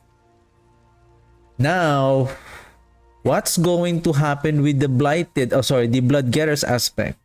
The Getter.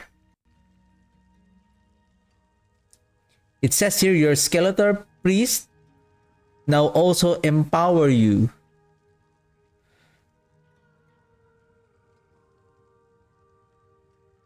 Or they're gonna rephrase this with Skeletal Priest now also empower you. Or does the purpose of the Blood Getters aspect is to empower the minions? Then it should be your Skeletal Priest. Now your Skeletal Priest empowers the minions further, if that is the intent. Because I don't think that I can use for a... Right?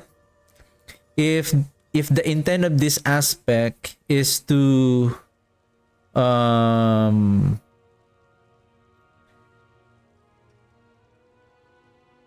to increase the effectiveness of the Skeletal Priest, to empower the minions rather than us. Basically, because on this season, we are increasing our damage in order for it to be transferred for... Not necessarily transferred, it's just our minions are inheriting whatever damage that we have, including the multiplier damage, including this. So the Skeletal Priest basically empowers the minions or increasing their damage output.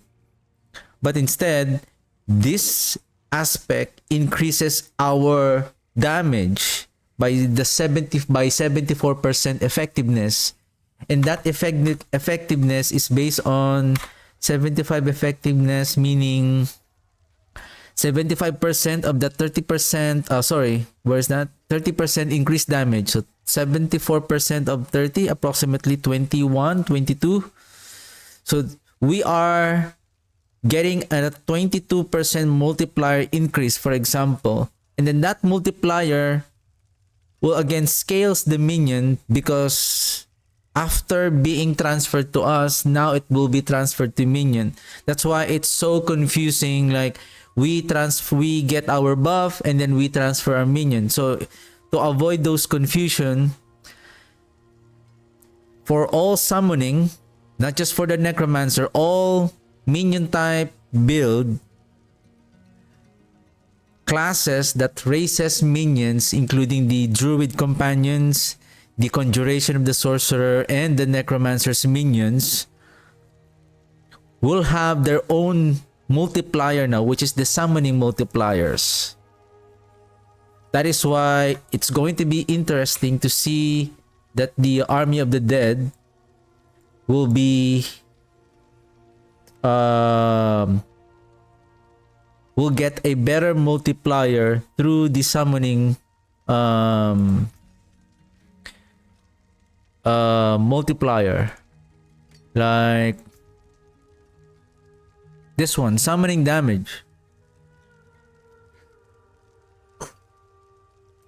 we may ask ourselves that what happened to the skeletal mages and the golem damage. Basically, they will still get the multiplier from the summoning damage if you want to. The only difference between the skeletal mages and the golem damage, if you want a pure golem build, then you're going to invest on the golem damage or on the skeletal mages build, like shadow damage, shadow mages build. What still interests me here, so let's say you have those summoning damage that will scale the Army of the Dead, and the rank 5 of the Army of the Dead, it says that it will inherit 1.25% of the golem and mages bonus damage, and that will be here. And from what I know, I was able to reach, I think, 6,000 golem damage.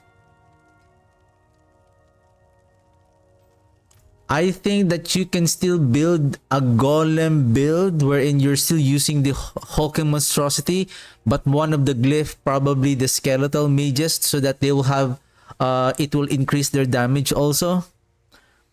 But we're going to use the golem damage instead rather than the or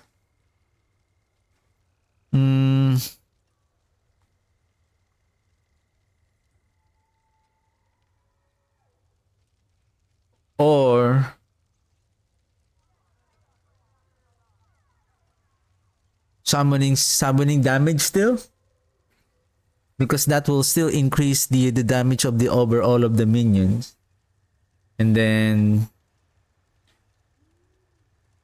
because what will happen from what I'm seeing on the 2.1 PTR, if the golem damage is let me pull out, basically I'm almost ending my stream. I'm just gonna probably upgrade the rings probably tomorrow. On Tuesday it's gonna be PTR, so I'm gonna playing the PTR on Tuesday.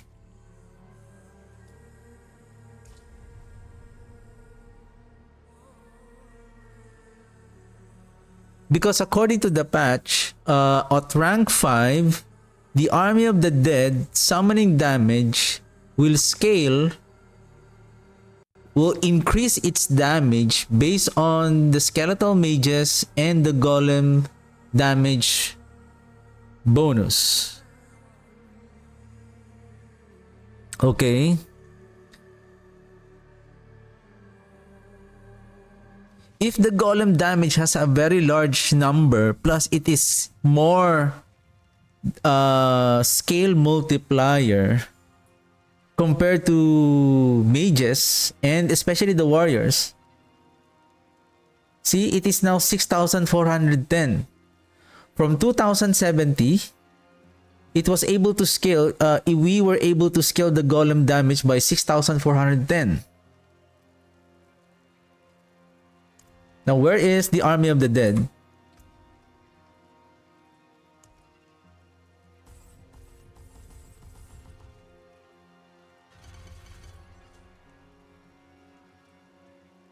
Army of the Dead, it is now 162,000 damage. At this point, so this is the thing, at this point, according to the patch notes, it will increase by the golem shadow and the golem and the mages damage. Mages is here. So if we add this together, including the warriors, this is now 800 plus this one, this is now 7,200 times 2.25. So that will be 12,000 plus. That will be 12,000 plus. 12,000. So that is 12,000%.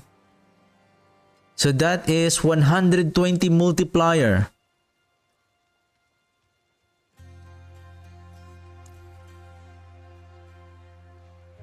So 120 of this.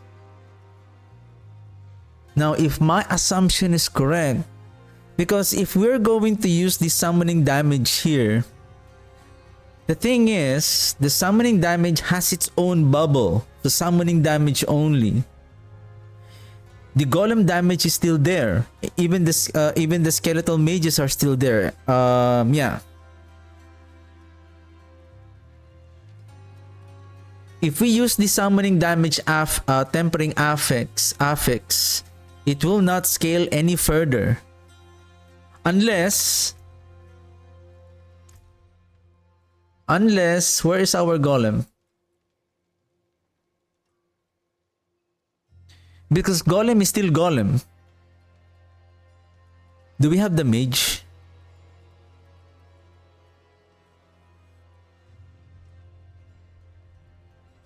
Golem is still golem. And we still have this. Summon damage. How much is our summon damage? Summon damage. See, our summoning damage is only this. Okay, where is 162, right? 162. Where is the Dead Racer?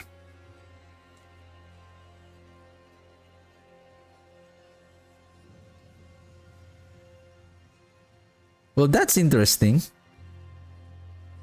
I remove this,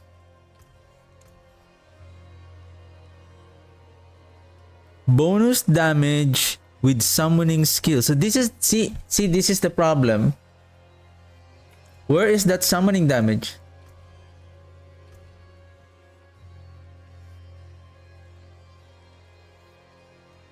Where's that Dead Racer?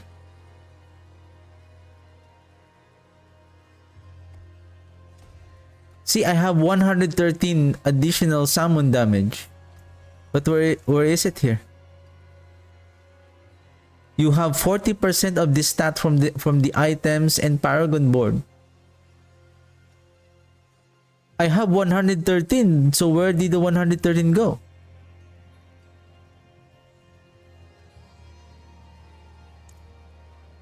Can I remove that?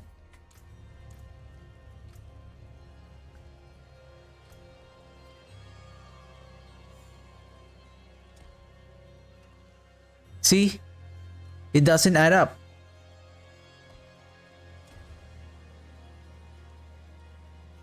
So where does the summon damage go?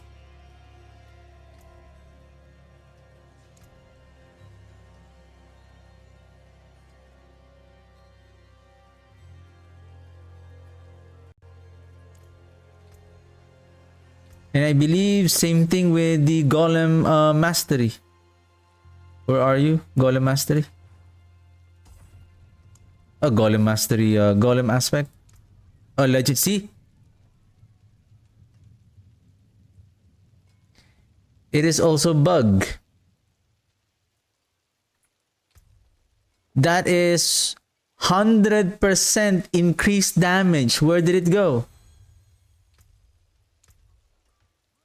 Then this should have been like 12,400 or 12,800 already. So where did it go?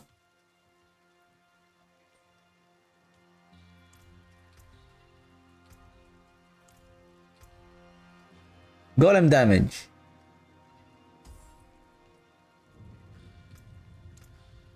Now it got reduced. Because 1,970. This is 100. That will be 2,070. There you go. But what happened to that multiplier on the Hulking Monstrosity? Right? So are we saying that this should have been 12,810 already? I believe so. Because okay, to check, 6,410 divided by 2,070, so that is 300% multiplier. So that is 300% multiplier. So let's count our multiplier. I have this. I have 3.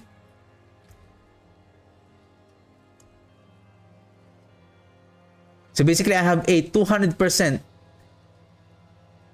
200%. So I'm missing 100. Okay. Somehow. So this one is already added.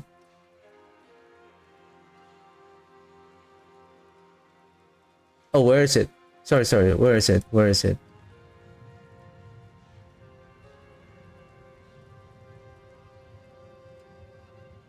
But somehow, this is still 325% because of this one. So, a 25% is still missing.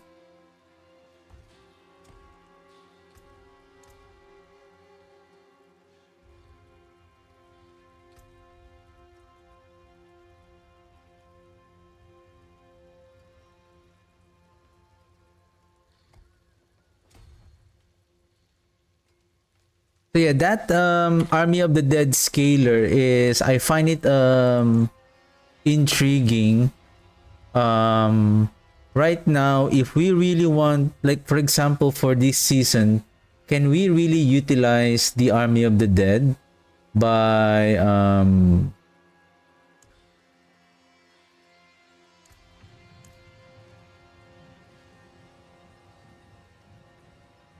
to my home away from home. this is 44,000, but the damage will scale even further with its bonus.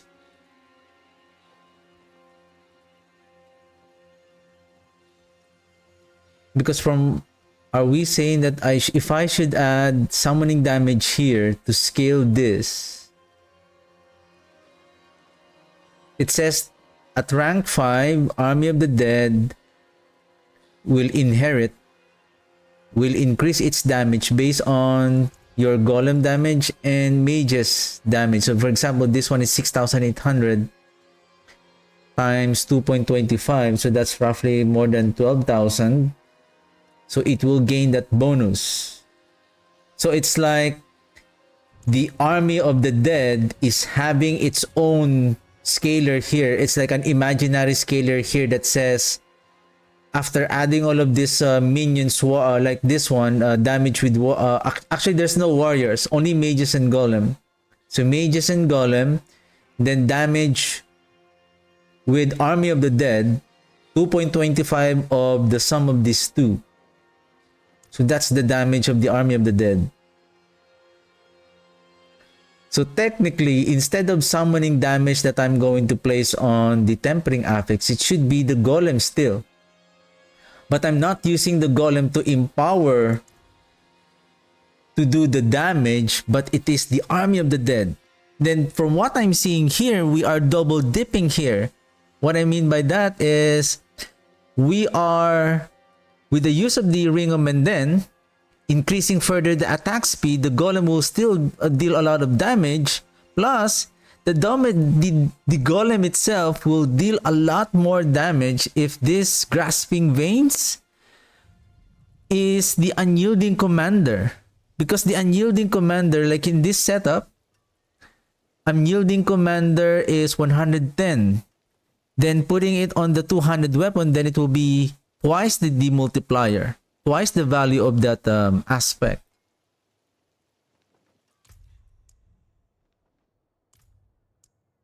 Unyielding.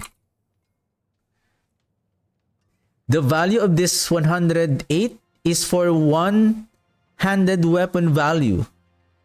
Meaning, sorry, the damage of the increased damage here, the value of the increased damage here is for a single weapon aspect. So if you put it on a two-handed weapon, this value will become double. That is why I'm using a two-handed weapon here to increase the critical strike chance and the critical strike damage multiplier. Now, if I will use the Unyielding Commander here within 7 seconds, if our minions are also doing lucky hit, then Army of the Dead will deal a lot of damage through the power of the Golem, and Golem itself will also deal a lot of damage. This is going to be insane.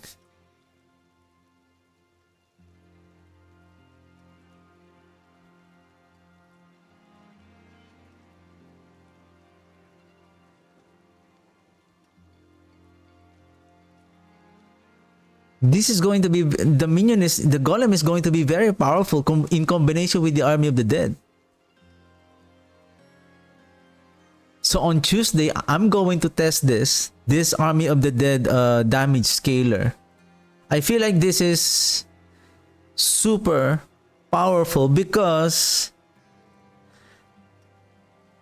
even though this one has the summoning tag, that I think they're gonna rephrase this, that dealing what you call this, it's because it still has the summoning tag.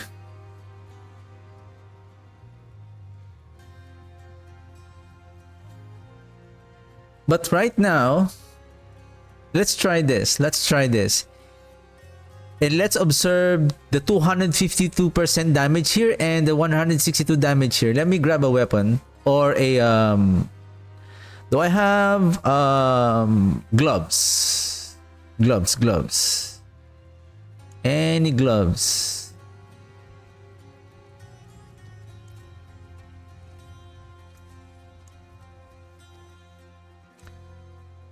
Summoning damage.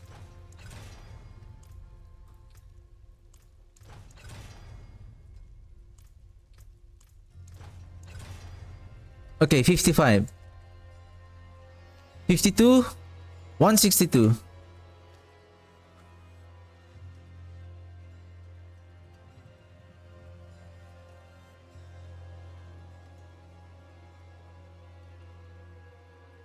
Nothing changed.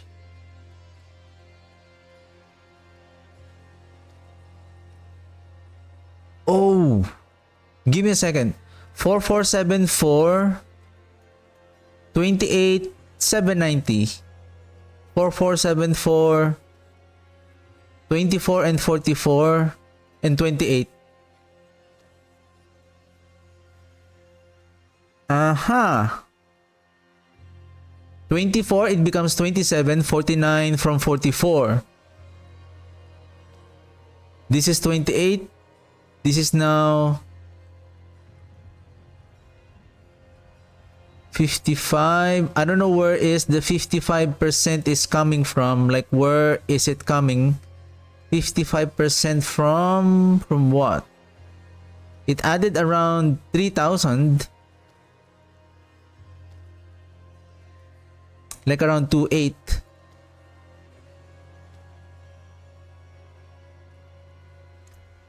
Where is the 2.8 coming from?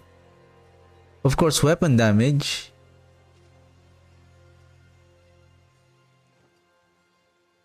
Weapon damage of 662. I would say all damage of 5565. So this is equivalent of times 5. So 3,000 times 55. Then adding this as well, damage from physical. Because that is a physical damage. Oh, total damage with summoning, 95%. Oh, yeah. 662. If we add these two together, this is around 3,000. But only 95% with summoning. 40% a while ago, and then I added 5% here. The only problem is the added summoning damage from the Dead Razor was not added here. But that is only adding the damage on the base value. It feels like it's only adding the face value. The base value. Why did I say face value? The base value.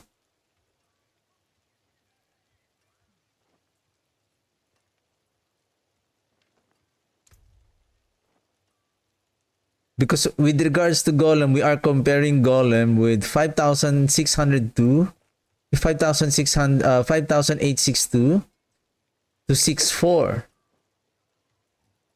We are losing the around 2,000 damage, but this one is compared to this one, it's almost 600 multiplier, 600%. So that's times 6.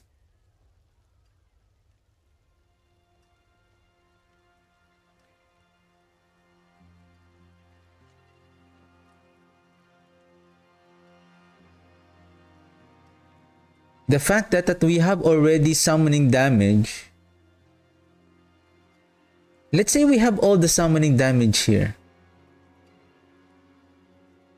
This is 2000. Oh no. Because the golem can have an output of 300% scale. So we are increasing the golem damage, and then this golem damage will be increased by 2.25 to increase the damage of the army of the dead. And this huge multiplier is still a huge damage for the golem to deal, which is going to be, it's like the golem will increase the power of the army of the dead, and army of the dead could deal more damage.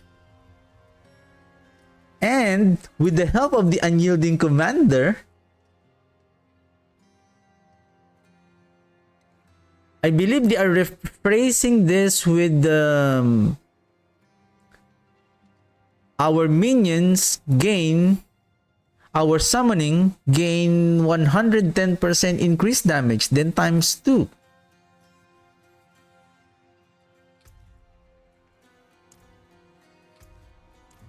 Nice, that will be interesting.